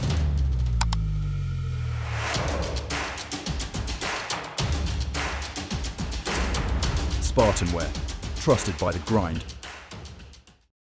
Do you struggle to rank up in Rocket League? Are you stuck in Diamond while your other friends flex their SSL title? Well, look no further. I have partnered up with LTXAcademy as a coach, and we are ready to boost your gameplay. With multiple tournaments and trophies won and thousands of dollars earned, I will tailor to your needs and make sure you get to that next level. I'm also doing discounted prices for the first 10 days, so you do not want to miss out.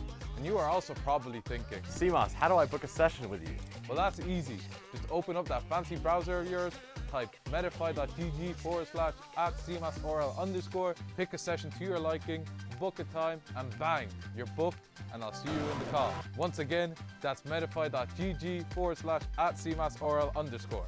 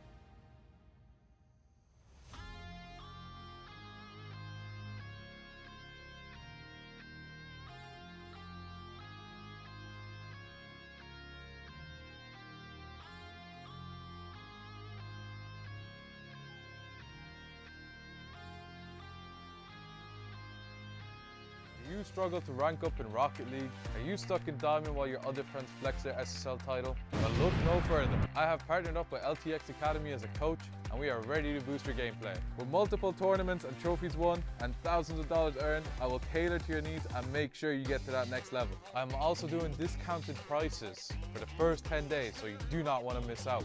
And you are also probably thinking, CMOS, how do I book a session with you? well, that's easy. Just open up that fancy browser of yours, type metafy.gg/@cmasorl_, pick a session to your liking, book a time, and bang, you're booked, and I'll see you in the call. Once again, that's metafy.gg/@cmasorl_. This isn't just merch, it's what teams wear when they mean business.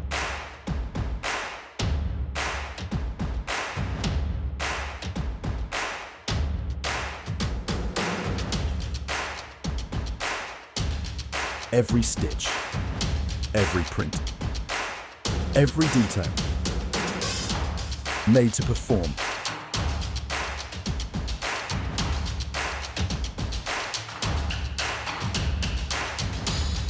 Trusted by the grind, from grassroots to championship halls.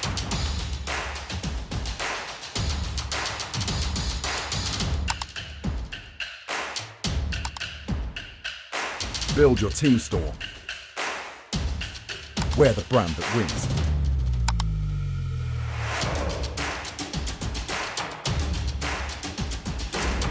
SpartanWare, trusted by the grind.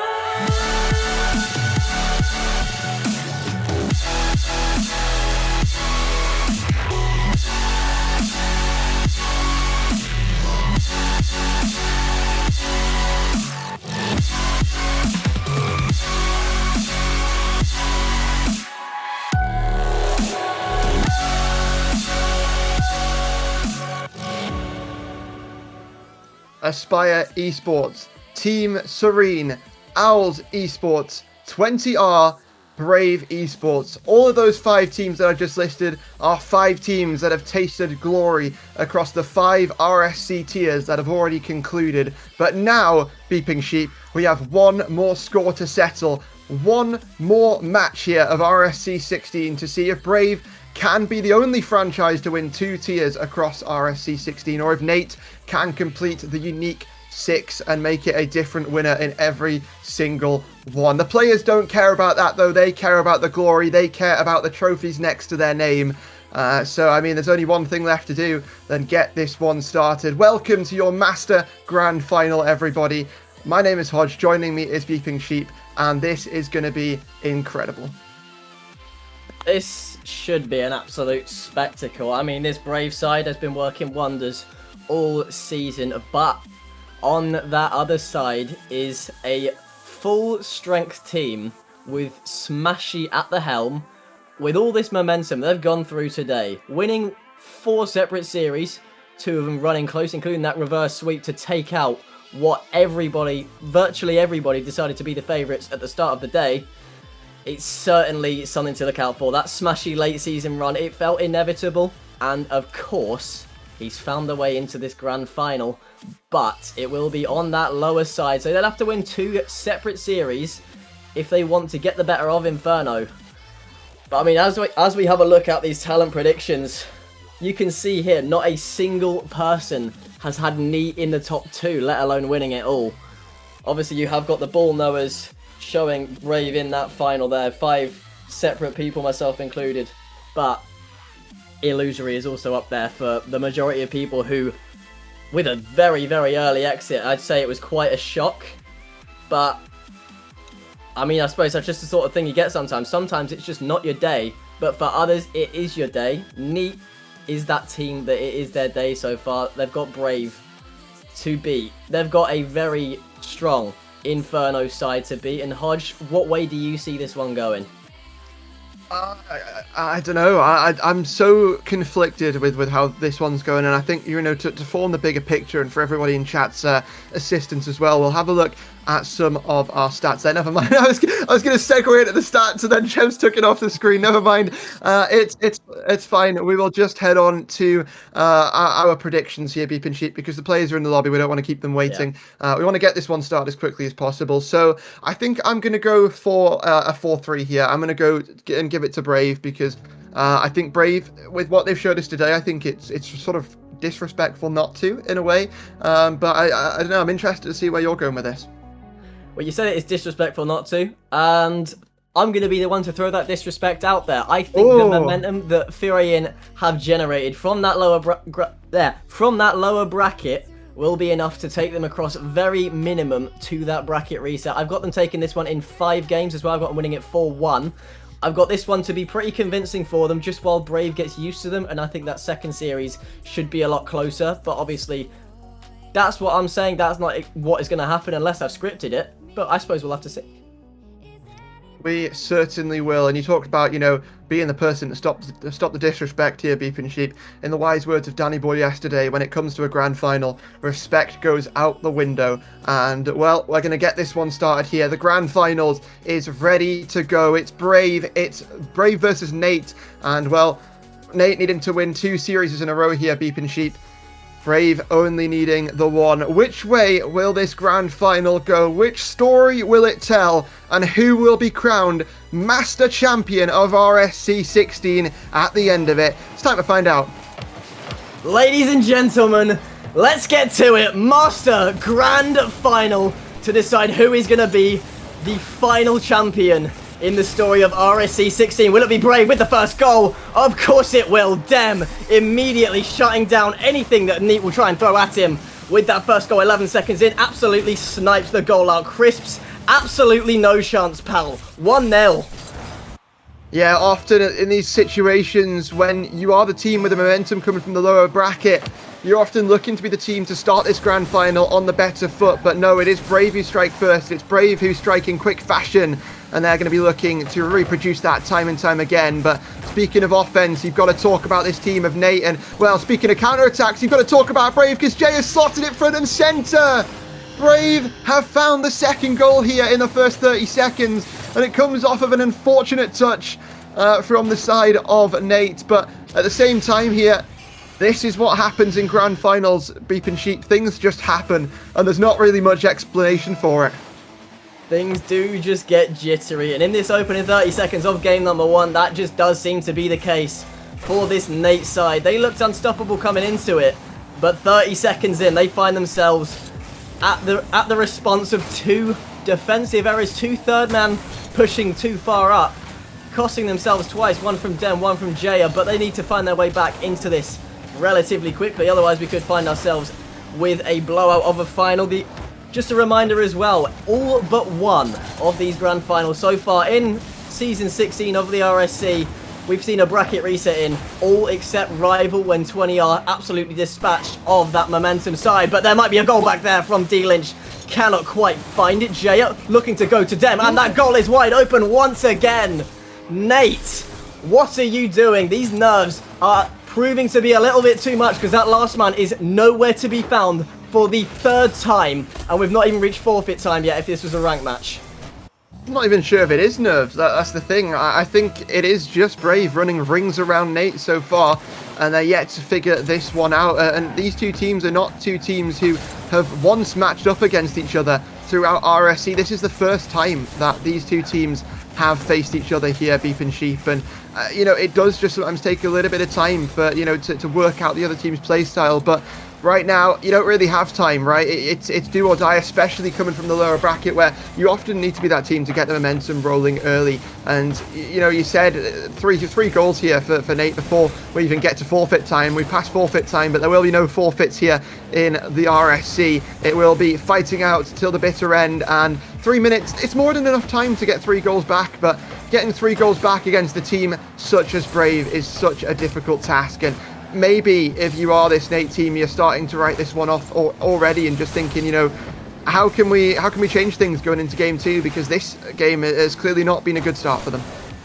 No, I mean, well, as we say that, Crisps just putting that double tap in right there. But yeah, the start has been absolutely dreadful for them, but that missed touch from Jaya does allow Crisps to get that double tap onwards, allows him to find the net, and most importantly for Nate, allows him to get on the board before game number 2. So at the very least, they can take with them not being shut out, which is huge, going in against, well, the behemoth of this Brave side. But Dem might have something to say. Dem is looking to restore that 3-goal lead parity, but that's not going to happen so far. Jaya with that double 50 ends up beating 2. Smashy, this star player on the Nate side that everyone seems to talk about every single season, some dubbed to be the best in the division. We want to see him prove that. We want to see him really take it to Brave, really make a series out of this. And this first game, he hasn't really had all too much to be done. He hasn't really been all too active, but this is also a guy that does wake up as the series goes on. Now it falls to D-Lynch with not too much boost to work with, and NC will gladly scoop that one up and get demoed for his troubles. Smashy back to Crisps with a little bit of a mistouch, and he ends up going towards D-Lynch, ends up going towards Smashy, ends up going towards the goal, but the double save there from Brave. Their defense is absolutely performing early days in this series. Well, that's a great touch, but it's a touch that will hand the possession over into the side of Brave. So maybe not that great after all, but it will come rocketing back down the other side. This is going to allow Nate to maybe have a bit more of an attack here in next minute and a half, but they need something, right? They need somebody to fly up, make the impact. Maybe Smash is the player to do that, but it will be a fake over to Crisps to keep the defense guessing.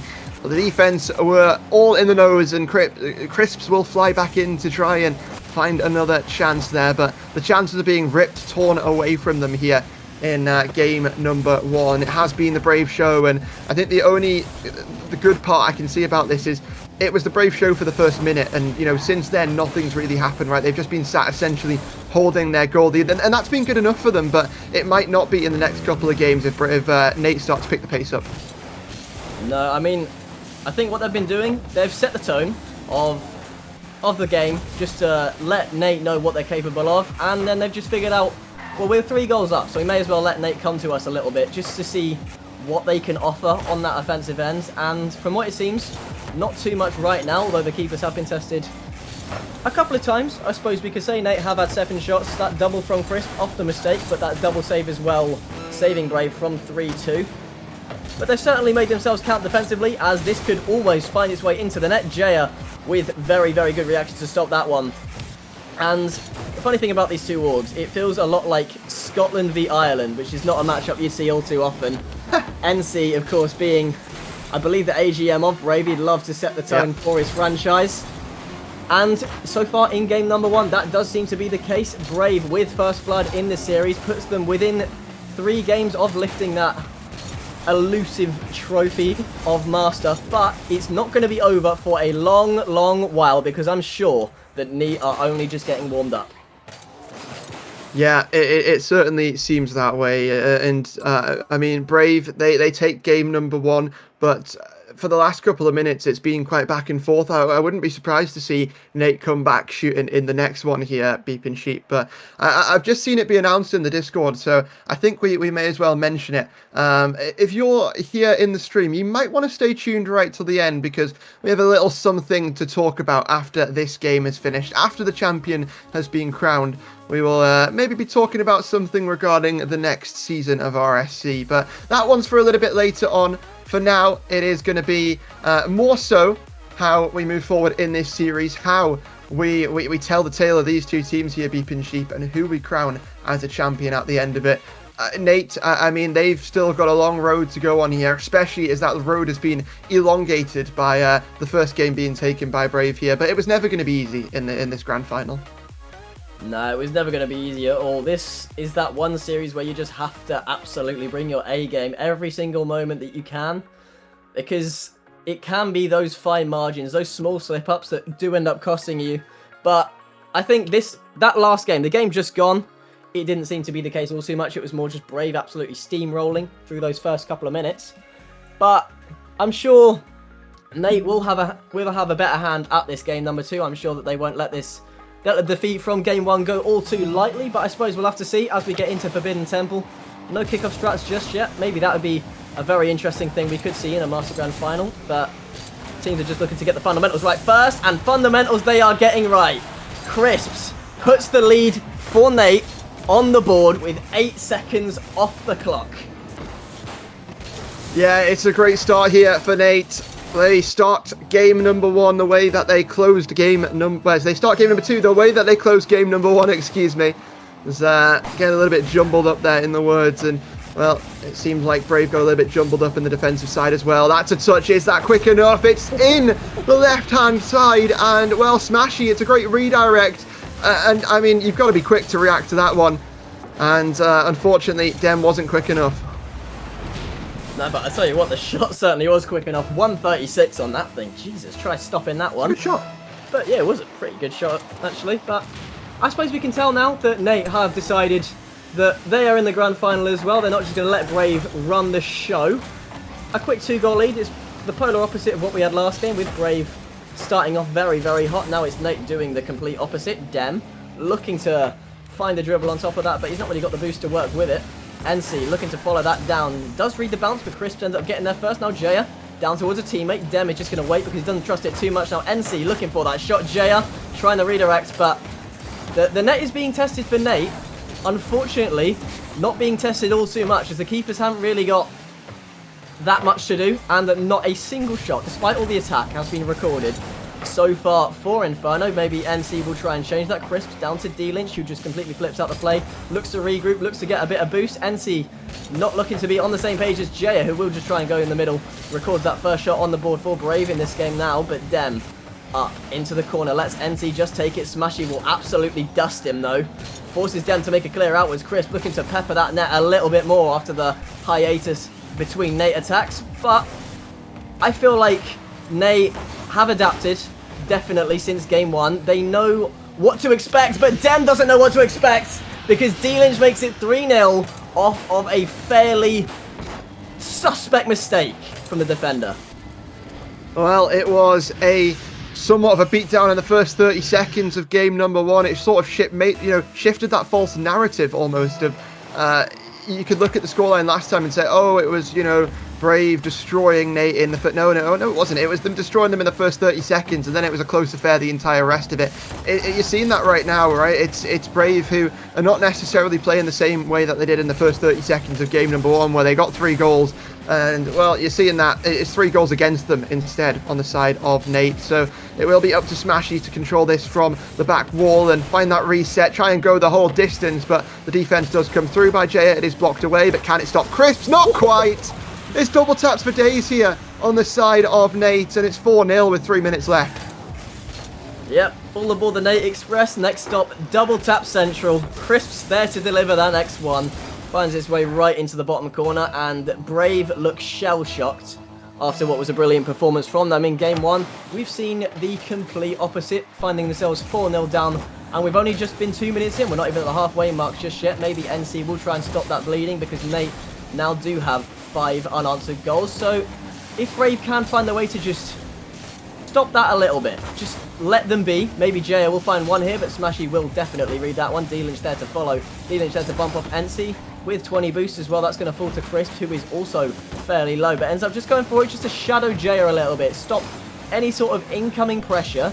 And that's something that I think we've seen both teams do in this playoff run. They've stopped the majority of pressure from their opponents.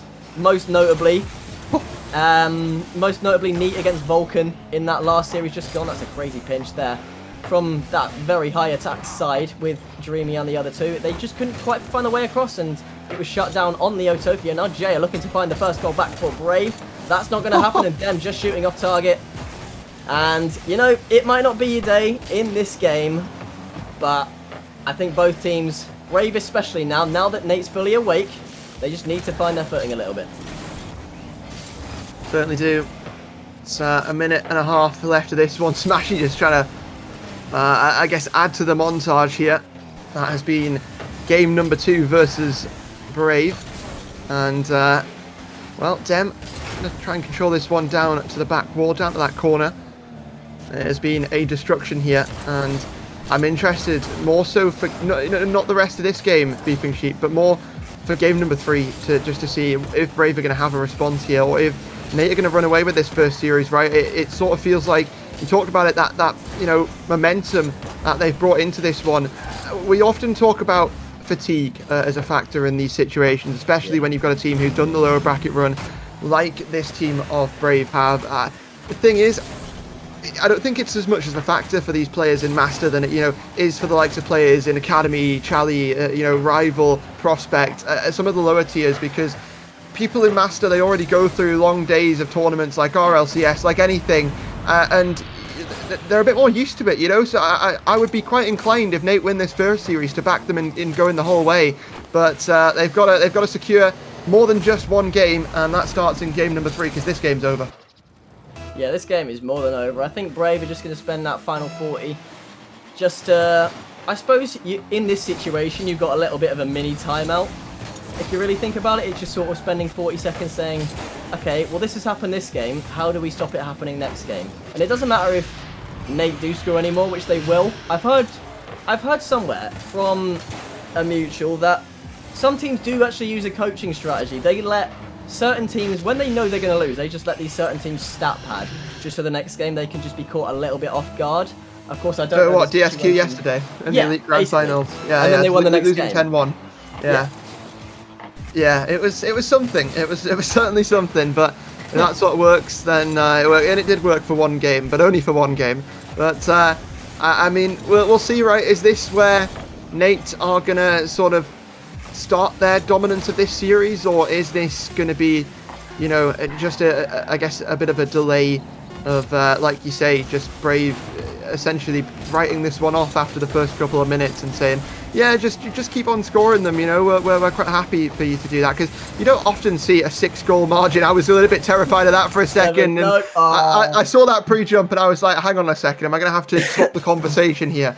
But no, you don't often see 6 goals in a Master game. And I think now that we have here Beeping Sheep, is it for you raising the alarm bells of Brave just yet, or not quite? I don't think this game's anything to worry about. I think this is just something you can write off. Of course, you can see 3-headed Hydra that is the Nate attack, but similarly, it's only one game at the end of the day. Like, this is a marathon, it's not a sprint, as I'm sure so many people have heard being said at some stage before. That is absolutely the case. You can lose one game really heavily, as you would know, Hodge, and still go on to win the series, as you would also know. I would know what? How to lose heavily but win the series. Oh, I would. Yeah, I would. I would know about losing 9-1 in the first game and then winning the next 3 to just be the greatest Academy League play series I've ever had the chance of witnessing firsthand. But anyway, we're not talking about Academy. That's 3 weeks in the past. We're talking about Master. We've got to talk about Master. We've got to talk about these two teams, because this is a grand final. This is for all the marbles. It's for all the glory here. And as we load up DFH for game number 3 here, it's the storyline's just revolving around will Brave bounce back, or will this team of Nate just run them over? And after that game number 2, you can sort of look at this one and think that might be about what's about to happen here. It's about, have this Brave team made the adaptations? Have they worked out what they were being exploited by in the last game on Forbidden Temple? And will they be able to come back into this series before they get completely swept out of it? And I mean, right now it doesn't seem that way. The early pressure already going the way of Nate here. It's not really what Brave want to see, but they've got players who've been in these situations many a times here. Beeping Sheep. I'm looking at the chemistry. I'm looking at the likes of Jaya and Enzi, who've played many tournaments, you know, RLCS together. I wouldn't be surprised to see, you know, them come back, and well, what a redirect attempt that is. Yeah, I wouldn't be surprised if they came back at all. I'm sure they've been in this situation many times before. This team's capable of steamrolling us. There we go. So what are we going to do about it? I don't know what Jay is going to do about it. Jay is going to find that opener. Would you look at that? It might well be that small thing of win one game heavily and then find yourself slipping behind that little bit in the follower with that team that you did just steamroll, finding just sweet seconds to time out a little bit, just talk about it, and then find out where they went wrong. And I feel like they have absolutely done that in this opening minute. NT is looking to double up as Brave are looking to pick apart the Nate defense once again, but It doesn't seem to be the case now. I think it's just going to stay 1-0 for a little bit unless Nate can find any sort of significant attack here. Smashy's definitely looking for that, but NC will be there to block. Now Dylan's looking to find Smashy in the corner, but that's not going to offer too much of a threat because all three Nate players seem to be in a non-threatening position now. Crisp's left awkward on that attacking side, but D-Lynch will be there for the shot. Force Jaya to make a save out, but it won't be anything too much for the defender there. Now Smashy looking to be a little menace in that defensive half. Crisp will be there to follow, but it just feels like at the moment it's not been the same neat that we've seen from previous games, unless that's just going to find the net. And as if to prove my point very, very wrong, they've done so in a matter of seconds. They have. It's the bump coming through from D-Lynch. A great bump to allow Smashy the open lane to shoot that. And, I mean, it's a response, right? It's not a blowout on either side here in Game 3. It's going to be a close one, I feel like, once this grand final stabilizes, once these two teams get a sort of footing. And I feel like after those two games, they sort of have, right? Both teams have sort of set the scene here. They've got over the early stages and now are looking to try and show what they can do at their best. And, well, whoever's at their best inevitably, excuse me, will walk away with the title, is how it usually works here. 3 minutes left though, and it will be defended on the back wall well here by Nate as they're looking to turn this around though. Jaya's up for it, and I mean it took a great effort to get that one cleared away, Beep and Sheep, but they finally do, and now they look to go on this attack. Yep, they're looking to find any sort of attack to take that lead take the next lead in the series. Now we are all tied up, of course, in game number 3. Now Jay looking to find the dribble over. Won't find too much luck there because that's the thing about these two defenses. They are more than prepared to wait for that dribble to come, to wait for any sort of bumps to come before they make their move. They're used to playing the waiting game. I'm sure Smashy especially, of course, being a main eventer in the RLCS. And I know, as far as I know, NC has been a day 3er as well, so very similar situations. But Smashy just catches himself out on that front post. That goes to Dem, goes to Jaya, goes towards the middle, looks for the flip as well.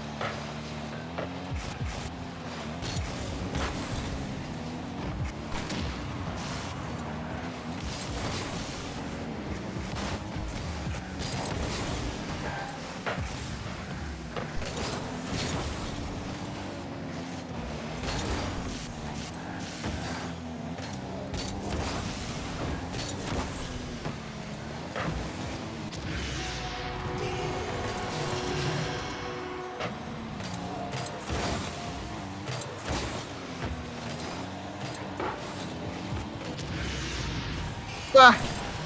We're back. Maybe. Welcome Hopefully. back, Chevs. Our producer has returned, and well, so has the lead here for Nate. They are starting to take charge of this game number 3, but that could all change here. It's only a 1-goal lead. Crisp's looking to get the beat on Enzi, and certainly has, now turning it around. Infield pass demos for days, but it won't quite be placed perfectionately. And Jaya will look to just now try and go down the opposite side of the field. 1v3. Can't quite get past D-Lynch, and it's kept out there, kept away. But it seems that Brave are not done with this attack. They want to go again. They do want to go again, but it feels like Nate just won't let them right now. Smashy eyeing up that middle, eyeing up Crisps in the middle, and that will double up the lead with what was, in fact, a very crisp double tap towards his teammate there, who just taps that into the open, just doubles the lead for Nate. And it feels like they have got going, and Brave don't seem to have found an answer. They've got 2 separate players yet to cross 150 points in this game. So, long day if you are Brave now. Maybe Game 1, the alarm bells were not ringing. Game 2, maybe the warning sign is about to be there. Maybe the hand is flickering on that alarm symbol, because you've got a very, very hungry Nate roster here. In Firian, in Smashy and co, Crisps and co, D-Lynch and his buddies, and they're looking at making that bracket reset happen, and they're looking to be halfway to it yet. Dem trying to find an attack back ever since that opener. Brave just haven't really offered all too much, unless Dem will change that now, but that won't seem to be the case. Now Jaya going up with a lot of boost, looking for NC there, looking back to Jaya, and these plays are very, very intricate from Brave, and at long last, we've seen a pick apart of that Nate defense, which has held stern for so long. Yep, and well, Jay is going to slot in a second one there for Brave, trying to come back, but Will they have that opportunity? They've got to create it for themselves. NC to pop things up and look to get that reset. Trying to go underneath Smashy, but it is just blocked away. It is just stopped from being something that could happen. And 15 seconds remaining. Someone needs to make the miracle play. Jay to drop it down. NC sends it up to the ceiling again. It's just up and down, and same thing on the score in this series. It started the way of Brave, but since then it has been all Nate as they look to take game number 3 here. Redirect downfield should and will seal the deal. It is Nate who take the lead in the series, and Nate who are vying for this bracket reset. They are absolutely vying to not only get the bracket reset, but demolish Brave in doing so. They've got their back-to-back games here. It was a little bit of a tighter one than our, what was it, 6-0 affair last game, very nearly 7 as well. 6, nearly 7, funny that. But as game 3 is over, Brave do have a little bit to think about, and it's not looking like there will be a single timeout called from them. That is obviously an option on the table should they need it. But at 2-1, you have still got plenty of time in this series, yet you've still got plenty of time to bounce your way back into it, and I'm sure they're just going to take this one on the chin as well as the last one and just go again. They trust themselves to to flip the script on Furion in game number 4. They trust themselves to go without that timeout. And Hodge, I want to know, do you think they should take it right now? I know they're not going to, but I just want to see what you think. No, I think it's still very much, able to be turned around here by Brave. I think that, they came close there, but and they're not going to take it. People don't like taking timeouts in Master. In fact, they pretty much don't know what a timeout is here, Beepin' Sheep. Has there been one call today, at all? Yeah, Nox have in a best of 5, but I think that's just because Madge 10 is just the timeout guy. It just seems like that guy just would take it. Other than that, when the reverse swept Death Cloud? Because if that's the case, you're going to have some evidence to build your case here as to why timeouts work. Honestly, it could well be. I know that it was in the next series against Azteca when they did just get wiped, so that does kind of put the evidence, that does kind of put the shoe on the other foot, you could say. But, I mean, Smashy, almost finding that opener now in game 4, won't make it happen though. Brave all seem to be low on the defense, and Nate all seem to be in the exact same place. Crisps just man-marking Smashy, a bit of a rare one from a teammate, not really what you'd expect unless you're playing solo queue, in which case, yeah, you'd expect it every single game. Now Smashy eyeing up yet another double. Will do so. That is absolutely stupid, Smashy. It really is. The talisman of his team. The one who's always hitting the clips. The one who's always leading the charge with the points department. Is, I guess, just scoring the goals. There's no other way to put it, Beepin' Sheep. It's just amazing. It's just what Smashy does.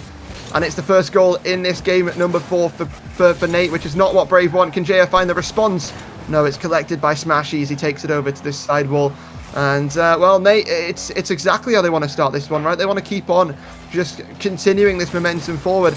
Brave, they're going to be looking at a bracket reset unless they get some stuff together. Yeah, I mean, they're just not looking themselves ever since that first 30 seconds of game 1. They came out hot, and then Nate just put out the candle, said that's enough of that, and now they are running the show. It's the Nate show right now. Big Nate are really going for it. D-Lynch looking for that to double that lead, but that won't happen so far, and I feel like Brave need to stop Smashy if they are going to stop anyone. Of course, that is probably the most obvious statement you can make, but I mean, it's just the case, isn't it? Like, when a guy is so capable of doing anything, you've just got to stop everything he can throw at you. Even though the entire defense is just trying to copy Smashy there, despite not having the ball, D-Lynch will demo that attacker on 0 boost. Now Crisp there to follow to punch out Dem's attack before he can get it going. Now that leaves JR on 100, leaves him to get dusted by the main man of Neat, looking for a double demo. And ends up just finding it. Crisp is just trying to fake that out. And I feel like they are just playing with their food right now. And Nate, they're just completely taking that defense out piece by piece. They don't even necessarily think they need to score it right now. Because I think they've got Brave running scared. I think Brave are trembling from the way they're playing anyway. It just seems like they're just letting Nate walk all over them. I'm going to change my statement from the last game. I think this series is over. I think bracket reset is inbound. And I think Brave have got to have a think about what they can do to stop this from happening. Nate have been on the momentum train since 6 o'clock this evening, and well, I mean, it's not stopping here. Oh wow. The next stop you said earlier was double tap central, or whatever you said earlier, Beeping Sheep. The next stop is a bracket reset. I'm sure that if there was a side tour to forfeit lane, I feel like Brave would take that option right now, but I don't think that's going to be the case for them. They find themselves getting wiped yet again by Nate's grinding gears, by Nate's machine, who have tripled a lead, have held Brave to 0 in what could be the second of their 3 wins so far. Like, this is just ridiculous, the amount of demos that are coming through. You thought that the objective of the game would be to demo the amount that we're seeing from Nate, especially now. Brave are just starting to get in on the action. And another action they're starting to get through is leaving that goal open. A lot of times this series we have seen them do so, even though the attack is that of a Bugatti, their defense is that of a bashed up Mini.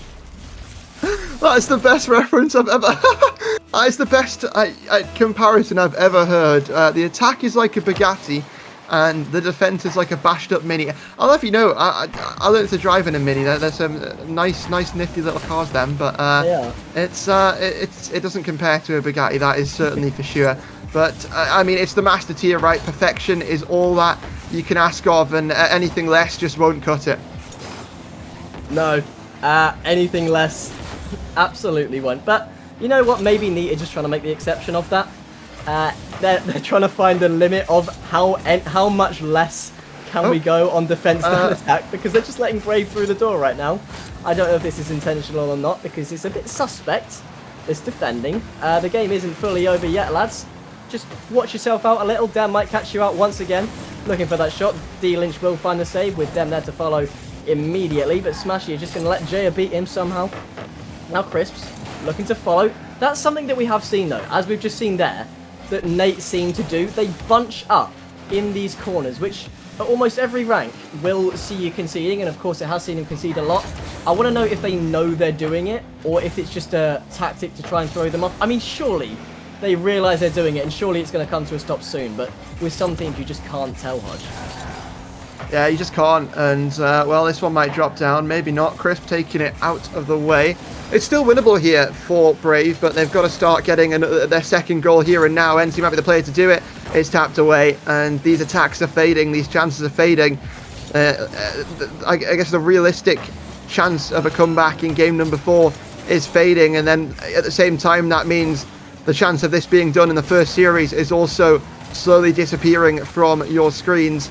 It looks like it might go the way of Nate once again here in game number 4. It might be match point here in this first series. A bracket reset looks to be on the horizon, and what a way for Nate to bounce back, Beeping Sheep, because you know they had such an early loss in play-ins to Montezuma. To bounce back like this, it's such a massive way to do so, and you rarely see teams go the whole way in the lower bracket from, you know, the first match of Championship Sunday to crowning themselves champions. I'm very confident that this could be one of those, you know, rare little runs. Yeah, I mean, they just seem like the team that would be capable of doing that. If it was going to be anyone, it was going to be them, because midweek, yeah, they got stomped by Montezuma. They lost 4-1. Didn't look like a shell. They looked a shell of their selves now, I suppose you could say, but they ended up repaying that favour, sweeping Montezuma in that lower semi-final earlier on today. After a couple of tense ones, just making quick work of them, just took it really personally before seeing out Vulcan, and it seems like seeing out Inferno in the opening series. They've got one more game left, and the way it looks, I feel like Brave could take a timeout, but that might be something we're yet to see. Yep, they're calling it. Yeah, honestly, I don't blame them in the slightest. You need to change something if you're Brave. You're finding yourself 3-1 down, and not only that, you're finding yourself getting schooled in terms of attack. Well, in terms of how to score a goal, you are just getting educated by this Nate side. Yeah, and you know, to answer some people's questions in chat, oh, Hodge, Beeping Sheep, do you think they should take a timeout? The timeout's taken, okay? Shut up. The timeout is on the screen. The timer's there. You've got what you wanted, okay? And Brave, they realise now that this could be the chance for, I guess, Nate to try and get themselves back into this one and narrow it down to one best of 7. But, I mean, Beep and Sheep, do we think it's going to be all said and done here? Do you think this is just going to be the narrative for the rest of the grand finals, or do we think that maybe Brave are going to throw another punch back into the mix and maybe shake this series up still to go? Do you reckon maybe we're going straight to the bracket reset and then they might find something? There's so many different ways this series could go, but it feels like there's a sort of overarching way that it feels like it's going to go, and that's just Nate destroying them. Do you reckon it could go any differently? Well, I'm going to treat next series as a different thing. I think for this one, the weather forecast for Brave is dull with a chance of Smashy dropping another double tap on your net, because that seems to be what the case has been so far. It seems to be what could absolutely continue unless they really can sort themselves out from this timeout. But that's the thing about being that upper bracket team. You've got so much time to figure things out. If you do lose this series, it's not the end of the world. You've still got another series to, you know, to work off of it, to figure out what you've done wrong, get the coach in there, get the coach knowing what to improve on the most, I suppose you could say. And if they do lose this game, you're all good. You're still only 4 games away from a championship. It's not all too deep. I don't know if you've got any different thoughts there, but yeah, they may get steamrolled, but I expect them to come out differently next series. The timeout looks to be over, and we don't have a live feed, so we're just going pretty much off of the stream delay. But timeout is in fact done, so we'll tell the players to go. We'll tell them to get themselves onto the pitch, and we'll see what Brave have changed and if they can maybe turn things around here, Beep and Sheep, because it feels like it is essentially getting to a now or never point where if this was a bracket reset in this fashion from Nate, I'd back them to go the whole way, and I mean, I think they're showing it on the pitch here. They've heated up, and that's quite, it's quite funny to see, considering the other team's name is literally Brave, and their logo is a flame. Yeah, well, the logo might be a flame, but I just feel like they're burning up a little bit. They're not what they were. They're like earlier on today, and I think that may as well prove it. Smashy with another opener. That first touch. What? I'm sorry. What in the world? But you know what? Fair enough, Smashy. Yeah, we get it. You can air dribble. Grow up, man. Well, 30 seconds in, not even, and the first goal has been sent. The message has been sent here to Brave, and the timer has been set on this first series. They will see it in the top of their screen. They'll know they have to sort of make their move if they want to keep extending this one before we go to a bracket reset. And we're talking about bracket resets. I think you mentioned the exact number was 4 bracket resets we've had so far across the 5 finals. This could be the 5th out of the 6th, and it could be Smashy putting the second one through. Brave, they look lifeless. And Nate, well, they look like they are relentless. Now, I don't use the phrase beating a dead horse very often, but in this case, it seems like Brave is the dead horse, and Nate are just relentlessly beating him time and time again. There comes in another bump play as well. They're just continuing where they left off, like the timeout never even happened. Thieling's looking to pop another one onto the net. Chris will do so. Yeah, I'm not going to lie, this series is long gone. This series is absolutely over. And Brave need to go, I think, from square one again if they're going to want any chance in this bracket reset. Yeah, this one's done. This one's over. Load up the bracket reset. Load up the next series. And, I mean, Brave, they have fought valiantly in the first game, but after that, it really feels like the first 30 seconds. But after that, this series has belonged solely to Nate. And that has just been the narrative since. Maybe Enzi can save that, maybe not. It's looking like it's, Brave on their last legs, and I feel bad saying that because we're not even into the bracket reset, but Crisp has hammered a 4th home. What are we doing in the defense? Yeah, what are we doing? Jaya, now's not the time for a pogo, pal. You're 3-0 down. Unfortunate with the landing, though, and that front post is just begging to be scored on, which is the case there, which does put Nate could be 5-0 up. I mean, why not? Why not? Are we going for a record? We may well be. I mean, how many goals can you get in a grand final series? I think if the Chally one was played when it should have been, I feel like that could have been broken then with ours opening up 7-0. And also, if you did end up missing that, your Challenger champions have been crowned in the Owls. They did get taken to 7 in that bracket reset, but it did come out 4-0 in the bracket reset, so they took it very, very personally. They didn't let Eclipse get a single game after resetting them. So maybe Brave would like to take a leaf out of their book there, but how can you stop a machine like this when they're just so good at what they do? When they don't have to defend, they are just the best team in Master by quite some margin, it seems. But obviously next series it will come to having to defend at one point. Is it going to happen again? Of course it will. D-Lynch will make it 6. He will just do that. It's a pre-jump from Smashy to drop it down. D-Lynch has to place the shot. And Enzi and Dem just look like puppets on strings in the back of that net. It's 6-0. It's 2 minutes. It's 3 minutes still remaining. I mean, guys, they're already dead. Just stop it at this point. I know the whole coaching strategy of let them score a lot so you can go again next game. There is not a next game to go to in this one. I mean, of course, there's a next series, but that's different. That doesn't count. We don't count that one. Maybe they just want to head on a short break to South America just to think over what they've done this series, because that definitely seems to be where the plane's taking us right now. Brave Airlines, that is, are in free fall, I suppose we could say, finding themselves 6-0 down for the second game this series, which is unbelievable to say. It feels like KC versus FaZe. I don't know if you remember that one when they just stomped him for a couple of games running. But what else happened in that series is FaZe ended up fighting back at one point before a monumental throw. But the important thing is they did end up fighting back. And I feel like Brave, we've seen they are in fact capable of fighting. Well, we've seen that. They went 3-0 up in that first game. We've seen what they can do. We've also seen what they can't do. And that is handle Nate's attack, smash it up. Why not? Just add a musty to the mix there. Just check off every single mechanic on the checklist. Dem, looking for a single goal back, maybe before next series. He does manage to fake out Smashy, which might be the first time that has happened this series. Now Jaya into the middle, Crisps, straight to Smashy. Just find the net, pal. Not quite going to happen. That's disappointing, though. It should have been 7. Yeah, it does seem like that. And it is just a Nate domination here in the first series as they're going to take things 4-1. As they hunt for that bracket reset, and they keep everyone awake for another hour here, as both of these teams will then, after this, play one best of 7.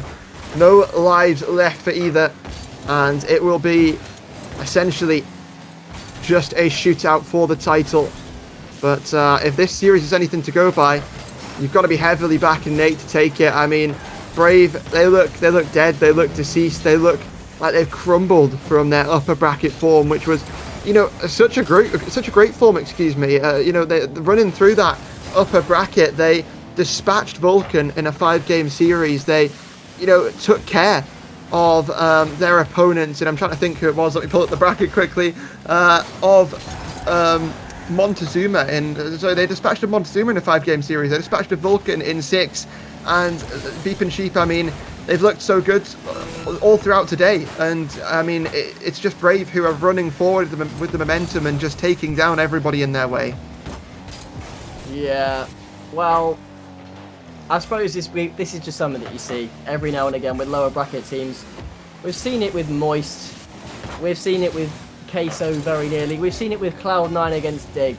This is reminiscent of that, where Dig, of course, looked nearly unstoppable going into it, and then they just got absolutely rolled in the final. There's your first series said and done. It will be Nate with the spoils, and it will be Nate sending a message to Brave Esports saying, we are coming for your title, lads. You have got to be careful in that second series.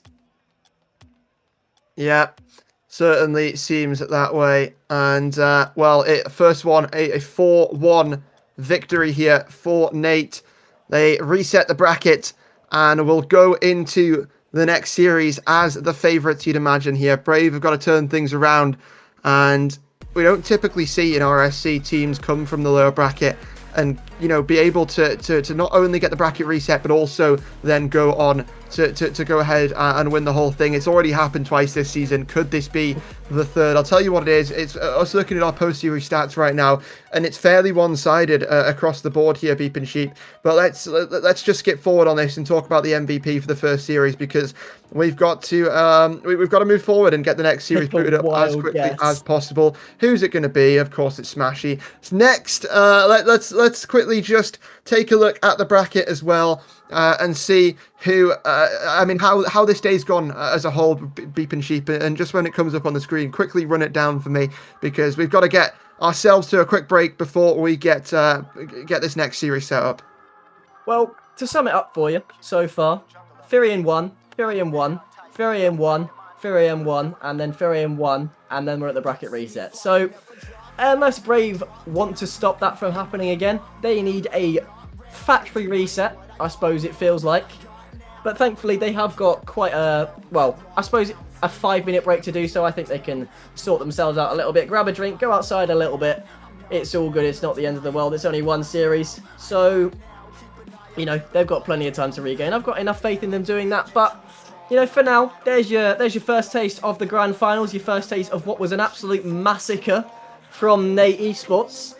But yeah, we'll be back very, very shortly to take you through this bracket reset in what is hopefully a little bit more exciting. See you then.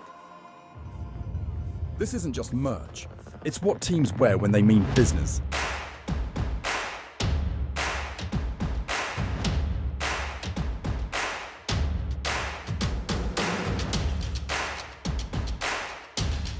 Every stitch, every print, every detail, made to perform.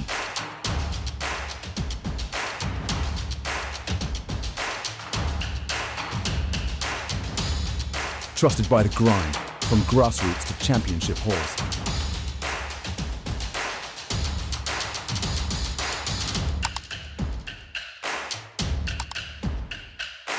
Build your team store. Wear the brand that wins.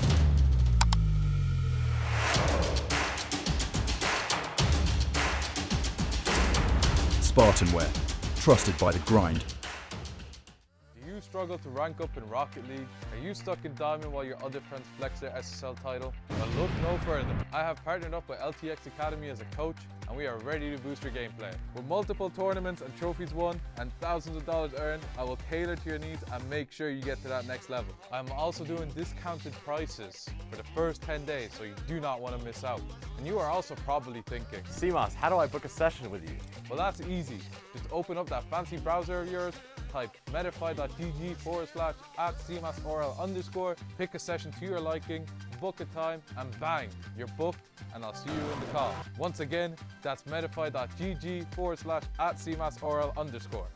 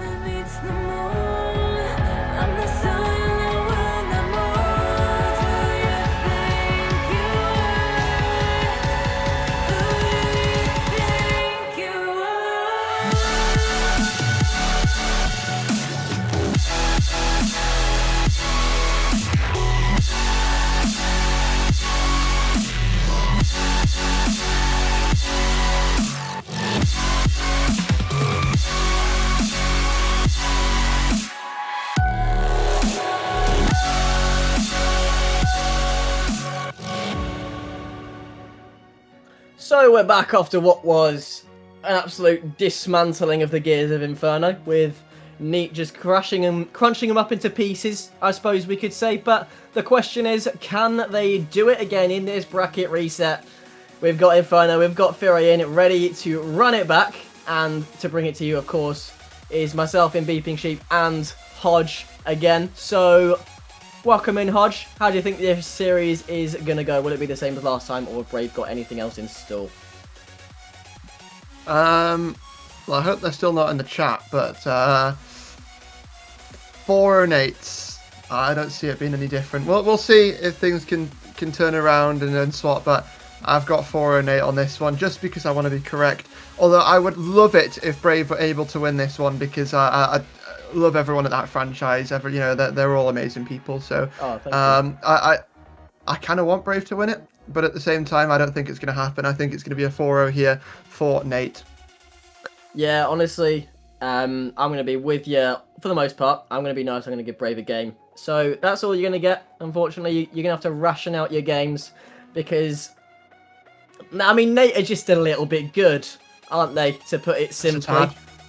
Yeah, but, I mean, are they going to be just as good in this next series? I suppose we'll have to find out, as I do believe we have all the players in the lobby. So it is time to get this bracket reset on the road. Let's see how we can kick things off. Let's see. It's time to crown a champion here. And we'll jump down onto the pitch for game number 1. Manfield awaits. But will we go the distance, or will this be a quick sweep for one of these teams? And last series, it was all Nate. And, in the first 30 seconds, Brave, they gave us some hopium. They gave themselves some copium. But after that, reality was restored. And now they've got to try and restore the reality that has been, the whole day, apart from this grand final, which has been just Brave dominating everybody in their path. But in the meantime, off-screen, the, I guess, villain of a lot of people's seasons in Nate have been running the lower bracket gauntlets, ending people's seasons, and really sort of doing it in quite the dominant fashion. So have they met their toughest challenge? It seemed in the last series, no, but have Brave turned things around and made it more difficult? Well, so far, they have started off stronger than a lot of the starts we've seen in the games on the previous series, but I will just point out one thing. If Nate do end up winning this conference, do end up winning Master, then I feel like that might be one of the select few times when the team dead last in franchise wins a conference, but Brave are determined to not let that happen. Jay will open that one up for us. So, yeah, I'm sure all these players absolutely love proving wrong every single one of my points the moment I say them. And would you look at how that's turned out with that opening goal? Nate have left the defence open again. So, new series, same old woes for them. Are they actually 20th in franchise standings? Yeah. Oh, wow. Well, Smashy with a response here. It's looking to try and make the run happen. And you talked about Brave with the opening goal. We've seen many, many times throughout the first series that when something happens that, might affect Nate, they come back almost instantly and wipe any doubt away instantly. And, well, Crisp has got this on the back wall. D-Lynch is up for it. The shot not quite there. And that's certainly a missed opportunity that could have been secured here by Nate. But I'm sure there'll be more where that came from across the rest of this game. And we've still got 3 minutes and 40 seconds. So you'd have to think that that is definitely going to be the case.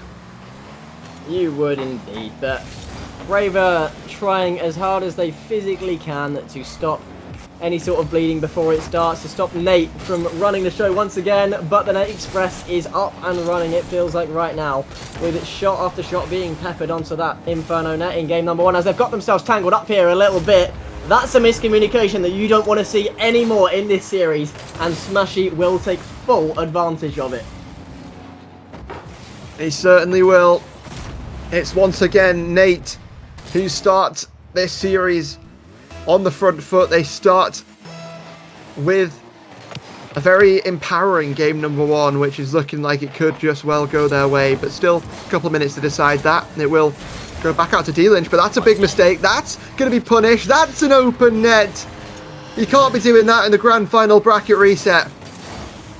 Oh, D-Lynch, you just caught yourself out once again. It's the thing is, 90% of Inferno's goals are just coming off of this third man, just pushing a little bit too far up and just catching themselves out for that over-the-top ball there from Inferno. And maybe that's the blueprint that they need to work with. Maybe it's just if they can figure out how to get out of defense, all they need to do is play that over-the-top ball, but they've got to get out of defense first, because smash-u just restore the lead just like that.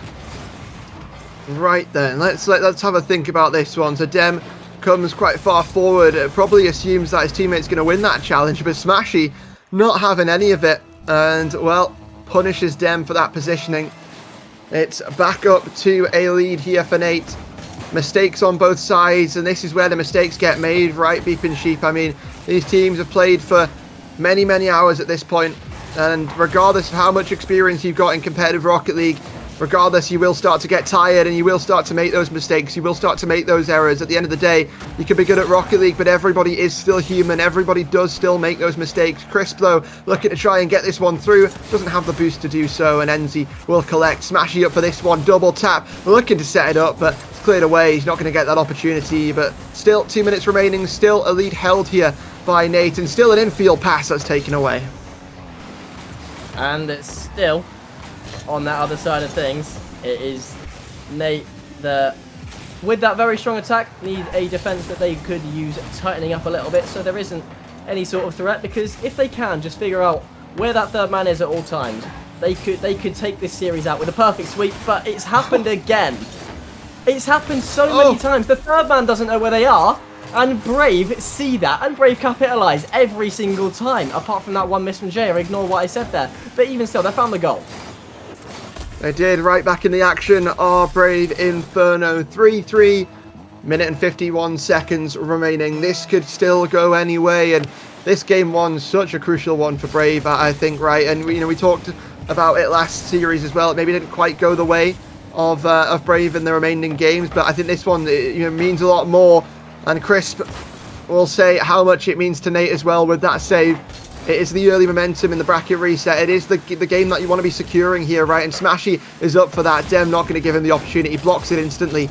No respect given to these players in the sky because they all know what each other can do. NC tries to drop it down, but it will not be a connection. D-Lynch also trying to find the bump onto Dem as he goes flying forward, but he will go flying off to nowhere. And, well, Brave right back with a chance of scoring this, but Jaya can't quite slot it. D-Lynch with a save. It is way more pacey, this bracket reset already. I'm loving this new approach now from Brave as well, recognising when these mistakes are going to come through from Nate Esports, because this has happened 3 separate times already. That last man does get pushed up so many times. We've said it so many times, and it keeps happening for Nate. 3 separate times, Brave have seen that coming, and they've started getting attacks going as well. That's the thing, they're putting this pressure off of their shoulders that Nate have been bringing on them in that first series. They are stopping the bleeding, I suppose you could put it that way. Now NC just trying to beat D-Lynch as that last man now. We'll just tip that one straight towards Smashy, getting bumped for his troubles, looking to bump straight back. But Dem, with high boost to work with, will look for the dribble now himself. Forces Crisp into an awkward touch, leaves NC there for the follow, there for the fake actually. Looks for the mind game, but it's just not quite going to happen for him this time. And the way it looks, we are headed to overtime, unless we do see some late game heroics. We're absolutely in golden goal territory right now. Now Jay are looking for that final demo, but the end product won't be there so far. Crisp with the final clear, and the way it looks, we will have overtime in this bracket reset, unless D-Lynch with the 0 seconds. D-Lynch down looking for the drop, but Dem will just leave that going. 3-3 in game one. Who is going to take initiative, Hodge? The question that we've got to ask ourselves, and players are going to answer it here on the field in due time. Over to that sidewall, Smashy finding the bump, so D-Lynch can come flying in, but it's not really the greatest touch to set anything up. It will go over to Smashy though, who's waiting like an ant on that sidewall. Over to the back wall, double tap opportunity, not found, blocked away on the follow-up. It is NC as well, saving that one, saving his team and bailing them out. The captain putting in a shift, but also has to do it down the other side as well. Can't quite slot that. It will pop up into the skies where Dem drops it down. Jaya has to be cautious to not overcommit too much for that play. It will be back in the hands of Smashy here, Beeping Sheep, who will look to try and stick around on this sidewall, but has recognised NZ has got that under its spell and left it alone to go on the rotation. I mean, that's the thing about overtime. These teams are just going to be playing a little bit cautious to open things up, but NC will throw that caution to the wind for just a moment. It won't come to anything, however, as now Jay has to come against Smashy on that air dribble. Will do so. Will just tip that one away towards Crisps. And the thing about overtime, I know I say that both teams are just playing a little bit cautious. That's only the third man. The first and second will gladly just barrel towards everybody, it seems. Just find the demos, find the final play, find the final pass, find the final touch. But that keeper has just been staunch for what seems like both teams so far. We're a minute and a half in, as that first winner is yet to be found for either one of these teams. Now Jaya with 50 boost, just looking to take it high, looking to take it above 2, but that is a little bit of a tangle up there from Nate, and Brave will take full advantage of it. D-Lynch forced out into a fast save. D-Lynch forced into a pinch as well. Now Jaya will keep that in the Nate half. Dem looking to meet that with a good second touch. Can't make it happen as that falls to NC off the ceiling. Can he make the bounce count? He's just going to fake that out. Looking for Dem, looking for Jaya. But Brave are getting their attacks, but they're just not coming to enough so far this overtime. Not quite.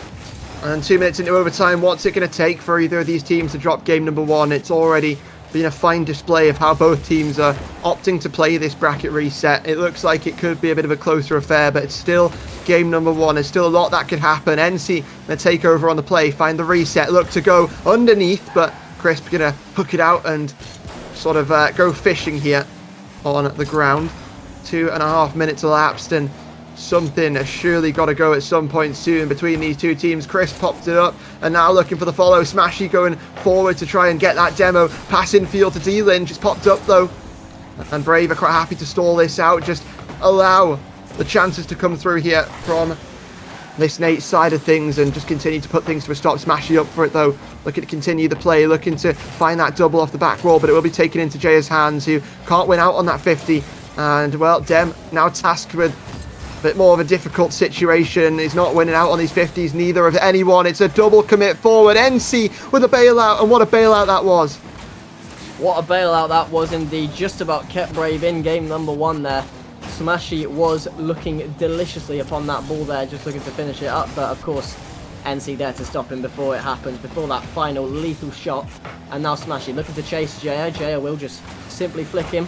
It really is as easy as that sometimes. Just a little flick to beat one. NC also beating one. Smashy forced into a save, forced into a backboard. Only 24 to work with, however, ends up just passing it straight into the middle. That is a crucial demo though, however. It stops Brave from getting that attack going, but with the last man awkward like that, you've got to be careful if you're Nate, because you don't want to be letting it slip once again with a mistake. Now NC into the middle. D-Lynch, that is a very, very dangerous, my friend. He's going up again. He's going back. He's just looking for the clear. NC looking for the final touch. Will find it. Brave do get on the board in the bracket reset. Let's go, Brave.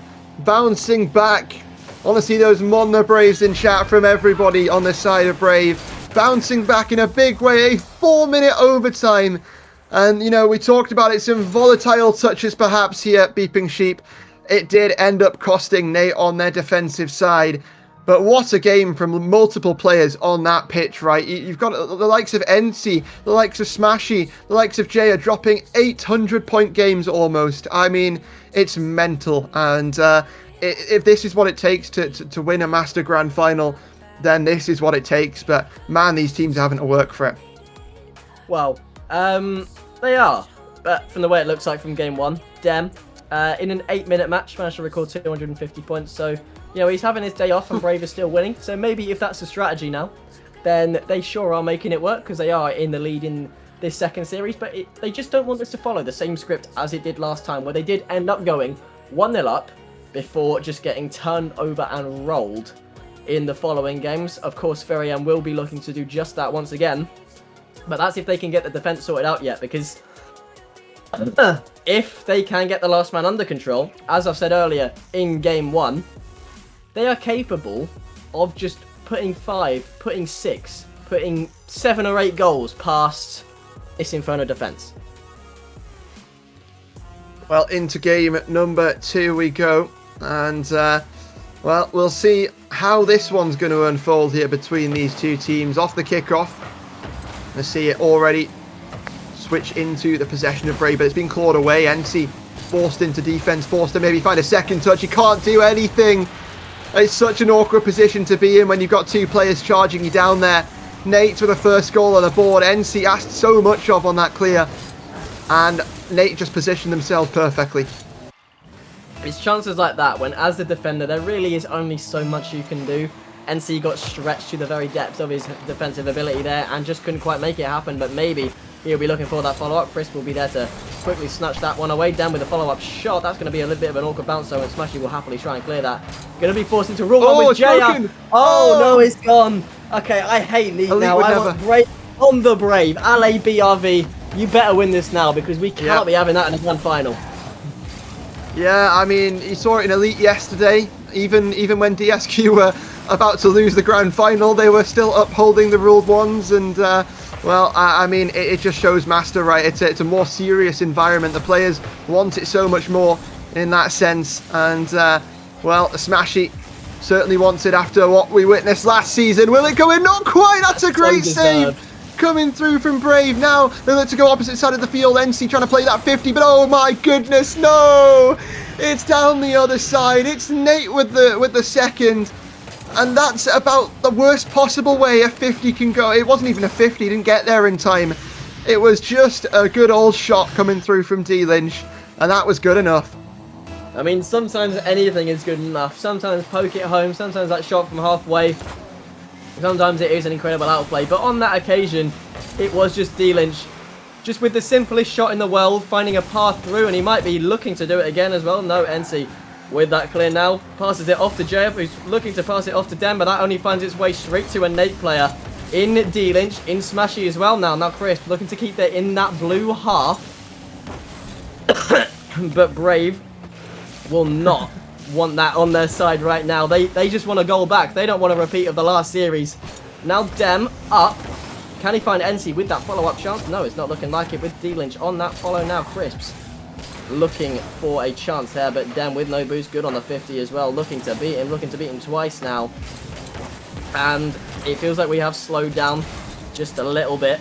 Maybe it's just a 1 minute lull in the play while everyone is just figuring out what has been going on these past few games, the past series especially, and it's nice to just see a little bit of calm on the field for once. It really is, right? And I feel like that's not going to last for long because you've got Crisps on the back wall, going to drop it down, Smashy's up for it, and it's going to be met by Jay, but the follow-up's there, the bump comes through, D Lynch barrels it home. Is this just going to be a repeat of the last series? Are we just going to be doing it like that? Is it the first game to Brave and then Nate suddenly awaken? I tell you what, for Brave's sake, I hope not, but this is certainly skewing itself very much in the direction of Nate here, this game number 2. Brave need a response, they need it now. NC trying to find that with the Musty to pop it up, and no one can, from Nate, can get on the end of it. That's the shot for Dem, that's beautiful.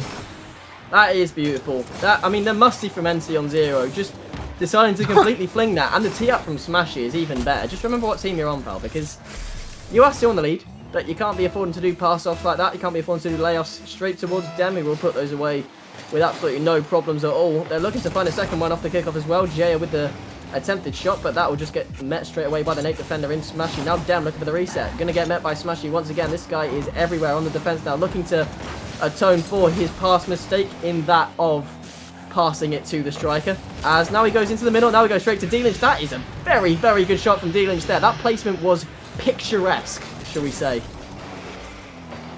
It was a very divine shot. I try to find all the fancy words here to say how that shot went in, but it's a goal nonetheless here, Beeping Sheep, and 3-goal lead restored for Brave, but they're going to be quite happy with that. And is it still winnable for Brave? Yes. Is it likely? Absolutely not. I think this one, you can safely say that it's pretty much wrapped up, and you know, it would have to take a monumental effort for Nate to throw it, but I mean, meanwhile Smashy's just looking, you know, looking to try and confuse people, looking to try and get the mechs going. It's a Jaya pinch off the ceiling, but even that's not good enough to get it past Crisps, and we're getting into the final minute and a half here, and I don't know if the alarm bells are maybe ringing at Brave just yet, but it's certainly got to start to be getting there, because you know, you can lose game 1 So you can win game 1 and you can lose game 2 like this, but they're going to be having flashbacks to the last series, you'd imagine, and I mean, it's not really the situation you want to be in. I was going to say, I remember us having this exact same conversation about an About hour ago. Are these bells ringing? Yeah, after that last series, I think they probably are. They're thinking, we don't want to repeat. Well, history does repeat itself an hour later.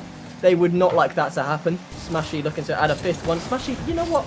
Yeah, sure. You just go on a lovely little drive round. Just half-side your way through it. Because I feel like Brave are just playing out the clock now. They feel like this game may as well be done. It's not, unless, of course, they can't find a chance off of that one. Jaya almost finds that shot, but no, it's Nate. It's Nate with another 3-goal lead. It's Nate once again on that hugely pressurizing offense, and Crisps looking for that 5th, won't find it, and within these final 40 seconds, they're just looking to water themselves down a little bit before cranking the oven up to full temperature next game. I'm sure of it, yeah. I suppose we'll have to see. NC is just looking to add one to the tally there on behalf of Brave, just maybe repaying Smashy for passing that earlier on in the game. But I think both teams know this one's done. This one is, Forbidden Temple has just been blowout last series, blowout this series. So every single time, it's cursed. Honestly, even yesterday we had a 10-1 on Forbidden Temple. This map is cursed when it comes to grand finals, and I believe it happened before that as well in another one of the. It was Rival as well that it happened in. So yeah, this tier it is just cursed for when it comes to grand finals, and not this tier, this map, excuse me. But NC just trying to score a last-second goal, trying to bring something back, but. This game cannot be brought back from the dead. This game cannot be brought back from anywhere. Nate with a stomp over Brave here in game number 2, evening out the series. And yeah, it's getting interesting here, Beeping Sheep. Are we going to see a repeat of last time? Are we going to see a bit of a different story? I mean, there's a lot of questions here, and I just want to get your opinion. Let's see. I mean, I'd love a different story, but from the way this is playing out, it just feels like it is going to be a carbon copy of the last series. I know it's only been 2 games, but of course Brave win 1. Nate with the blowout on Forbidden Temple, and I suppose we'll see what happens if Nate win this by a close game. I've seen enough. Might as well just award it to him already, because it will just end up repeating itself. But after that Rule 1 break, I'm a firm believer in the Fury and Hate train. Mon the Brave. Come on. Get that next game across the board. Come on, lads. I love this franchise. Please, just make this one interesting. Lock in a little bit. Don't let Nate get behind you. Don't let him demo that last man. And I know that you have got another gear in you that you can kick in and take at least another game. Yeah, I know it does. But, like, that rule was broken after. Would you, in theory, if we could change predictions now, would you change it? No, I'm just coping. Aren't we all? But into the next game we will go, and it's time to see if Brave will be able to bounce back, or if Nate have got this grand final pretty much on lock. It has been an interesting affair between these two teams so far, and you've got to feel there's a couple of twists left in this tale, still left to turn itself. And I mean, already off the kickoff, it will be Chris who takes it up into the skies, forces the 50. Smashy on the response. It's a great save from Jaya, who has now switched into a breakout, I believe. That might be the first we've seen in a grand final in just a while, but will it make a difference? No. Crisp with the opener. You wouldn't see it any other way. It's exactly what we've been talking about. Nate with yet another lead. That pass from D-Lynch is brilliant, by the way. Just dinked it right over Dem deliciously from D-Lynch there. Yeah, he was just dominant with that one, and oh, it's a dominant. Oh, would you look at that? That's a fun car to be in, but you got to make it work, Jaya. Maybe that's something he's tried in RSCS a little bit. Is that a Mouse Sports decal as well? I see. That is beautiful with the pixelated shades. Okay, car of the year right here from Jaya. That's a bit before my time, to be honest with you, but still getting the reference nonetheless. But the second goal not quite secured. The blocks came through, and Smashy up for a double tap, and surprise, surprise, he's been going for those all day. He's been pretty successful, to be fair, in a lot of them. And oh my goodness, that's a drop down and a half. Don't know if D-Lynch meant it, but regardless, it's certainly putting Brave under the lights, under the pressure. Crisp's going to pop this one up and continue that to be a theme. It's just a beat down here on DFH already in the first minute. This is not giving me confidence for Brave. No, I'm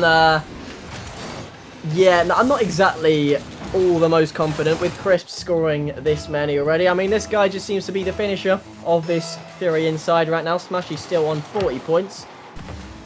All right, fine, Smashy, shut up. Hodge, you take it from there. Yeah, don't try and critique the goat of his team here. He's always showing up. He's always getting those moments, and just when you start to criticize their beeping sheet, there you go. Anyway, 4 minutes left, 3 goals. It's not even a question in my mind, and I think this says a lot about the grand final right now. It's not a question in my mind of who's winning this game. It's a question of what the scoreline's going to be. Yeah. Honestly, I suppose you could say the same about the series as well. I feel like alarm bells rang last game. We've gone a bit earlier this time, and this one it's not really will Nate win. It's not really will they drop another game. It's how much are they going to stat pad their goal difference. Because I know Brave are absolutely trying as best they can, and I'm sure they can get a good amount of goals across if they really wanted to. But what can you do against this? What can you do against shots like that, passes like that? Because Nate are on another level in this grand final, Hodge. They certainly are. Nate are shooting, and they're scoring a bit as well.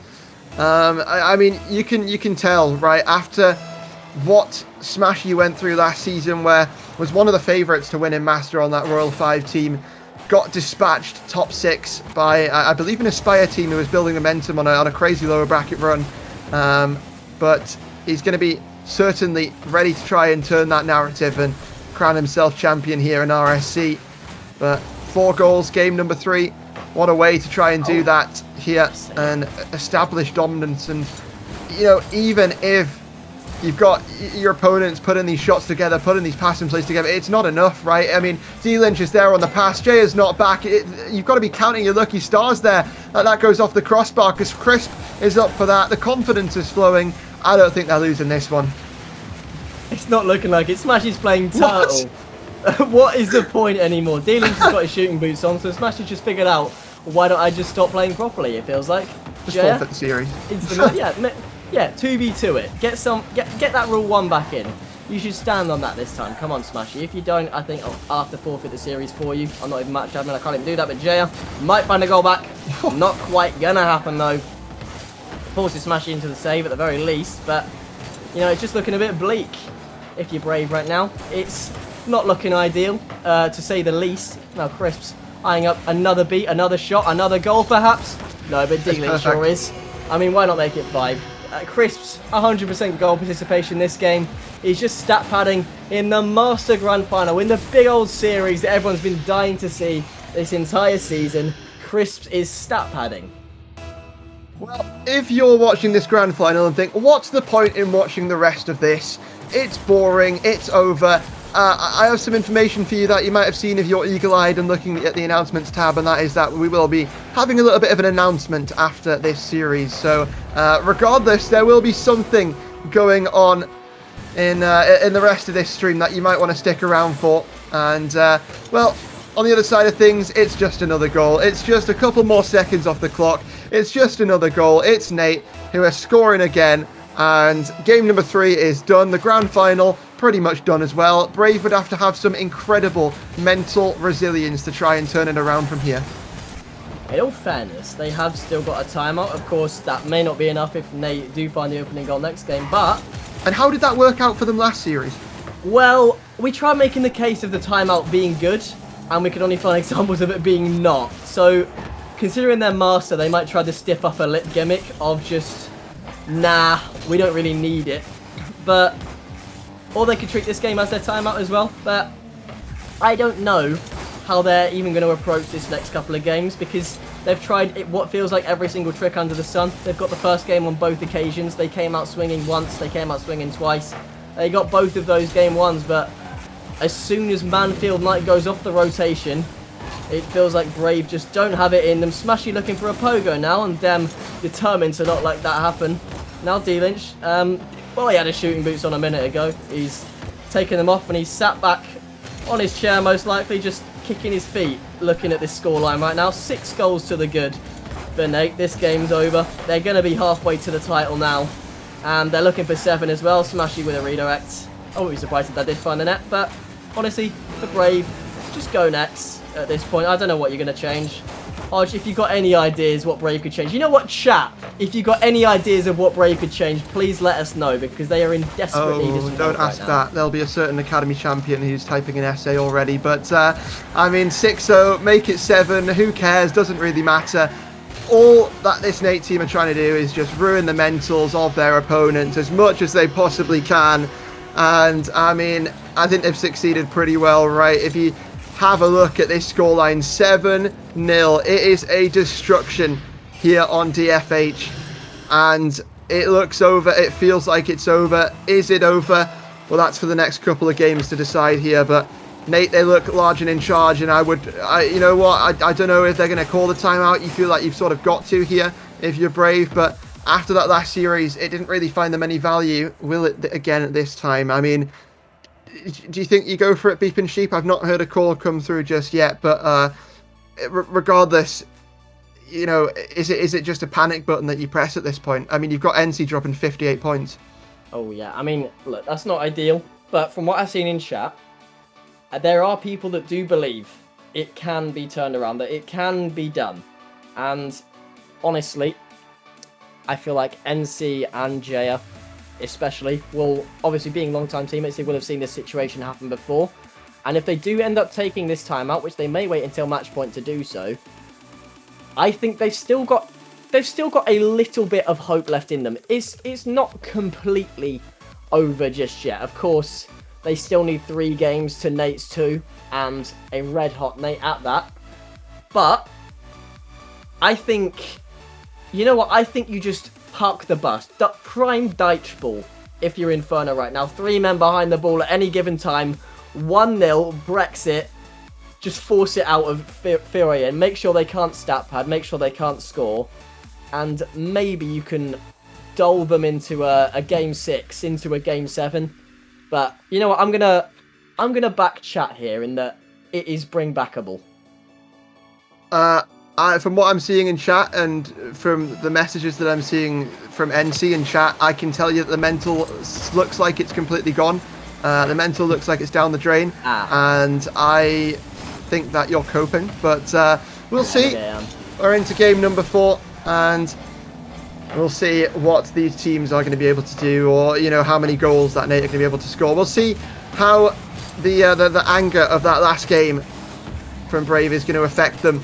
Going into this next one, is it going to make them play it better? Is it going to awaken a new beast in them? Well, maybe we'll see. NC already looking to get on the end of that one, but Crisp, a good block to shut that down. And already 30 seconds into this, it's D-Lynch redirected it downfield. It's already some good pressure here from both teams, and more obviously to the side of Nate, and it's just a continuation of what we've seen from the series so far. But you know what, Brave are fighting in the early game. They're having some good touches here. They're having some good pressure. It's better already. It is better already. Maybe they said something late game to just sort themselves out a little bit. Now it's just going to be left to Jaya with 60 boost. Maybe he's just going to try a new sort of game plan, but D-Lynch is going to happily read that one and just slap that one right back into the blue half. But that last man is completely out of the play. It's unfortunate for NC that he couldn't quite find the target there. Dem looking to drop that one down. Smashy is just going to take his time there. Just let NC come to him, even though he's first up in the air. Now Chris looking for the follow, looking for the double tap. Going to find the middle there. D-Lynch also going to find the middle, but NC will just scoop that one away, just intercept that one. Look for a teammate in the middle himself. He hasn't got any boost to work with, so he needs to rely on someone to do that for him. Now Jaya just going to meet Smashy up in the air. Not give him an ounce of breathing room, and that's exactly what you want to do if you're Brave. If you want any chance left in the series, I've seen this happen before. I've seen mentals completely go out of the window, and yet there is still a chance left in them. So if Brave can find that first goal in game number 4, that is absolutely huge for them. They just need to keep pressing, just keep pushing, because I believe they can find it. They're more than capable if they can find a way past that last man. This is, in my opinion, the most pivotal game of the whole series, and yeah, I think we'll pretty much decide how the rest of this grand final is going to go. If this goes the way of Nate, it's GG, it's wraps. If this one goes the way of Brave, they've still got a fighting chance, and you know, it's just a conversation, like you mentioned, about how much it affects you, how much what just happened to you in that destruction affect you, right? You know, we talk about ruining the other team's mental. Is that just going to make them more angry? Is it going to drive them more to try and, you know, find a bounce back here on the Coliseum? It seems that the answer has been, well, a little bit unknown so far, as we've seen no goals on the board yet for either team. But the brighter side is for Nate is never mind. I was going to say that they've not conceded yet for Brave, but never mind. The bump comes through, the shot's there, and the first goal to Nate. Yeah, the Gladiators have definitely come alive on Coliseum now, taking out man after man. It feels like we've seen so many demos already through from the side of Nate, as my camera just bugged a little bit there, but we're all sorted out now. And for Brave, there's 2 minutes left to make or break your season, essentially. This, as you said, is the most pivotal game of all so far, because obviously if Brave can level this up, it will even the series, but they need to get themselves on the same page yet, because in those first couple of minutes, you had a Nate Esports that couldn't hit the target. They couldn't quite get it done. Smashy had a couple of shots against the post, against the bar, and all sorts, just completely off target. And maybe that's a sign of trying to close things out. Of course, we see it with certain teams. When you get close to winning that series, you do start to just get a bit wobbly in terms of gameplay. But of course, Smashy's been here before. He's won it twice before. So he would absolutely love to replicate that and add yet another title to his belt. But of course, Brave will try as they might to stop that from happening. But they do find themselves up against it in game number 4 on Utopia right now. Now Jaya looking to stop any attack going, looking to start one for Brave, but that's just going to find as much as halfway before NC is going to get completely dusted on that challenge now by Smashy, with a flip as well to work with. Now Jaya into his own corner, 100 boosts. Can he make this one count? It's not looking like it, but that third man for Nate is once again pushed very, very high up. But D-Lynch with the redirect. Another threat on goal. And the thing is, they are stopping them or Inferno, but they need to get out of their half. At the very minimum, they need some sort of threat on the goal. They need a shot. They need something. Even if you just take a pot shot and then go from there, this might be the play to do it. Dem is looking for the man there, but Smashy is just going to double it towards his own net. Is it going to happen here? It's not looking like it. And time may be running out for Brave to salvage this game yet, Hodge, if they're going to still make this series even. It's gotten to the point where Nate are just saying to Brave, you know, why don't we just serve it up in a silver platter for you and see if you can score? But seems that the answer is no either way. And as much as Jay will try, and NC will interject into that shot now, look to try and put it bottom left, can't do it. It's just, you know, awful to watch. It seems the collapse of Brave in this grand final, and Nate going up 3-1 in the grand final bracket reset. It is just insane what we have seen from this Nate team on their lower bracket run, and they now find themselves one game away from crowning themselves champions and going from 20th in franchise standings to having a tier victory. That still sounds mental to say. Like, how are you last in the franchise and you've got okay, right, this is something to take note of here. If Nate can get this final game across the line, 20th in franchise will have more titles than first. Who's first? Illusory. Oh well, who I mean, let's be honest. Who saw that one coming?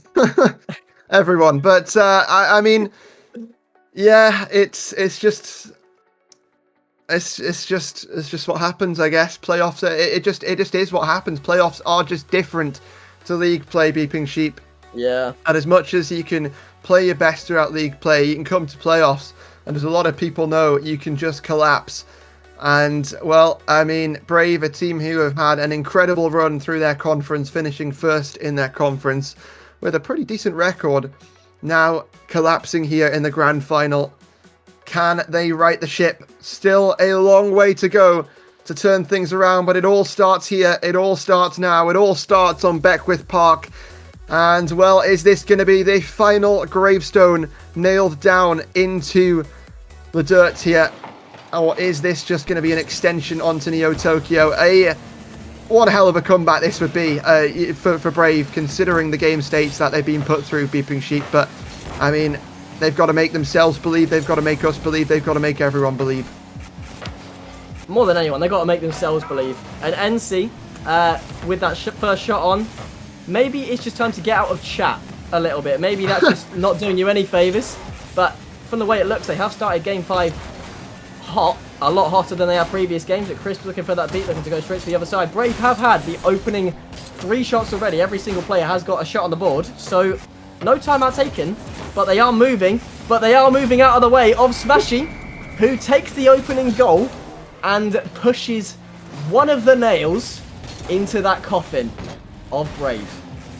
Certainly does, and it only feels like as this timer goes on, it feels like it's just going to get worse and worse. But is that so? Is that how this series is going to end? Because, well, Brave, they've, you know, played so well throughout this season. They played so well throughout today, and JS trying to find some form of hope left in it. But that says it all. It's a shot. It's not on target. It's just off of the crossbar, off of the post, off of everything. And not in the net, that is for sure. 1 goal lead held by Nate, and who's going to look to try and turn it around? It feels like it's been forever since we've seen a goal coming through from Brave. It definitely does. I mean, the thing is, they've been good, but they've not been perfect in front of net. And against this team, it feels like when the last man's back, you need to be perfect in front of net. I mean, even when you beat all 3, that 4th man is there to stop them so many times. It just hit the woodwork time after time. It feels like KC at Worlds. That's the levels we're talking about here. But there's your goal. And it's NC breaking that goal drought for the side of Brave. And maybe, just maybe, the first step towards a very long recovery mission. Well, you talk about Carmine Corp, and NC, a big Carmine Corp fan, certainly arrives at the scene for that goal. He's have to put up a Carmine Corp type performance here to get back into this grand final, but that's a little bit for later on. For now, it's about focusing in on what is in front of you, and what's in front of them now is a tied situation, right? A chance for them to get back into it, and NC can't quite slot it. Just off of that crossbar, it's pain once again here for Brave, and chance after chance, they're just snubbed here. They are just snubbed. They're getting these shots off once again, but it's just a little bit off. That little bit off course, and the little bit is just not what you want to hear. You want to hear it in the net. You want to hear the goal explosion. You don't want to be hearing that bar bounce, and that's exactly what they've been hearing a little bit too much of in these past couple of games. When they've got their attacks going, they haven't been enough. Neat have just let Brave come into their half, take all these shots, and then gone up the other end and scored, it feels like. Now D-Lynch looking to do exactly that. Now Smashy looking to do exactly that. Looks to find the bump instead.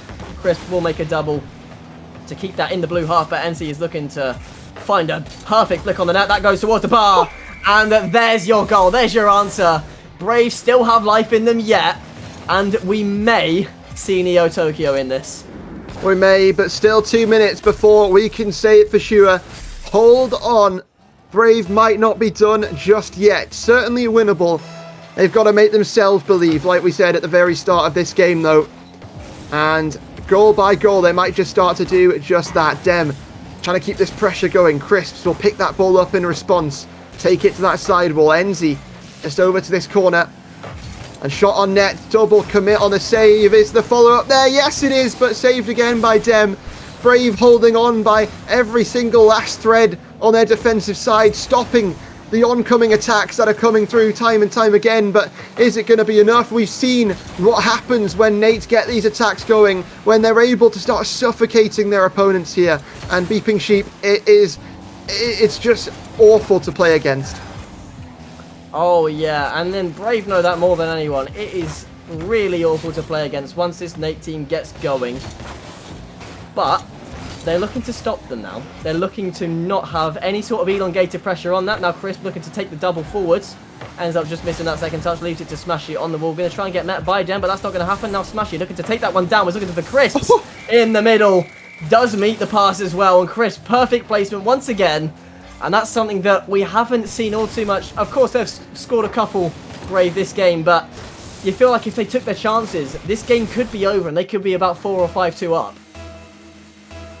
Certainly seems that's the case, and tied situation here. 1 minute left. This could still be Nate's crowning moment here in the RSC16. That moment where they finally get their title. The moment where they get that bump and look to score this goal. And, well, it could be a £400 goal here for the side of Nate. You don't get to say that every single day. Smashy to the sidewall, it will ricochet. Crisp trying to get on the end of it, but the bump on Jaya will be all that he'll find. Maybe not, maybe past the block from Smashy, anticipating the challenge. Jaya though, to pick it up along this sidewall, get it in field. The pressure from Brave starting to swirl, but it's saved away as Crisps finds the sort of gap in the defense, and now looking to find the gap in the opponent's defense as well. They're looking for these gaps, but they're not happening. Brave, since conceding that equaliser, seem watertight at the minute. In this final 30, they're just looking to tick this clock down, looking to find overtime, because as you remember, in that game number 1, they did end up winning that overtime. They did put themselves on the board in the series, but to do that, you've got to stop Smashy, and you've got to stop Chris, because that could be the winner. That could be master over, and it is an absolutely masterful play, repeated time and time again by Nate Esports. Take out the last man, leave it to Smashy, and he will deliver. Certainly will, but is that it? Brave, what have you got left? We've seen some resilience this game, but as that timer ticks down, a hero is needed. There's no one to be found in sight. From 20th in the franchise standings, Nate Esports have managed to get themselves a tier victory here in Master. Smashy, Crisps and D-Lynch, RSC champions. Wow, and what a statement to hear. I mean, not if you're Smashy, that's your 3rd time, pal, but at the same time, for all of these players, you are now £100 richer. And how good does it feel if you're any of them? Those stats in the last game as well. Smashy with a 700 pointer to put Inferno to sleep, and does so. But of course, we have to talk about that last goal. We have to talk about that absolutely magical bump from Crisps to put that jewel in the crown for Nate Esports, to put them across the line. And I mean, look at these post-series stats, 19 goals to 7. That is just absurd, Hodge. It really, really is. 19 goals to 7. I mean, it was just a beatdown. There's no other way of putting it. And a lot of those came from, you know, a couple of particular games, like game number 2, for example. But, I mean, it was just a magnificent game from Nate. And you know what? To do it again, we'll have a look and see who the series MVP is and see if it changed from the last 2 times that we did this. As we go to the post-series stats first, never mind, Smashy, series MVP. And you know what? You can recycle the same results time and time again. The same man will stand on top of the scoreboard every single time. Smashy, series MVP, what a performance. But, you know, across... I think you've also got to give props to Brave, right? Because they played an incredible playoffs up until that point. They, you know, dispatched every opponent in their way until that grand finals. And it's unfortunate that that grand final escaped them. But, you know, you can't get too down about it. It was a wonderful playoffs run from them as well. And you know, you've got to look at them and say you hope all the players bounce back in future seasons. And speaking of future seasons, we'll get to that in a little bit. But first of all, we've got an interview coming up with the players, and that interview is going to be right after this break.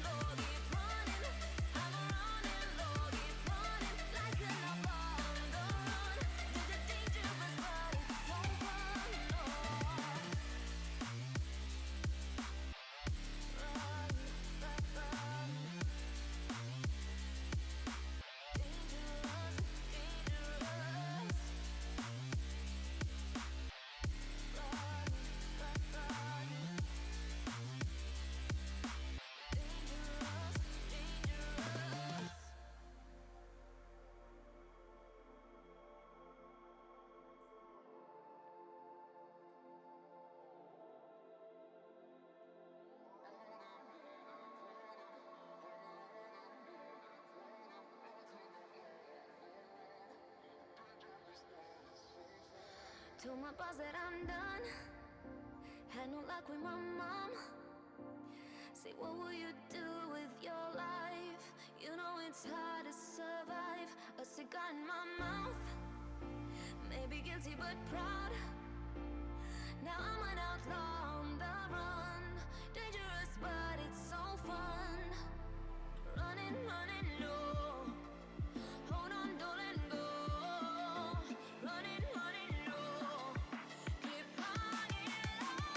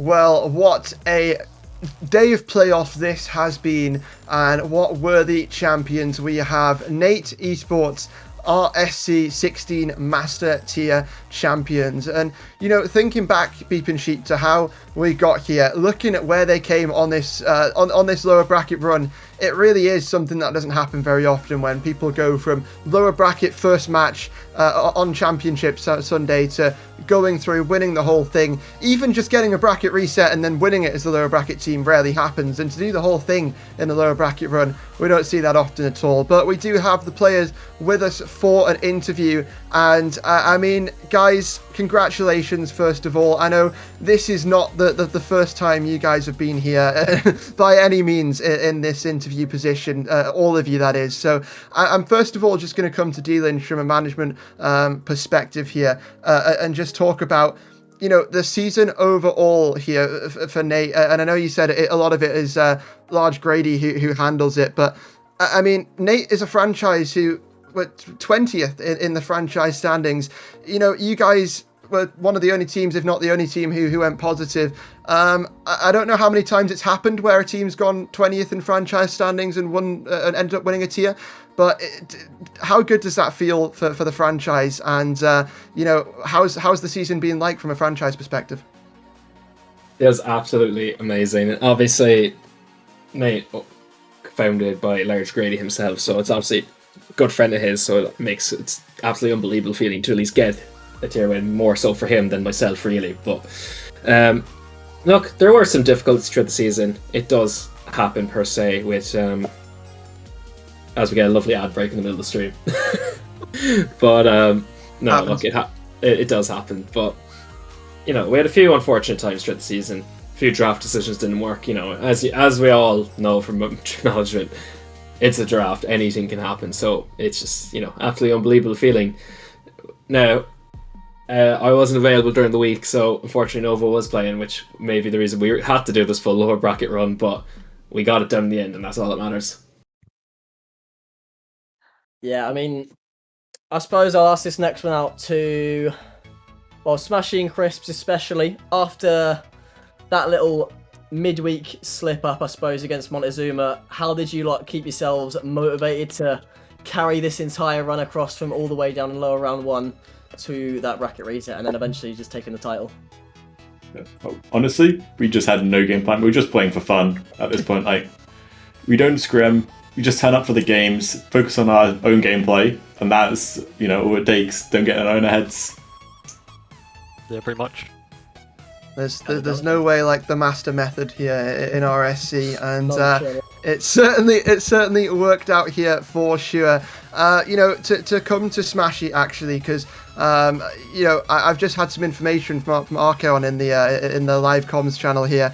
It says that you and D-Lynch are the 5th and 6th people of all time here in RSC to become 3-time champions. I mean, just talk about your journey in RSC as a whole, right? I know you've obviously been here before and won it a couple of times, but obviously there was last season where you guys were one of the favourites to win, didn't quite do it.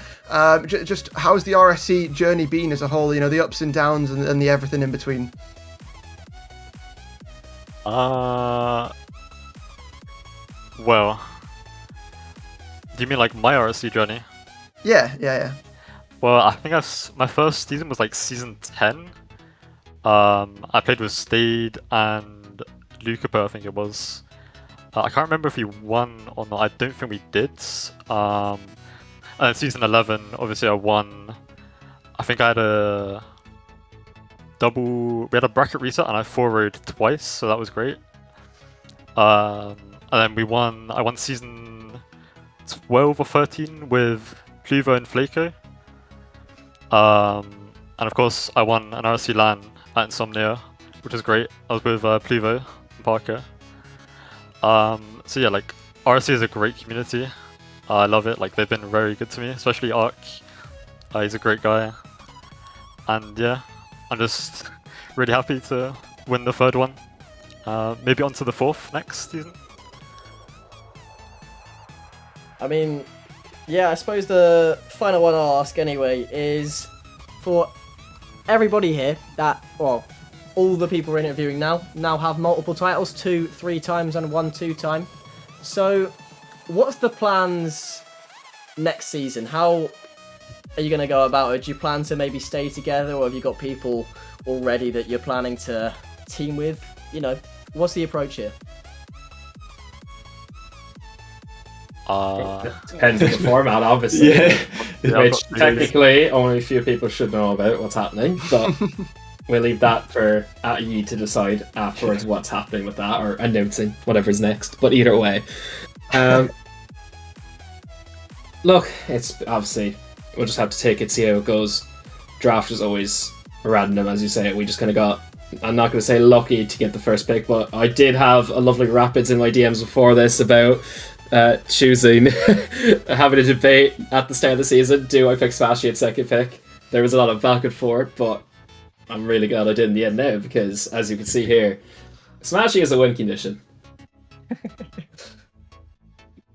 Well, I mean, speaking of next season, we'll get to that very very soon. Beeping sheep, we're getting a bit eager here, but I think overall, guys, we don't want to keep you too long. We know everybody wants to get themselves away, get themselves to bed, because it's been a long day of action here. But I think I'll just leave the floor up to you guys. Any shout outs that you want to give to anyone at all who's helped you along the journey, or maybe just anyone who you think deserves a shout out.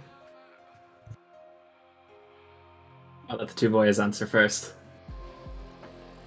I'll give a shout out to Kairu, as he's a great friend of mine and he's having to leave for Canada as he's got work there. So, just saying, great to have you around as a friend, and I will miss you when you're gone. Yeah, I'll just say to Nova, Grady, and UV for just subbing in for us and being there when we needed it. We appreciate it. And last but not least, obviously Nova, gotta appreciate him for all the work he's done throughout the season as well. UV did mention something quite a lot, but obviously, big shout out to Large Grady, assistant manager for Nate, and one of the co-founders, and honestly, he's done a lot of work this season, a lot of the good memories this season, however many of them there may be. We got a big shout out to him, because without him, none of it would have been possible.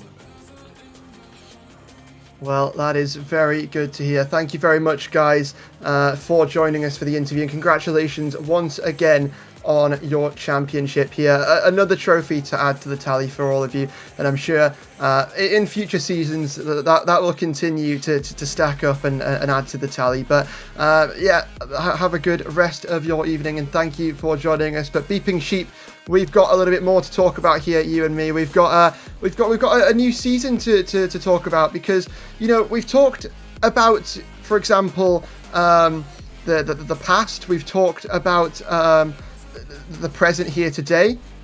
Why don't we talk about the future? And I'm not sure if we're going to a break or what we're doing, but I think we're going to do a quick break. I've just heard from production. So we're going to go to a quick break, and when we come back, it will be all the talk about the next season of RSC17.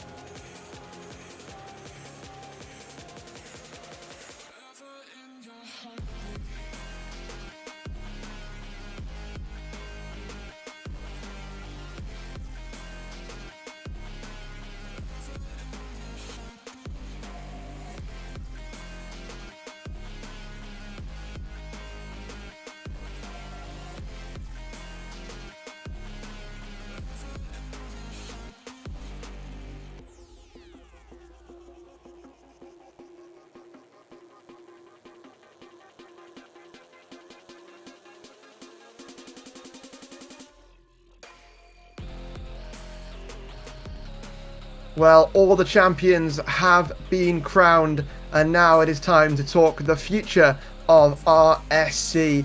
And Beeping Sheep, it's been a long night, so we're going to try and be speedy with this one. But I mean, I don't think there's anything left to get into other than we have a little video for everybody to watch here on what the new season of RSC is going to entail and everything about it. So we'll go ahead and play the video about RSC17.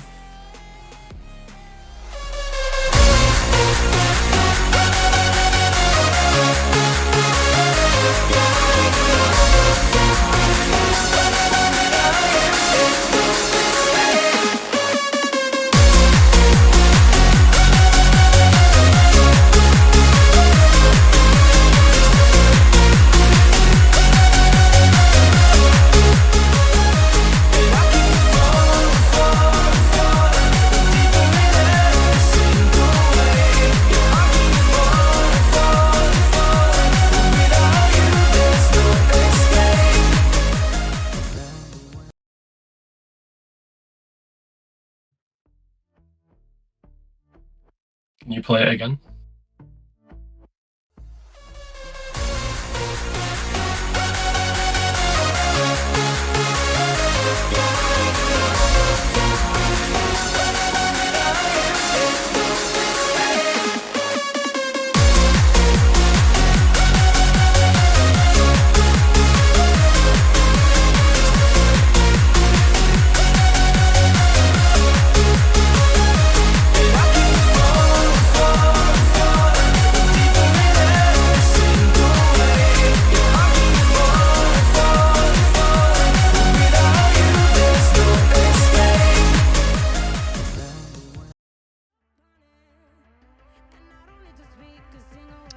Well, there ain't no production like a Big Cheb's production, that is for sure. But, I mean, I hope everybody enjoyed that little teaser of what is to come in RSC throughout the whole of 2026.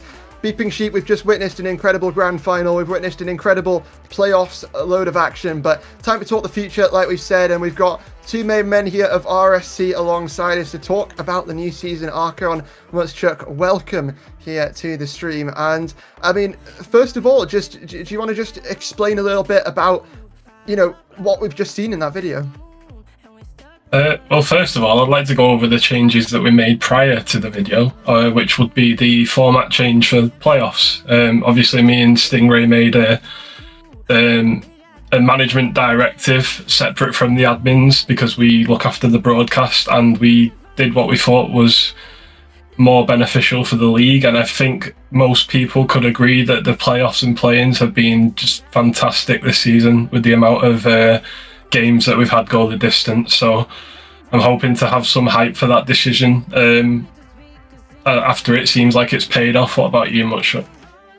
Yeah, I think has been very surprising given looking at last season's bracket, where there were more 3-0s, 3-1s, and now we are going often to game 6 and 7 as well. Like these playoffs have been really exciting.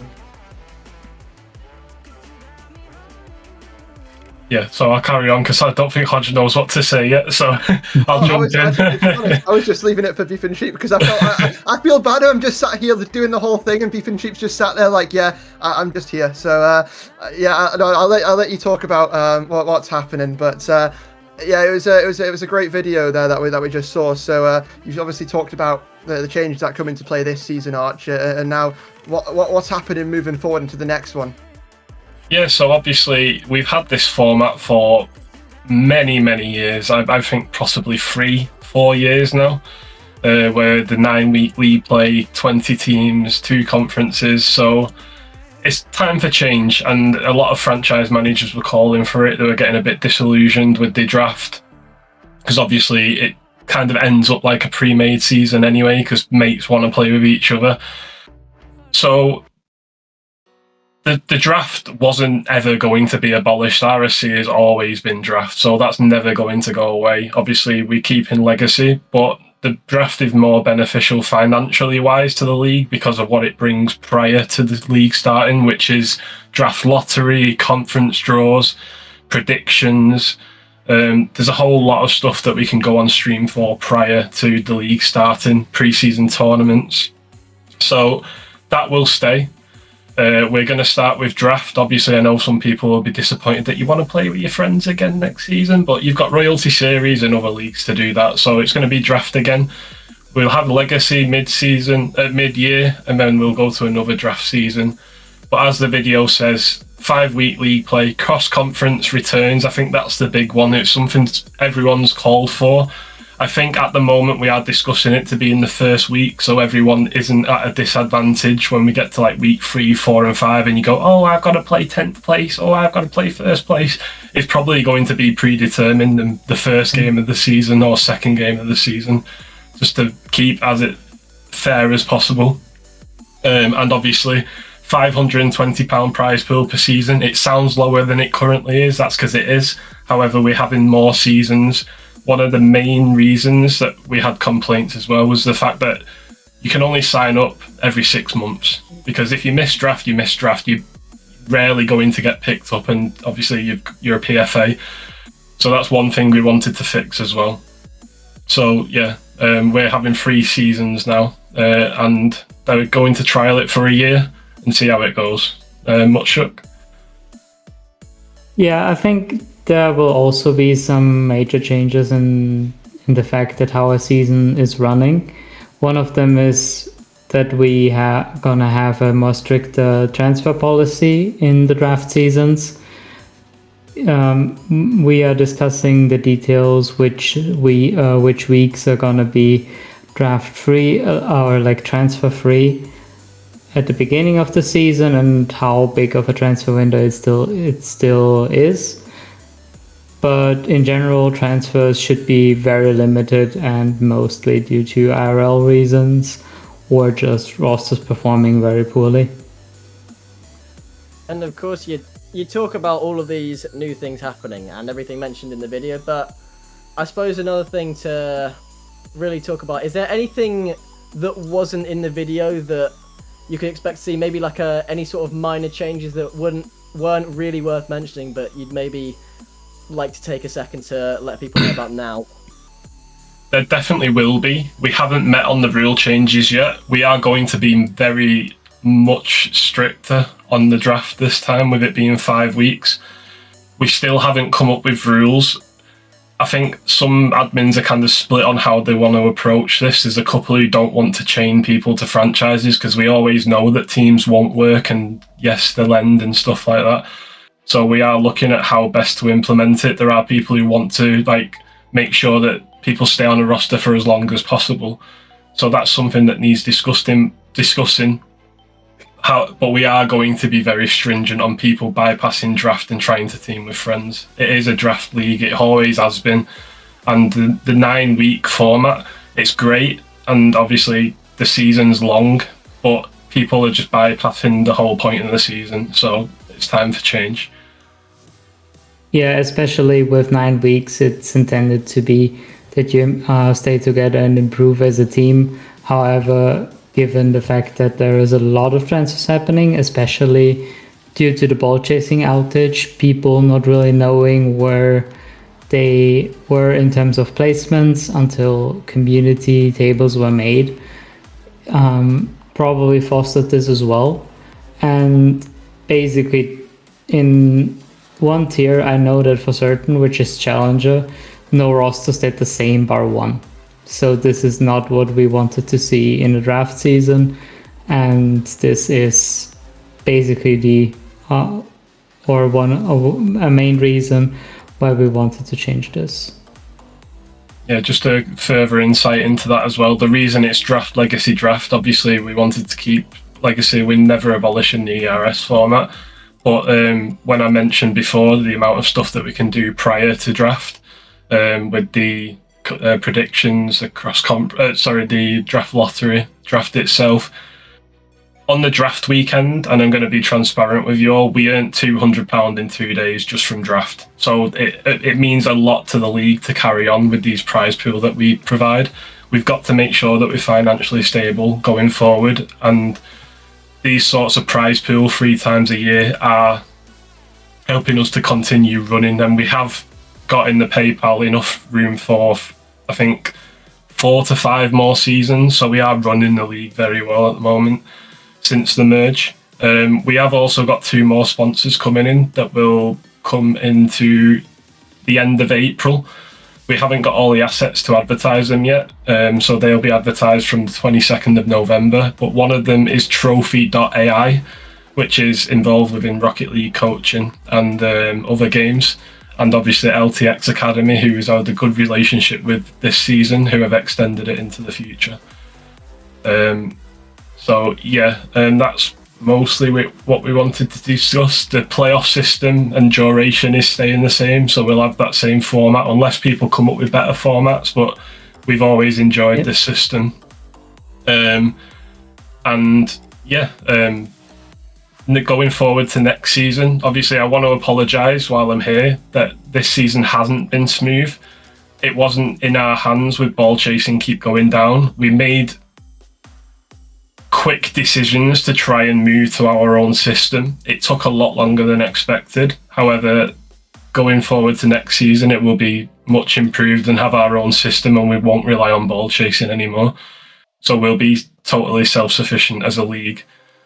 So yes, we have made mistakes this season, but going forward, we're looking at getting more stuff onto the website as well to make it easier for you guys and us as well. So I'll just let Mutshuk finish and then pass it over to you guys. Yeah, so you can expect improvements that are mainly aiming to basically remove sheets or reliance on sheets completely, especially for front-end stuff, so what you guys see. Maybe for minigames, we might still use sheets, depending on how fast we can implement the rest. But in general, moving completely away from sheets is our goal until next season. At the very least, the front-end stuff that you guys can see. All right. So it's going to be a very pretty website.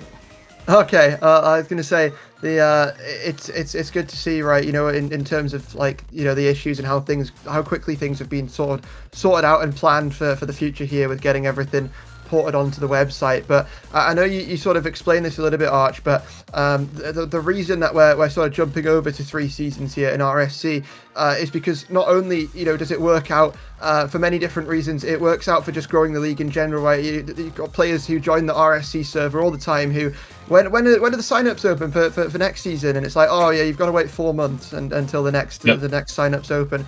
So I think what a lot of people in RSC don't necessarily think about, which is, you know, the stuff outside of the game, which is, you know, how to grow the brand and grow the league as a whole. And I think this is one way that's certainly going to help that, right? It's going to get more people playing, more people signing up. Is this a change that's been sort of made with the confidence of shaping the future of RSC over the coming, not just this year, but also, like you said, you're going to trial it and just the future of RSC? I've just always felt bad on telling people that they're pretty much not going to be around in the server until 3 or 4 months, and whether they stick out that time, you'll never know, because some people will engage, some people won't, and you've only really got the 6-mans to keep them in. I am potentially looking at a system for the development league to try and look into, that I've pitched to the admins tonight, that we'll probably look into more, which is maybe like an FA league and making it into a proper league like RSC is, and getting free agents playing on teams, which I hope to bring in. That would improve the development too, like pretty much like an academy team in the Premier League or whatever. And if an FA gets signed, then they'll move over to the team and another FA can come in. So I'm hoping to get that ball rolling. Regarding players signing up, I think people fail to realise that RSC is more than just a community league, it's a business as well. We operate with sponsors, with money, and we've always got to take decisions that are the best for RSC. And yes, sometimes we get people moaning about decisions or suggesting better things, but the decisions that we do, I like to think we're very transparent and we tell everyone everything as soon as we know about it, hence why we're here tonight. So yes, we operate like a business. Yes, we make decisions to try and make it better and bring people in, and that's only ever grown every season, because I started on 400 people in the server and now we're over 5,000. So we need to keep growing as well and bringing people in, because Rocket League, as stale as it's got as a game, everyone still plays RSC, and a lot of people tell me that's the only reason they stick around. Yeah, We have built something incredible here, and we just want it to go on and keep it as sustainable as possible.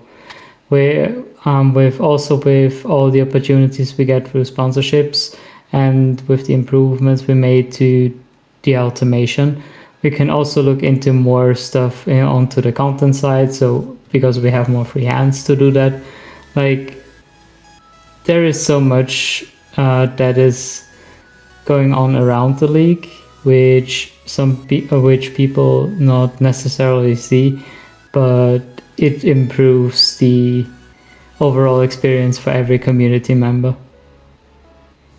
Just looking at some questions in the chat as well. Regarding fixtures, it will move down to playing every team once and playing a cross-conference team once, which there you have your 5 weeks. In regards to making stats more readable for the games on the web app, again, a lot of stuff implemented this season was very rushed. I'm sure Reptic is working on it for next season. He's promised it will be better next season. And I expect the stats to look a bit more like ball chasing going forward. We've got till January now to make the changes that we want. My personal project for RSC is to take in what is already a good stream and its graphics to making it to a bigger level, and obviously I want to incorporate more automated stuff that has obviously come about in RLCS recently into our broadcasts, such as timeouts, because obviously we've not got that coded. We just did an off the bat timer with the streamers over the last 2 weeks. The timeout on the overlay, I want to get that incorporated. Obviously someone suggested getting the boost made bigger in the bottom right of our stream, maybe. But a graphical overhaul is something I wanted to do last season, but obviously I never got the time to, because obviously we have our personal lives as well. So yes, a lot of changes need to be done before January, but we hope to keep improving this league. Yeah, well, it has been a very sort of good opportunity for everyone here at RSC to get a little bit of information about the next season. I was going to say, do you reckon before we sign things off, we should just see if anyone's got some last questions in chat, unless there's anything else to cover, and then we'll pretty much just get things shut down, because I know it's getting pretty late for a lot of people. So if anyone has any genuine questions, non-troll questions about the league, about what could be happening next season, then feel free to pop them in the chat, and we'll see if we can get an answer to those here. But it seems like a lot of the questions here that are coming through have got nothing to do with the league itself. So is that everything that you guys have pretty much covered? Yeah, before we go, I just want to say thanks a lot for this season. I've not been around personally as much as I'd like to. I've a big thank you to the admins who have covered in my place this season, because I've had something horrible happen in my personal life, so obviously I've had that to deal with. So the league has continued to run thanks to Mutshuck Friday and all the other admins below them. So thank you to them. Thanks to the staff team as well. And also thanks to you guys for playing every season. One thing I will say, obviously, your guys' support does keep us running as well. Obviously, we make money from draft streams and stuff like that, but also Twitch subs, whoever's subbed tonight, thank you. But also server boosts in the server as well is really much appreciated. So everyone who does that sort of stuff for us, it doesn't go unnoticed. And obviously, we've got roles for that in the server. Yeah, thanks to everyone who has been participating in the season, and despite the hiccups, making it still an awesome season. Well, I suppose from the way it looks, that might actually be that. So for the final time in this RSC season, I suppose you may as well run through these sponsors one last time. Of course, you've got Badass Studios down there. You've got, if you want some merch, if you want RSC merch, it looks absolutely beautiful. I might get myself a flag across the back part of my room there. You should get yourself an RSC shirt to put over that Tottenham one. Nah, you gotta respect it. It's a Europa final one. I mean, come on. But even still, get yourself some merch from there. If they start selling Spurs shirts on SpartanWare, I will end up using it from there. If you want some coaching and you don't think you are as good as some of the master gameplay you've seen tonight, if you don't think you need esports, go to LTXAcademy. I'm sure they'll happily lend a hand to you. And last but not least, if you do buy anything from the Epic Games Store, please use code RSC-EU. Of course, it really helps us out. I don't know how much, but I'm sure it does. I'm sure the higher ups will know way more than I will about how much it does help. But of course, any final comments from any of the three of you before this is it for the season? I have one more question actually that I did see pop up. Are we still looking at 20 franchises, 6 tiers? Is that undecided? What is there a sort of to be confirmed level on that, or is it all sort of sorted? You mean the same format as now? Yeah, in terms of like franchises, how many? That's always stuck. All right, okay. Well, that's good to hear. And aside from that, that's everything from me. So I know you guys have already said thank you in terms of to everyone watching. Is there anything else that either of you'd like to say before we send things off for the evening? No, thank you for watching this season, and hope to see you next season. That is good to hear, and we hope everyone will be back for next season. I'm sure after that announcement, you can't miss next season. Everybody wants a trophy to their name, and well, hopefully more people next season will be able to do that with obviously the added seasons per year. So there'll be more champions, more tiers, more seasons, more action coming to you very, very shortly here in RSC. Hodge, one more. Yep. The 22nd of November is the awards show. Oh, Yeah, right. what show, Is yeah. that the sign-ups date as well when that comes out? Yes, we're opening sign-ups on that day as well. Okay, right. Yeah. You've ruined my outro, but it was for a very good piece of information, so I'll let it slide. Yeah. But yeah, that's a good reminder. 22nd of November is the awards show. Make sure to show up for that one, and also that is when the sign-ups day open. Two very important things happening on one very important date here, so make sure you show up on the 22nd of November. But other than that, it's pretty much that's pretty much it. So you can see Beeping Sheep with his brave sign there. Maybe next season. Maybe next season. But yeah, that's pretty much it from us. We hope everyone has enjoyed this season. RSC16 has been wonderful, and we can't wait to bring something like this again to your screens more frequently over the coming year. But yeah, I hope everyone has a great rest of their evening. But from us here, it is good night, and we'll see you next season for some more RSC action.